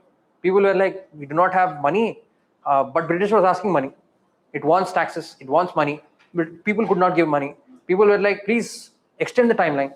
If you extend the timeline, we'll give you some money. But British was not accepting. So Gandhi came and said that with the Satyagraha, he ensured that Britishers extended the timeline. Right? That is what happened in 1918. So 1917 was Champaran, where Satyagraha was applied for the first time. In 1918, there was what? Ahmedabad Mill Strike, not Hyderabad. And in 1918, there was Kheda Satyagraha, where there was a peasant revolt. As we are talking about revolts, now let us look at all of the revolts. Before going on to the revolts, I want to ask you guys some questions. Okay.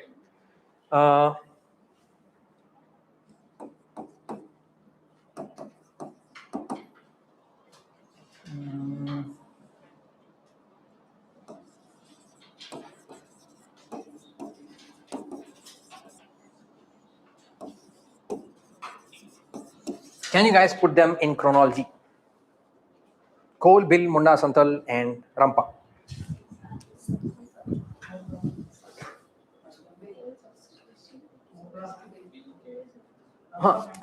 I want you guys to put it in a chronology.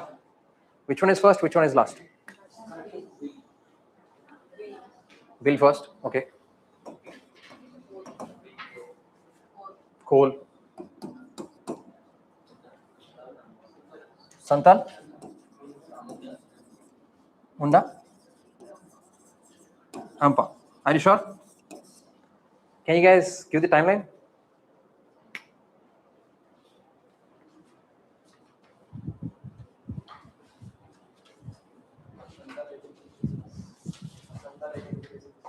(1856, 57).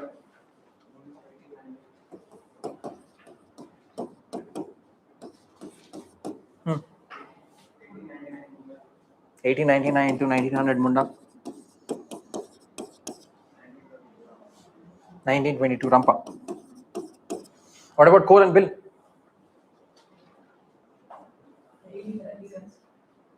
This is up. Acha, down Munda. Cole is 1831 to 32, and Bill is 1813 or 1818 to 1831. Right? This is the timeline of all of these. No, don't note down.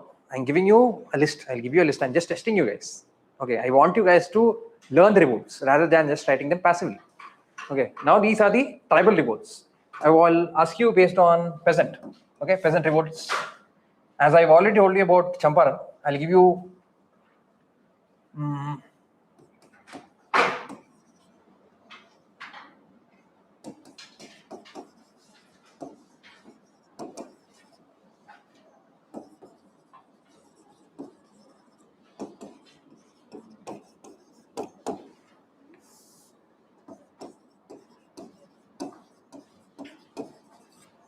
put them in chronology. Pabna, Deccan, Indigo, Champaran, and Bardoli.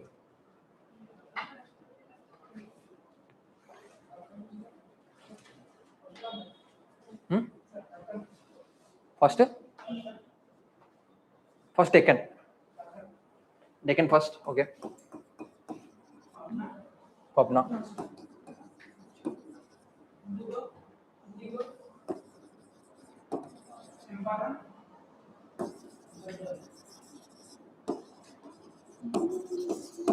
Anyone else? Anyone else want to try?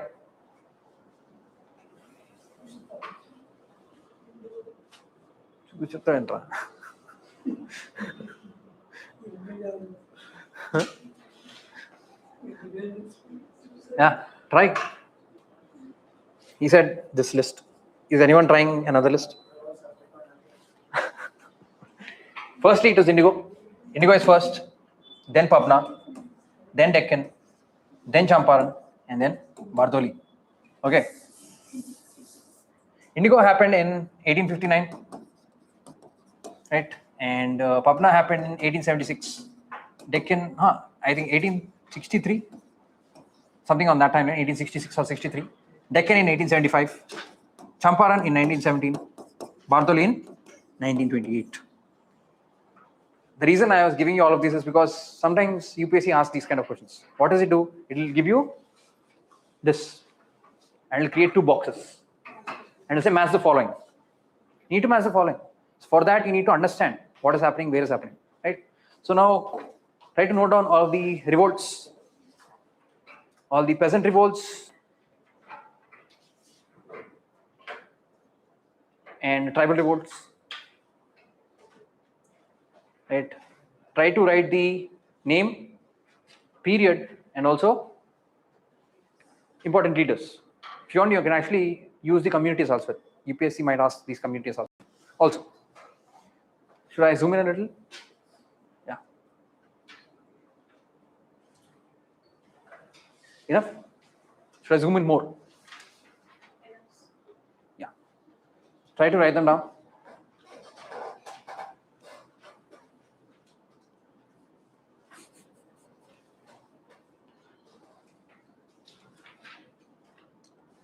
This is the last part where you will be writing. Okay. This is the last part where you will be writing. This side. So you want this also? Okay. I'll move it a little side.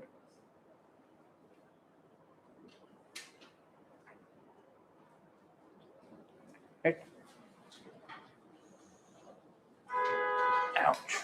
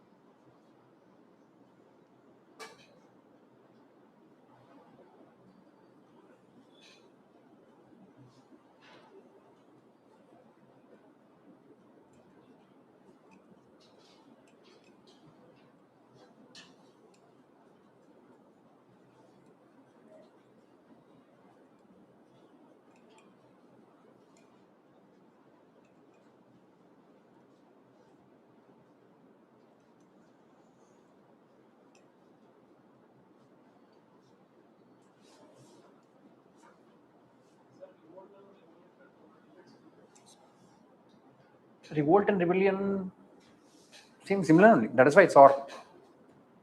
Revolt and rebellion.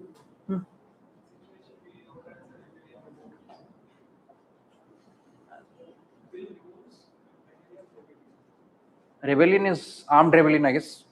Revolt is against something. For example, let's say moneylenders are there, right? Anything that is armed is rebellion. Anything that is not armed is revolt. Maybe. Right? I think that is the only difference I can think of. And I don't want to misguide. That is why some things, if I don't know, I'll say I don't know. Okay. When I know, I'll tell you with confidence.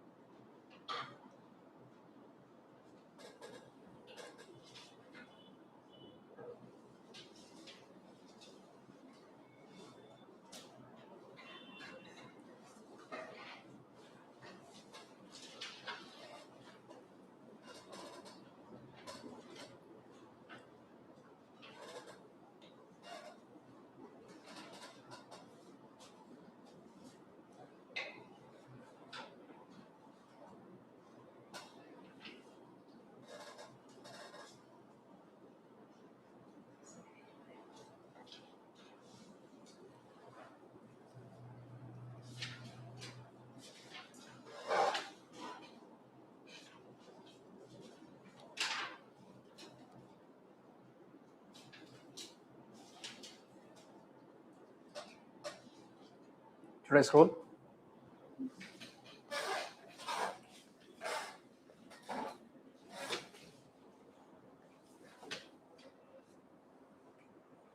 These are all the tribal movements that are there. Next, you will see peasant movements and also worker movements. Worker movements only 3-4 are there, not many. Peasant movements, I think there are many movements, but I only picked some which are actually popular and which UPSC might ask. I picked those and I've added here. But there are many rebellions if you actually ask.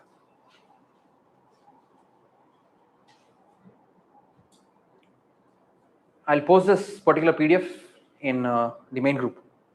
Okay, there's no need for you to worry. If you want, actually, you can take printouts of these PDF. It will be helpful for you guys.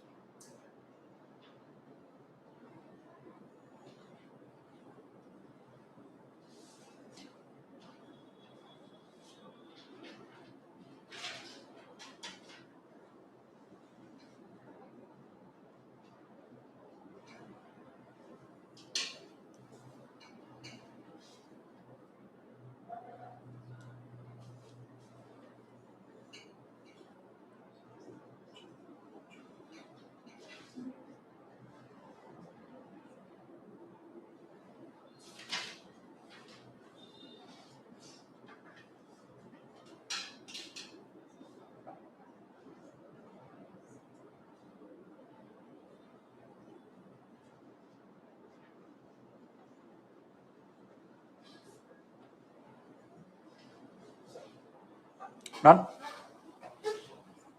Not yet? Not right.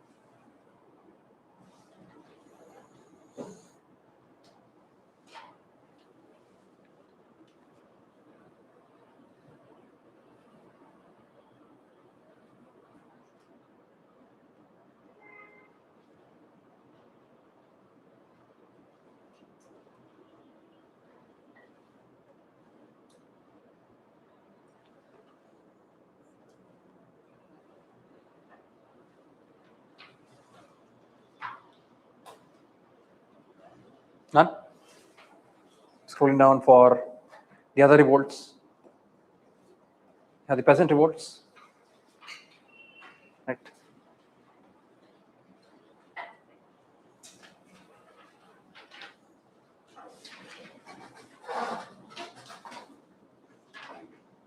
Try to write all of the revolts in one page so that you will be able to revise it quickly.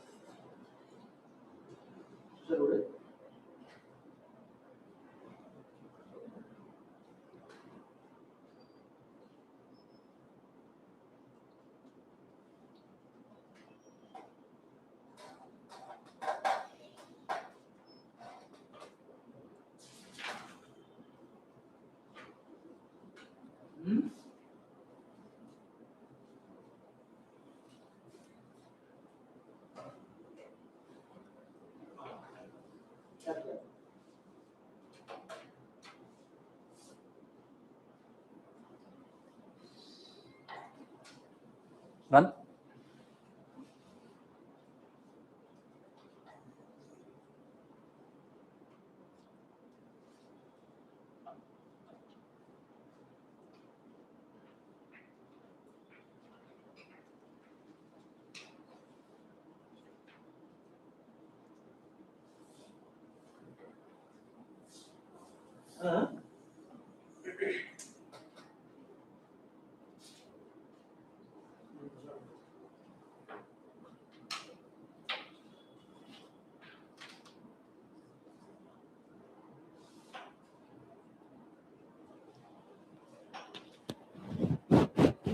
Mic is not working. Mic is not working. Ishwara garu, mic work out.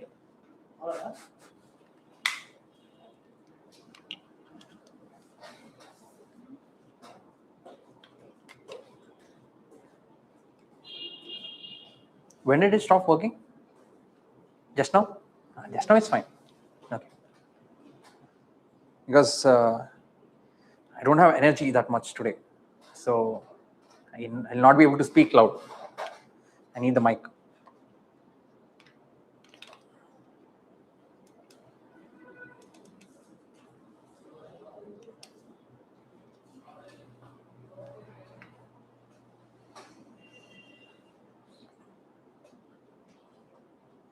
Are you guys done? Yeah.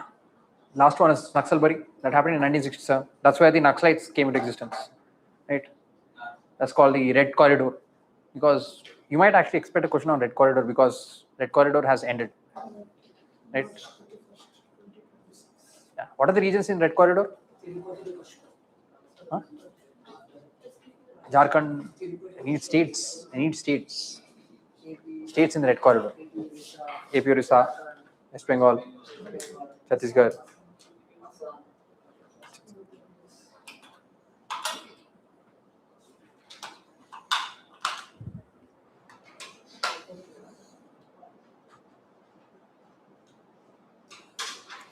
Oh. All right.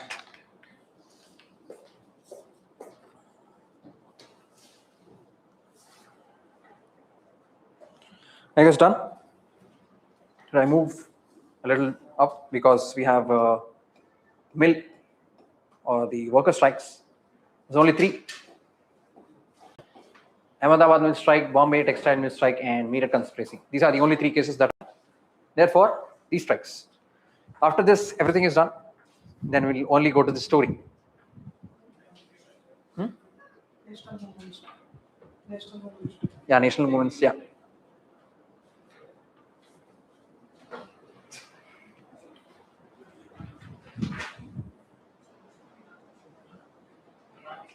Just write these 3, where it has happened and who are the members that are present in that particular strike.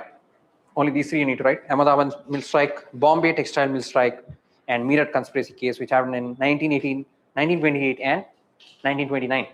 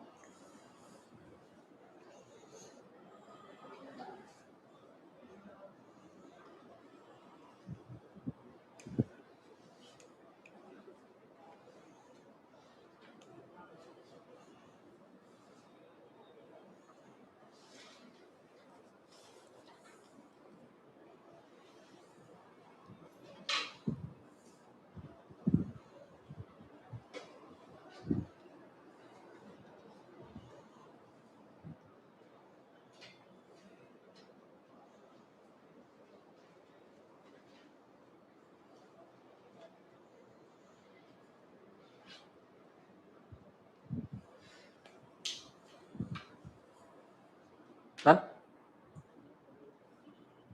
It's okay.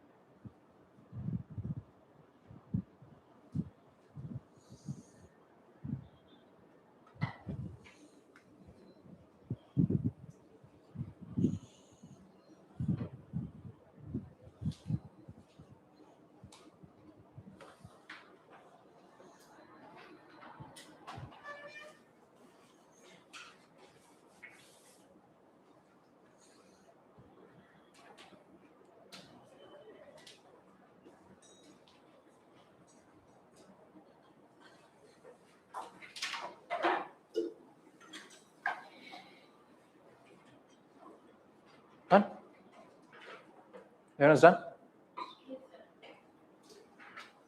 Great. Now, let us go back to the story. Right? Where were we? We completed 1917. 1917 August Declaration was happened. And after that, Champaran Satyagraha in 1917 only. And in 1918, we had Ahmedabad Mill Strike and also Khera Satyagraha. Then after that, put these things in chronology.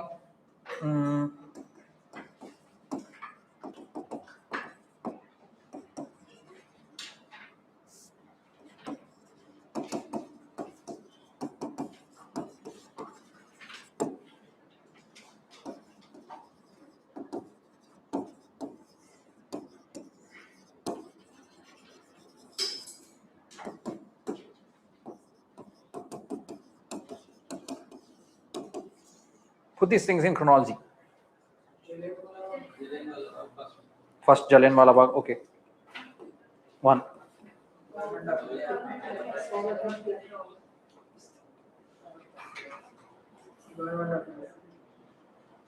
Third, Khilafat. 4. Does anyone else want to try? Huh?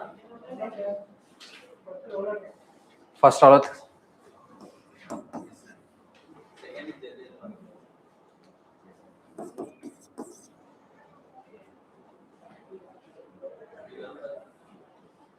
UPSC will ask these kind of questions because it will choose a timeline which is actually very close.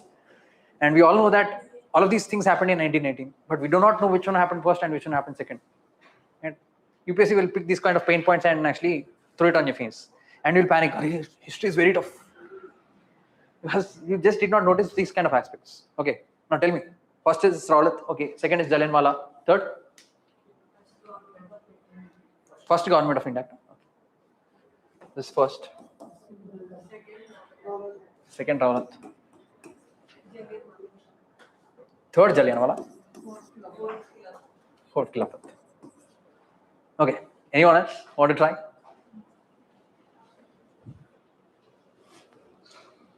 No one? First is Raulat. Second is Jallianwala Bagh. Third is Khilafat. And fourth is GOI Act. Okay? I'll rub all of these and I'll write the order. Then we'll go to the story of what happened and why it happened. Right? First is Raulat Act. Second is Jallianwala. Third is Khilafat. And fourth is Government of India Act 1990. This is the chronology. Now, why did Raulat Act came into existence? The main reason Raulat Act came into existence because in 1914 to 1918 there was World War. World War I was going. At that time, also the extremists and revolutionaries were very active. So, in order to curb the actions of extremists and revolutionaries, there came an act called the Defense of India Act 1915. Under the Defense of India Act 1915, they said that you can do detention to anyone or arrest anyone without any trial, just because those were the times of emergency. During the times of emergency, you can arrest anyone or put anyone under detention without any trial. Now, after the World War, this particular act will be failed, means it will not be in use anymore because it was only during the times of emergency. So, British wanted that this particular act should be continued even after 1918. Why? Because extremists were still there. They're still there in 1918, 1919, 1920. They're there till 1930. So they wanted an act to control them. So they said that Rowlatt Sidney, right? There was this person called Rowlatt Sidney. Rowlatt Sidney. I don't know what you'll do, but I want this particular act. So Rowlatt Sidney said that we'll bring out a particular act with saying that if anyone is going against the government or if anyone is against anything that the government is saying, right, that person can be detained or arrested without any trial. Now, this is very unfair for all of the people because everyone is fighting for protest. Everyone is fighting for freedom. But at the end of the day, they were colonized. And whenever there is colonization, what will happen? Obviously, there will be protest. And whenever there is protest, they are saying that they will arrest. So this cannot be proper. So that is when in Jallianwala Bagh, there are protests for some people were actually for protesting against the Rowlatt Act, right? In Jallianwala Bagh, there are some people who are actually protesting against the Rowlatt Act. Second one, there are people who are protesting for these two people who are arrested. One is Dr. Satyapal and Saifuddin Kichlu. Saifuddin Kichlu, right? And there were people who were actually celebrating Baisakhi. It's nothing but the Nor'wester. Nor'wester season in that time is nothing but Baisakhi. Okay, some people were celebrating Baisakhi, some people were protesting for the Revolt Act, and some people were actually protesting for the arrest of Dr. Satyapal and Saifuddin Kichwal. Now, why did Saifuddin Kichwal and Satyapal be arrested? Why were they arrested? Because of the Revolt Act. They said that if these two people, these two famous people come onto the roads, everyone will come onto the roads. So we'll first detain these two guys. If we detain these two guys, everything will be normal. But everything was not normal. Everyone came into Jallianwala Bagh and started to protest. And this person called General O'Dwyer, what did he do? He closed all the doors and he started to open fire. And many people died. After many people died, what was the main action of the government of India? I mean, the British government. They said that we'll put a Hunter Commission. Right? This is different. The Hunter Commission for education is different. Hunter Commission 1920 is different. This Hunter Commission was actually reviewing the acts of General O'Dwyer. It said that what General O'Dwyer did was wrong and what everything was going on is wrong. So we'll suspend this guy. So for killing millions, I mean thousands of hundreds of people, the only thing that they did was suspend. So now everyone was angry. Now this was the right time to bring in something that people actually wanted. What did they promise in August Declaration? Responsible government. So they thought they'll bring in Government of India Act 1990, so that at least people will be deviated. They'll be happy that we are bringing in responsible government. Right? They'll forget everything that has happened in Jallianwala Bagh. That is what they thought. So they brought in Government of India Act 1990. Now, what are the aspects of Government of India Act 1990? One, diarchy, bicameralism, right? And gradual introduction, yeah, gradual introduction of responsible government is why it has come. Gradual introduction of responsible government. Diarchy. What is diarchy? Transfers and reserve subjects. Right? Transfer subjects are those subjects that are actually transferred to what? Reserve subjects are for the Indians. Transfer subjects are for Governor General and Governor General Council. Okay, that is the transfer subjects, meaning that defense, finance, law and order, revenue, all these are part of transfer. And for reserve, they were land, agriculture, then local bodies, health, education. All these were part of reserve, right? And then you have bicameralism. Bicameralism is nothing but presence of Council of States and also House of People. And Lok Sabha and Raj Sabha, that is what is there. Because the 10,000 steps, I think my soul has come out. Yeah. Okay. Good. Yeah. In 1919, this happened. Right. Apart from these, there was also extension of separate electorate. Separate electorate was extended to few people. Achha. Reserved is this and transferred is. Right. Reserved is where it is reserved for the governor and council. Whereas transferred was transferred to the Indian ministries. Okay. So yeah, separate electorate was actually extended for a few people. What are this? Firstly, in 1909, it was Muslims only. Six Anglo-Indians.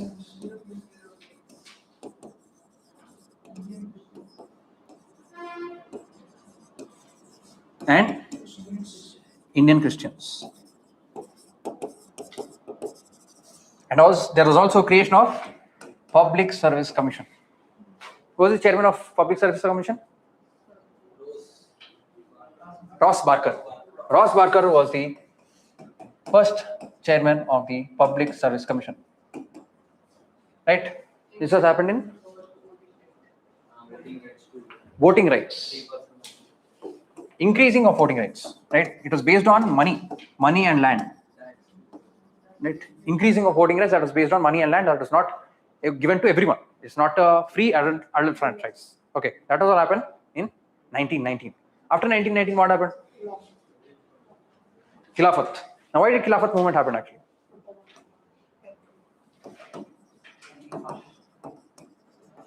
Khilafat movement happened because after the World War I, there was this empire called the Ottoman Empire, right? If you remember the Ottoman Empire, we talked about it in the starting, right? When there was, when they occupied the Constantinople, right? They occupied the Constantinople, and the Ottoman Empire was actually defeated by the Britain. And out of the all the Muslim worlds that were present, Muslim countries that were present, Ottoman Empire was the only Muslim country that was left. And Ottoman was ruled by this person called Caliph. Caliph is nothing but a symbolic head of Muslims. Symbolic head of Muslims. All the Muslims in India were scared that there will be no place left for the Muslims. So in order to at least have one place that is nothing but the Ottoman Empire, they were like, we'll protest. We'll protest against what is happening. That is called Khilafat. Khilafat means against. Okay? They were against that, what? Annexation of Ottoman Empire. It started in 1919 only, right? Before the GOI Act. That is what I told you. Before the GOI Act, it happened. And it ended in 1924 when the Caliph itself, or the post of Caliph itself was abolished. Right? The post of Caliph was abolished in 1924. That is what happened in 1919. Now, Gandhi took this ideology, and as he was successful in Champaran and Kheda and also Ahmedabad mill strike, he was like, now let us push it further. As everyone is more angry now, everyone is angry about the Jallianwala Bagh, right? And they saw that Government of India Act was to appease them. They were even more angry. They saw that just one small particular act would not make everything right. So they were more angry. So Gandhi saw everything. Gandhi saw that, yeah, this is the right movement. I think we should bring out the tools of Satyagraha and Ahimsa. So he amassed all of the people, right? He amassed all of the people and said that let us go against people, right? Let us go against the British. We'll not cooperate with them anymore because everyone is against us.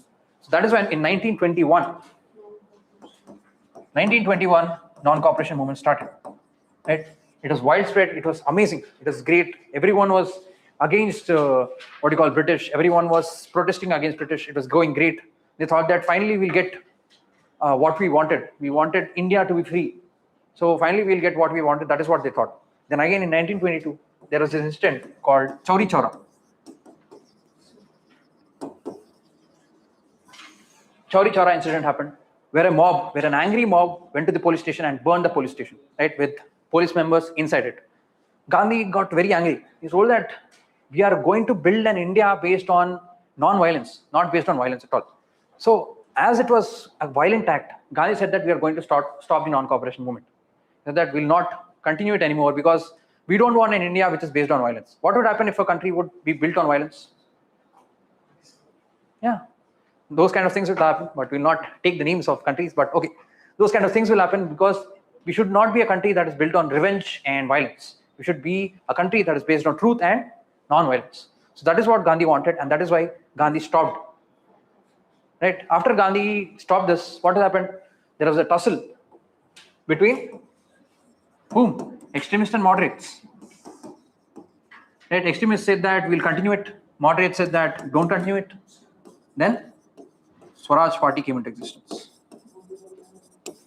At Motilal Nehru and C.R. Das. Okay. So in 1921 that happened, and Chauri Chaura happened. Right? And after 1922, there was 1923. After 1923, after the incident happened, Gandhi took the whole responsibility on himself. Because it is because of Gandhi that the non-cooperation movement has started. Right? In 1921, he started the non-cooperation movement, saying that we'll get independence now. We'll get whatever we want because this is the right time. So people became angry. So many people died. Now, who is responsible? Who will be accountable? Gandhi said, I will be accountable because the people were angry. Do not take anything on them. I will go to jail on behalf of them. So Gandhi was sent to the jail for 6 years. 6 years meaning 1922 to 1928. So 1922 to 1928, there was nothing. What were there? 1923, Swaraj Party. Right? 1924, actually there was Belgaum session where Gandhi was there. Right? And till that time, 1925, CPI. 1926, nothing happened. 1927, what happened? Simon Commission came into existence. What is Simon Commission? Under the 1919 Act, there was a review whether the diarchy was working or not, or whether the bicameralism is working or not in India.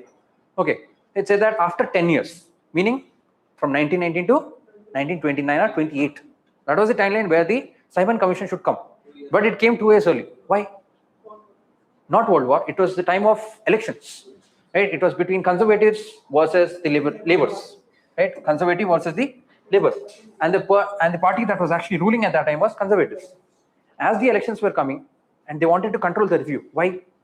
Because if the Labour Party came into review, I mean Labour Party came into the majority, and they reviewed it, they would give concessions to the government.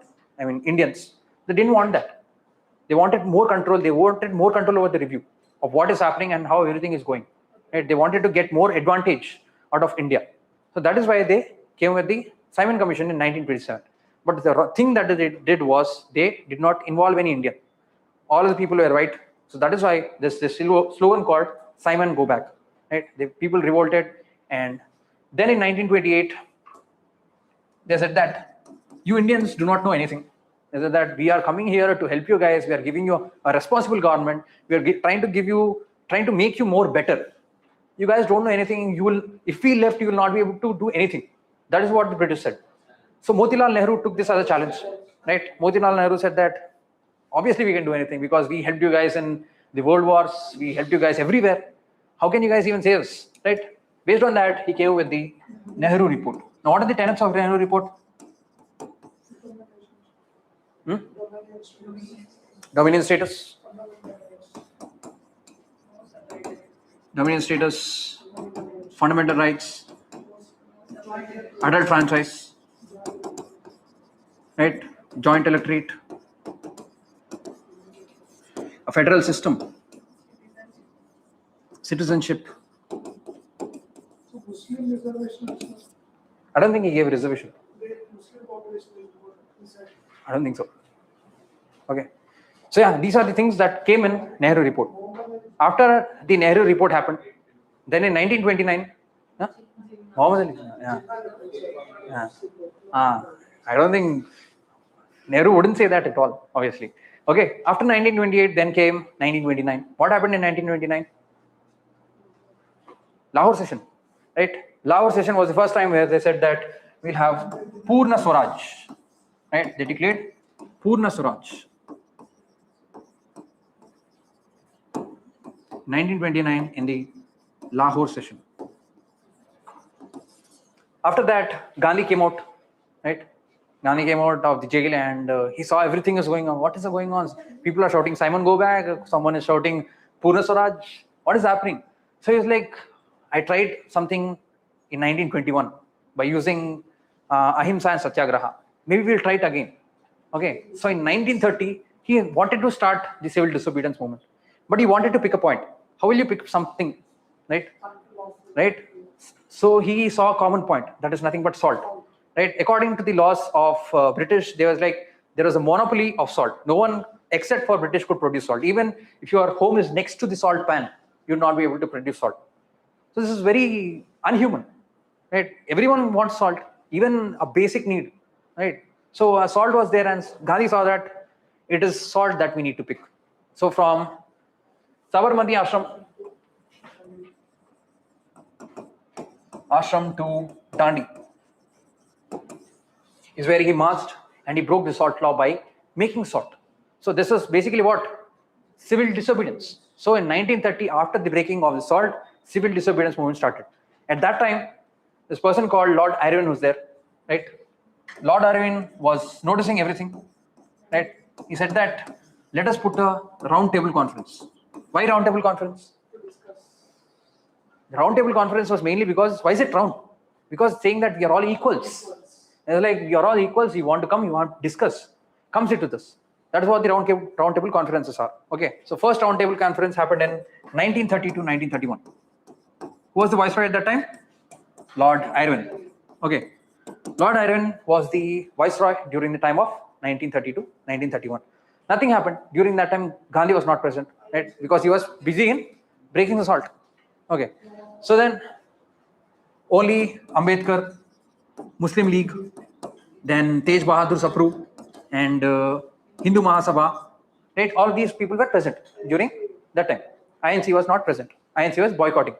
Then Irwin went and asked Gandhi, I think everyone is only looking for you, right? Without you, I don't think we'll be able to do this because Indian National Congress represents India, right? Even though there is Muslim League, even though there is Ambedkar, even though there is Tej Bahadur Sapru, I think you represent India, and without you, I don't think we can move forward.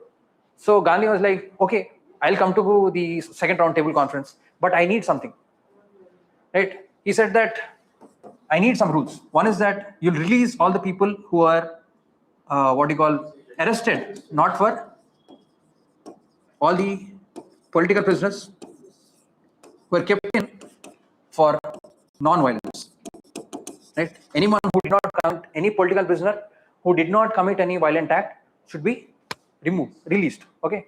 Second thing, he said that salt should be freely made. Right. Second thing was salt should be freely made. What else?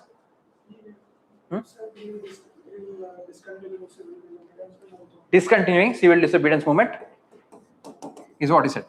He also tried to negotiate the hanging of Bhagat Singh and all, but they did not accept because obviously Bhagat Singh, what did he do? He threw a bomb in the assembly. It was actually a major crime. So, But no one is.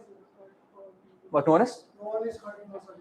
No one is hurt, but still, according to them, it's a crime. Bomb is a crime. Bomb making is a crime. But Gandhi, he tried, he would have. He actually tried, but nothing happened. Huh? He hasn't tried that much. He tried to write letters. He wrote letters to the British government saying that please pardon them, but obviously nothing worked. At the end of the day, they hanged him. Okay, whom did they hang? Bhagat Singh, Rajguru, and Sukhdev. Okay, so Gandhi said that only if you follow all of these, then I'll come to the second roundtable conference. He came to the second roundtable conference, and along with Gandhi, Sarojini Naidu also came. Right? Only Sarojini Naidu was present in the second roundtable conference. Okay. So at that time, there was some disputes between caste, some disputes between religion, some disputes between elections. So as there was a dispute between all of these, the second roundtable conference also did not work. Okay. So first roundtable conference did not work. Then,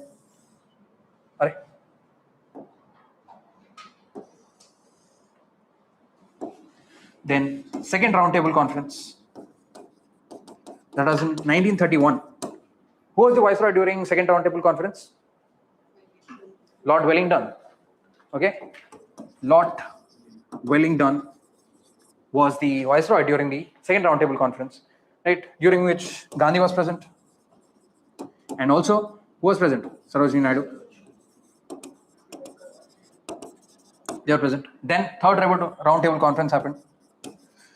Again, he came out and he started to protest as nothing worked out in the second roundtable conference. Then what did they do? They started to arrest Gandhi. So again, he went back to the jail. Then third roundtable conference also did not work properly because Gandhi was not there. Major parties were not there. Right? Everyone was boycotting third roundtable conference. But some outcome came out of the third roundtable conference. That is nothing but the Government of India Act 1935.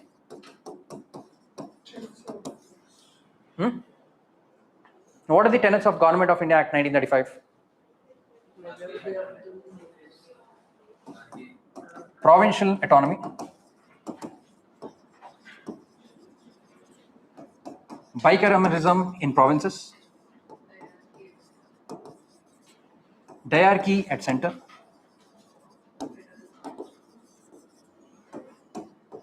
federal court. Also, they wanted to put a Federation of India. Right? Federation of India is nothing but amalgamation of Indian states and also princely states. That is nothing but a Federation of India. This Federation of India did not come into play because princely states were not accepting. Why would we come into a federation with someone? Because we already have autonomy. Princely states, we already have revenue, we already have administration. Why would we join with someone and be under them? So princely states did not accept. That is why Federation of India did not come into play. And other than that, in 1935, you also have separate electorate being extended. Separate electorate was extended for women, laborers, right? Women, laborers, and was it weaker sections? I don't think weaker sections were there at that time. Right? Depressed classes. Depressed classes, there was joint, communal award. Right? I forgot, this happened in 1932. This thing called Pune Pact. As Gandhi came out, went back into the jail because he came back and protested for civil disobedience movement. They took him and put him in the jail, and he was sitting in the jail. While he was sitting in the jail, the British government went and approached Ambedkar. They said that we'll give you separate electorate for depressed classes. Ambedkar was like, yeah, that's a great thing, great deal, wow. We'll take the separate electorate. But Gandhi was like, no, please don't take separate electorate. If you take separate electorate now, there will be a division between Hindus. We don't want, already the Muslims and Hindus are divided. We don't want internal division between Hindus. Please don't do that. That is why he started hunger strike again. Hunger strike in the jail. Right? So Ambedkar was like, you're already skinny. If you do more hunger strike, what will happen? But stop the hunger strike. I will not accept the communal award that is given by the British government. I'll only take the word that you are saying. That is nothing but joint electorate and more representation for the depressed classes. That is called the Pune Pact. Pune Pact, where there was equal representation for the depressed classes. And then you have communal award, which says separate electorate for depressed classes. Right? That happened in 1932. Then 1935 happened. Right? After 1935, what happened next? 1936. 1936, you have All India Kisan Sabha. Right? They were fighting for the farmers. Right? And then you have in 1937, the Federal Court of India came into existence. Right? We are nearing the end. 1937, Federal Court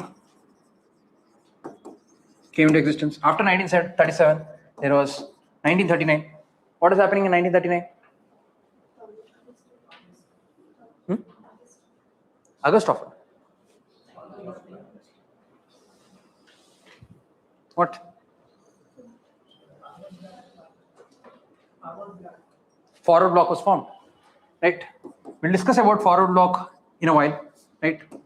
Why it happened, what it happened, what it had led to. Right? This is a complete different story. I'll continue again from 1939. Okay. For now, let us go back to 1939, where World War II started. World War II started in 1939. As the World War II started, whose help did they want? Obviously, India's help. But Indians were not ready to help. They were like, until and unless you give something, we'll not do something. So that is when there was like this offer called August offer. Right? What are the tenets of August offer? Dominion status. Status in future. Right? Constituent Assembly.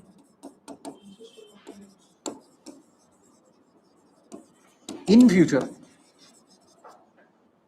Right? They said that. What else?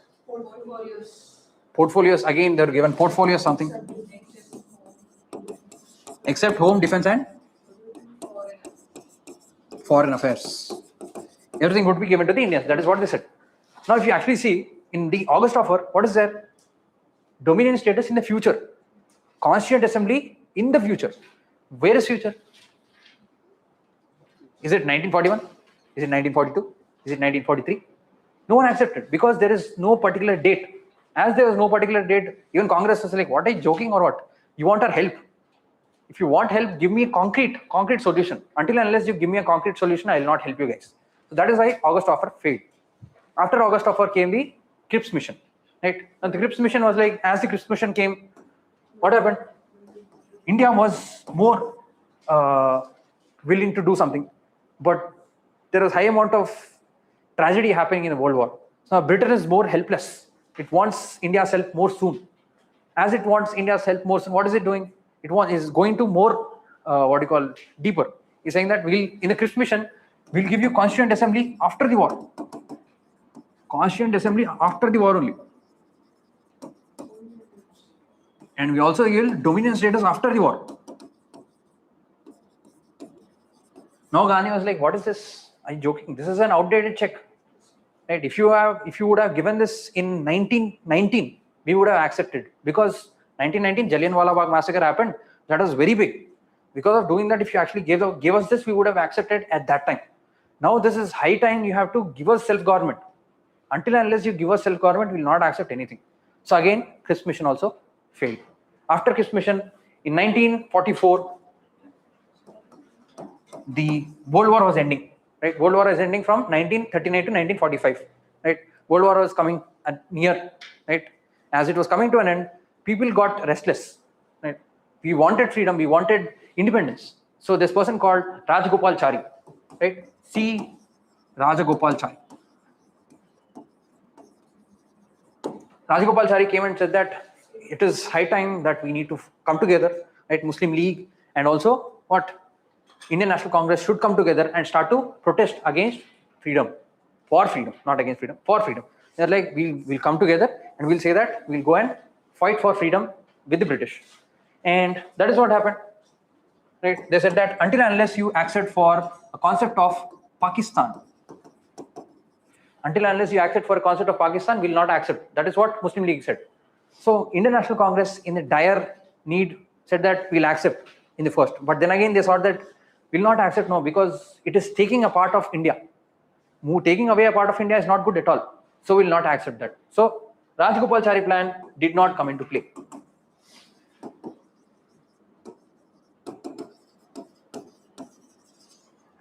After the Rajagopalachari plan, in 1945, what happened? It is called the Shimla Conference, also known as Wavell Plan.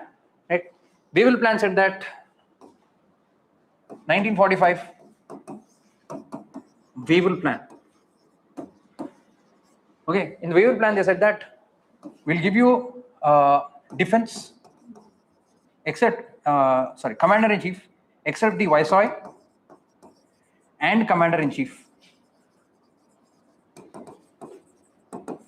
Everything will be given to Indians. Second thing, caste Hindus and Muslims will be given equal representation. At first, the Muslim League accepted and also the Indian National Congress accepted. But there was a problem. Muslim League came and said that all the Muslim members that are being nominated will be from Muslim League only. So what is it doing indirectly? It is dividing Muslims and Hindus. Right? Indian National Congress didn't want that at all, because Indian National Congress wanted one India, which is not based on religion, based on Indianness. So it said that we will not accept that, because you cannot nominate. Muslim League does not represent Indians. Indian Congress represents Indians. Right? Muslim League only represents Muslims. That is what you are saying. But we don't want that. We want INC to represent Indians. There is no Muslim, there is no Christian, there is no Hindu. There is only Indian. That is what came in Wavell Plan. That is why Wavell Plan also failed. Right? After the Wavell Plan failed, what happened? 1946. 1946 Cabinet Mission Plan.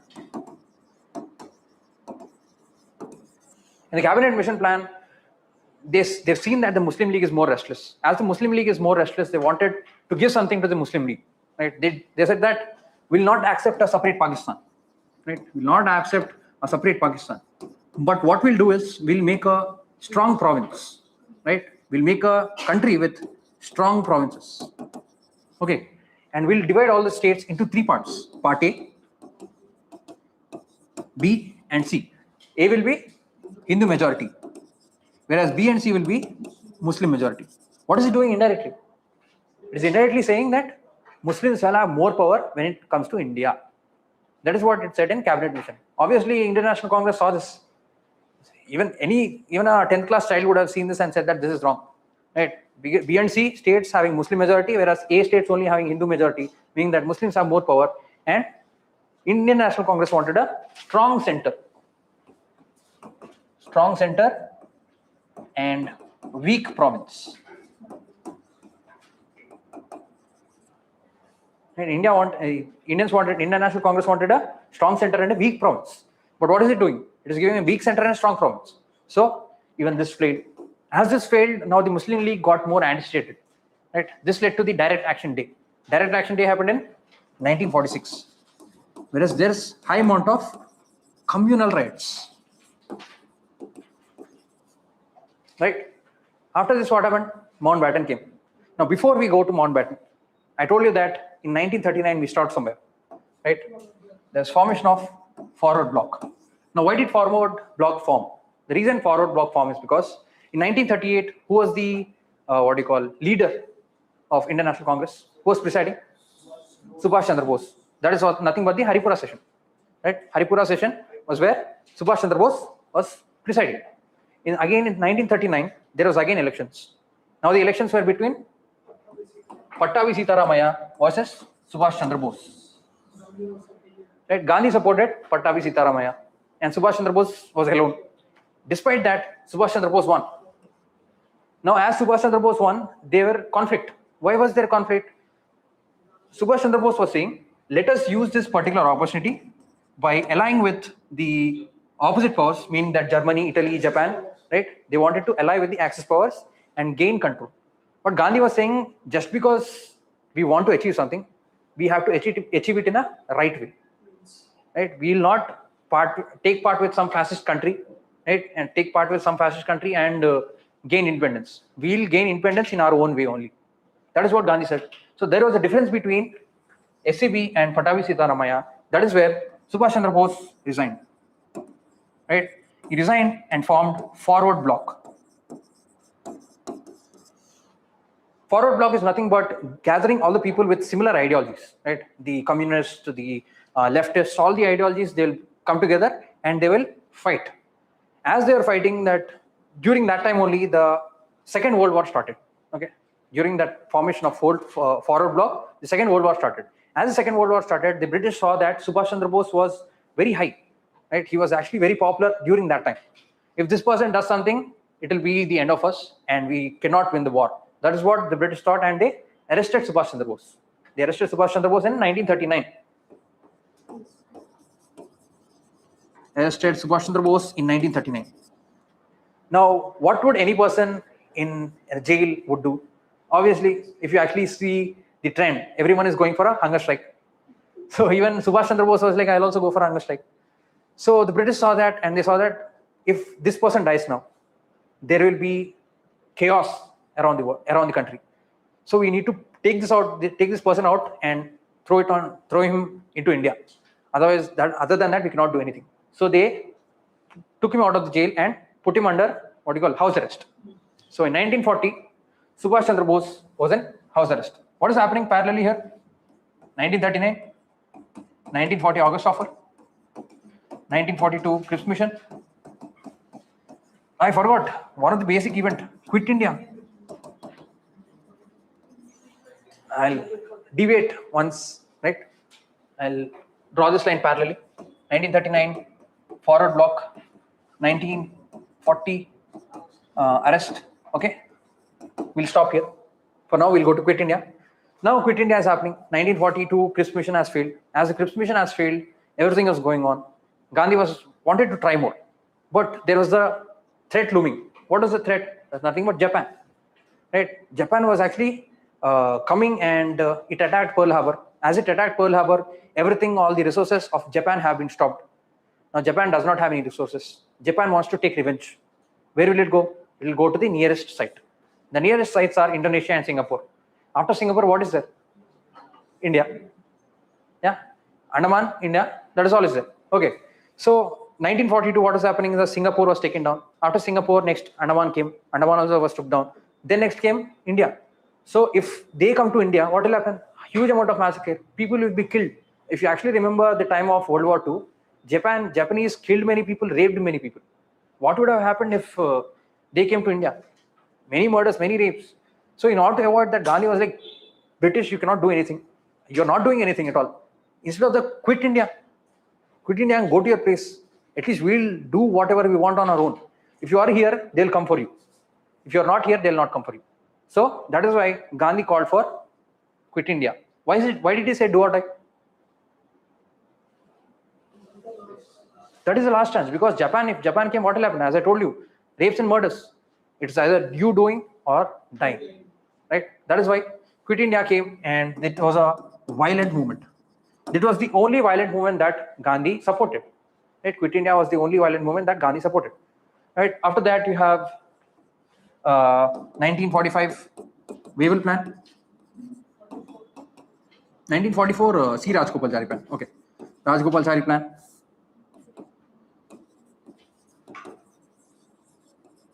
And 1945 Wavell Plan.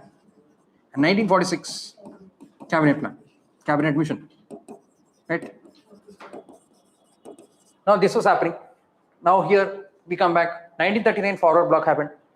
He was arrested. As he was arrested, he went into hunger strike. As he went into hunger strike, British got worried. As British got worried, they left him out and they put him in house arrest. Now Subhash Chandra Bose, with his ideology, right? He was house arrest. He planned an escape. Right? He planned an escape. He went from his house directly to Kabul. Right? He was the first Dhurandhar. Right? He disguised as this person called Muhammad Zayuddin.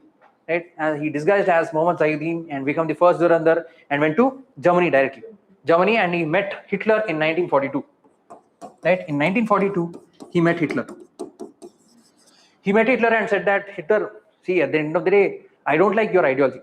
Right? He said that my enemy of my enemy is something I can cooperate with. I'll not support. It's not my friend. I'll cooperate. I'll cooperate with enemy of my enemy. So I'll cooperate with you. I don't like your ideology, but can you help me there? Hitler was like, okay, but India is very far. How will I send all of my troops, or how will I help you guys? Because it is very far. I cannot send all of my planes because I have a war to fight here. Right? So obviously Germany was not working.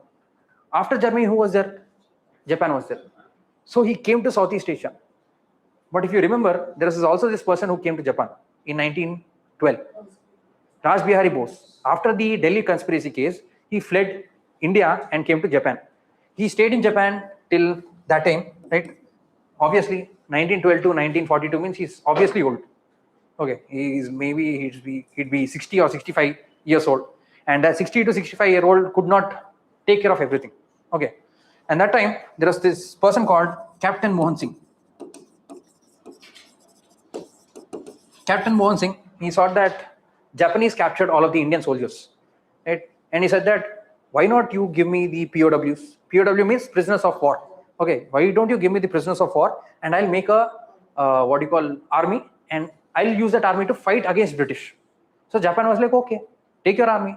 And they created Indian National Army. Now there was a difference between Japan and Indian National Army. I mean, Captain Mohan Singh, right?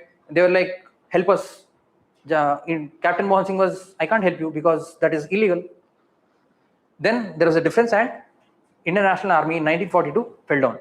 At that time, at the similar time, Subhash Chandra Bose came to Singapore, right? And who was also present? Raj Bihari Bose. Raj Bihari Bose also present at that time. He was like, we have to give this particular Indian National Army to someone who is more young and who is more capable. And who was walking from there? Subhash Chandra Bose was walking with his hat, right? And he was like, yeah, I'll take care of everything. So he created Azad Hind Fauj, right? He created Azad Hind Fauj in 1943. That is nothing but Indian National Army. Okay, and he said that as I also have the army, give me Andaman Nicobar also. Now Japan said, how can I give Andaman and Nicobar to an army? If you were a government, I would have given you. Okay, if you were a government, I would have given you the Andaman and Nicobar. You're just an army and you're just a commander-in-chief. Then he set up provisional government for Free India. Provisional government of Free India in 1943. That too in where? Singapore. He set up a provisional government of Free India in 1943, after which Japan gave Andaman and Nicobar to Subhash Chandra Bose. Right? After that happened,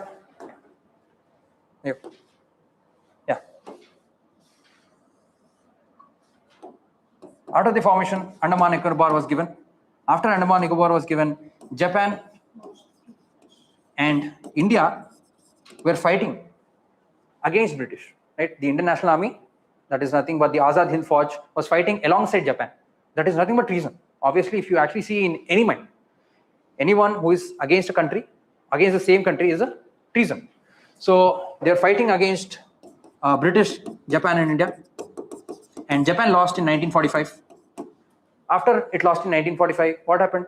They went back and they flared a flag. Who flared a flag? Subhash Chandra Bose. Right? Subhash Chandra Bose flared a flag in Moirang. Moirang, that is in Manipur.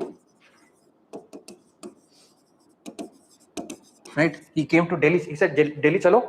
And he came to Moirang in Manipur and he flared a flag. That is the Indian national flag. Okay. After that, they said that Japan lost in World War. So you have to come back.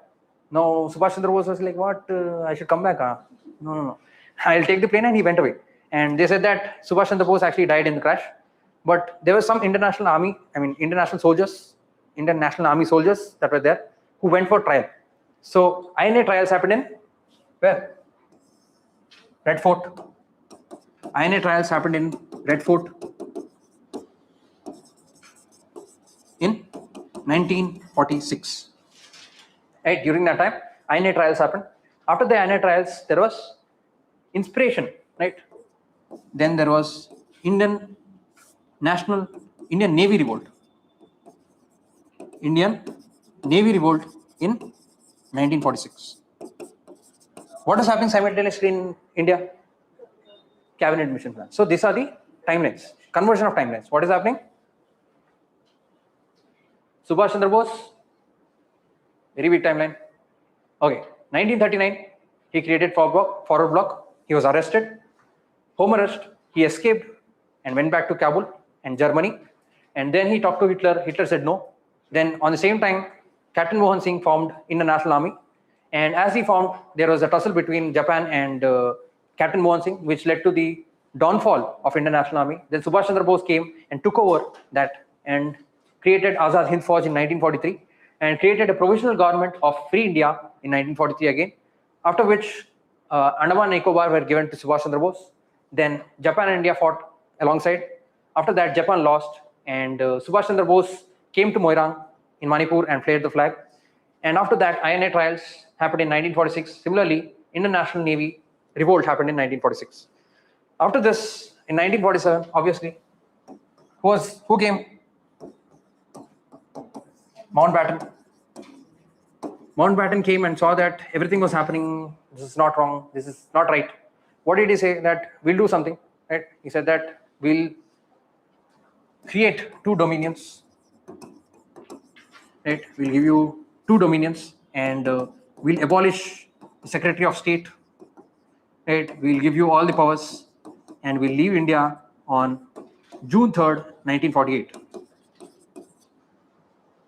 They said that June 3rd is 1948, but Indians were like, yeah, we'll do June 3rd, 1948, right? But they didn't want to extend this particular, war or the chaos that was happening between Hindus and Muslims for a long period. So they wanted to do it a little more early. So they chose 15th August. Why 15th August? The reason they chose 15th August is because at that time they won. They won the World War II. As they won the World War II, they chose the 15th August as a timeline. It was not us who chose the 15th August. It is them who chose the 15th August. And 15th August, India got independence. And 14th August, Pakistan got independence. And that is the end of modern Indian history, right? And as I told you, I'll give you a timeline, holistic timeline. Let us look at the timeline now. Right? 2 minutes. 2 minutes, the class will be done. Yeah? 2 minutes only. We'll finish it within 2 minutes. There's no need for you to worry. Just 2 to 3 minutes only, guys. Is it okay? Yeah? No? Should I continue? Yeah. We'll finish it now. Already 16:43. How many hours has happened? 5 hours? 5 hours. I think it's pretty less time for 5 hours. 5 hours is less only. I completed well within time. I thought 7 hours it would take. Okay. Let's look at the timeline. 1498, 1595, 1600, 1616, 1664, 1707, 1717, 1724, 1757, 1764, 1773, or 1770, then 1773, then 1781, and 1784. Then you have 1786, then 1793. Let's come back a little upper. Yeah, 1793. Then 1813, then 1833, 1835, 1853, 1857, 1858, 1861, 1892, 1885, 1892, 1905, 1906, 1907, 1909, 1911,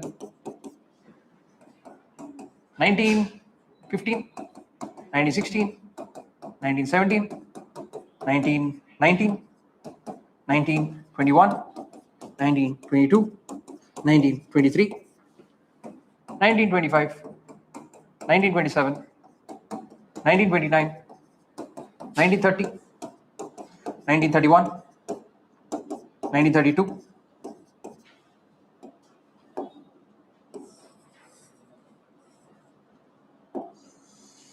1935, 1937, 1939, 1940, 1942, 1943, 1944,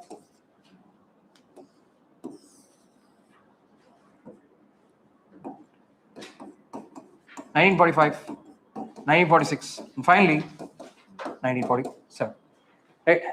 I'll zoom it out a little. Is it visible?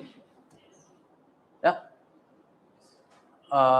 Yeah, I think it's visible. Is it visible? Yeah.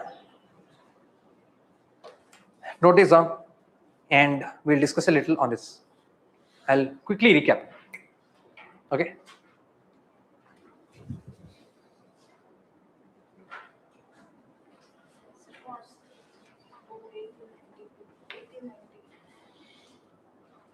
This will not go. Yeah. Where? 1885. I'll raise it a little. 1885.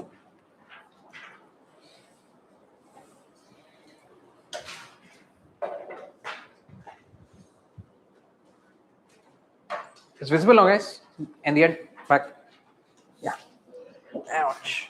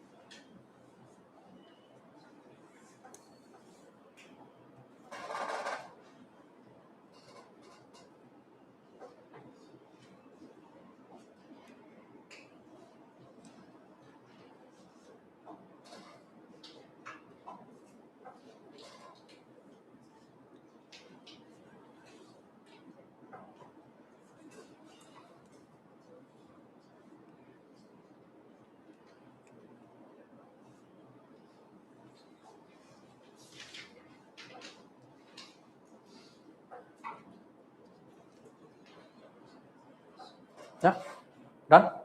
Okay, now let us recap. In 1498, the Portuguese came. In 1595, the Dutch came. 1600, the British came. 1616, should I slow down? You want to write? Actually, you want to write? Fine, write it. Once you are done, please give a thumbs up. I'll start. 18? 1789. 84 is it? It's not 89. 1780. This is 1773, 1781, 1784. 1786. My bad, I'll erase it and I'll write properly. 1786. Right. Please let me know if any timeline is unclear. I'll write it clearly.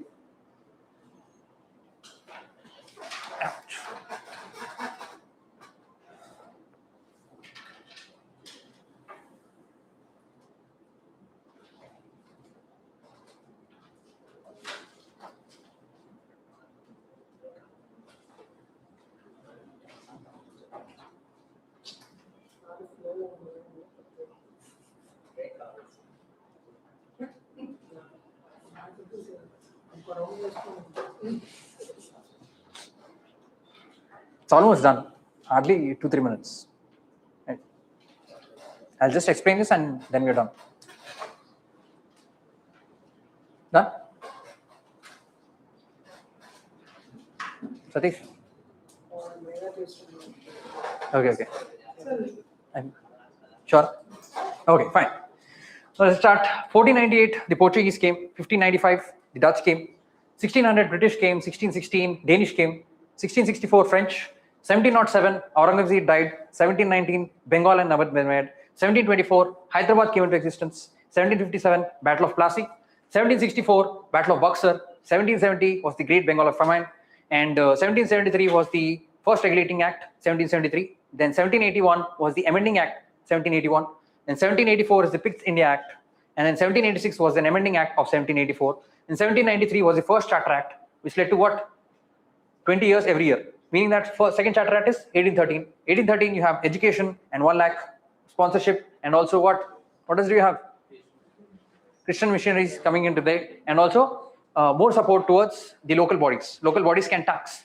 Then 1833 happened. 1833 took over the power of Madras and Bombay, and also they created Governor General of India. Who was it? William Bentinck. Then 1853, 1835 happened. That is nothing but Macaulay's Minute. And 1853, it is nothing but the last Charter Act.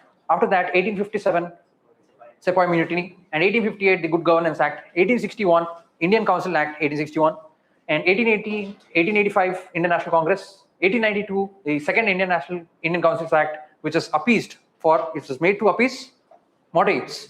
And 1905, Partition of Bengal. 1906, Muslim League formation. 1907, Surat split. 1909, Indian Councils Act 1909, in which separate electorate for Muslims was put. 1911 was the Darbar, right, where King George V visited India. And 1915 was the arrival of Gandhi. 1916, what happened?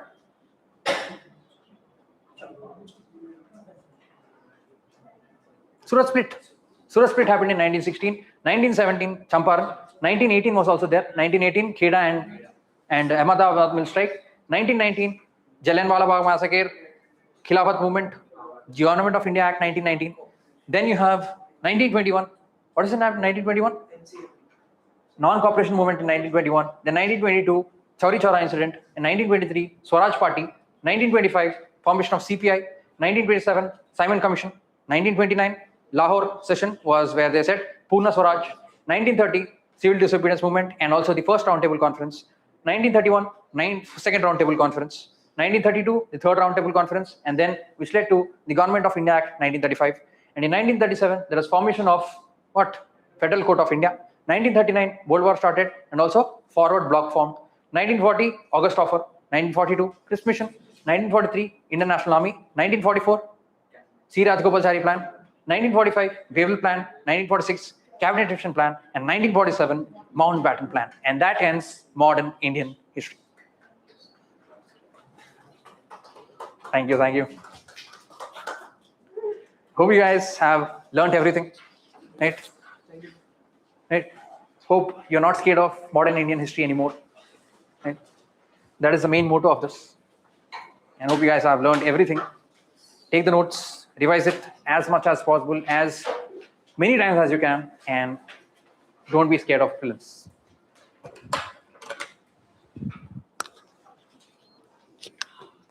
Jai Hind.